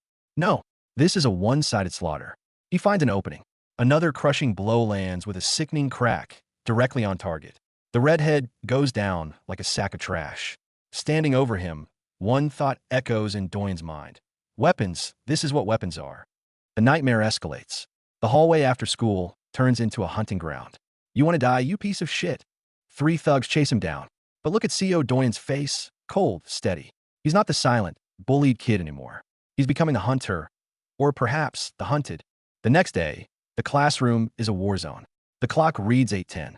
In class 7, bodies lie moaning across the floor. CO Doyen stands with his back to the carnage, surrounded by the wreckage. Blood drips from his fist. That day, he became the school's #1. The watching students tremble in sheer terror.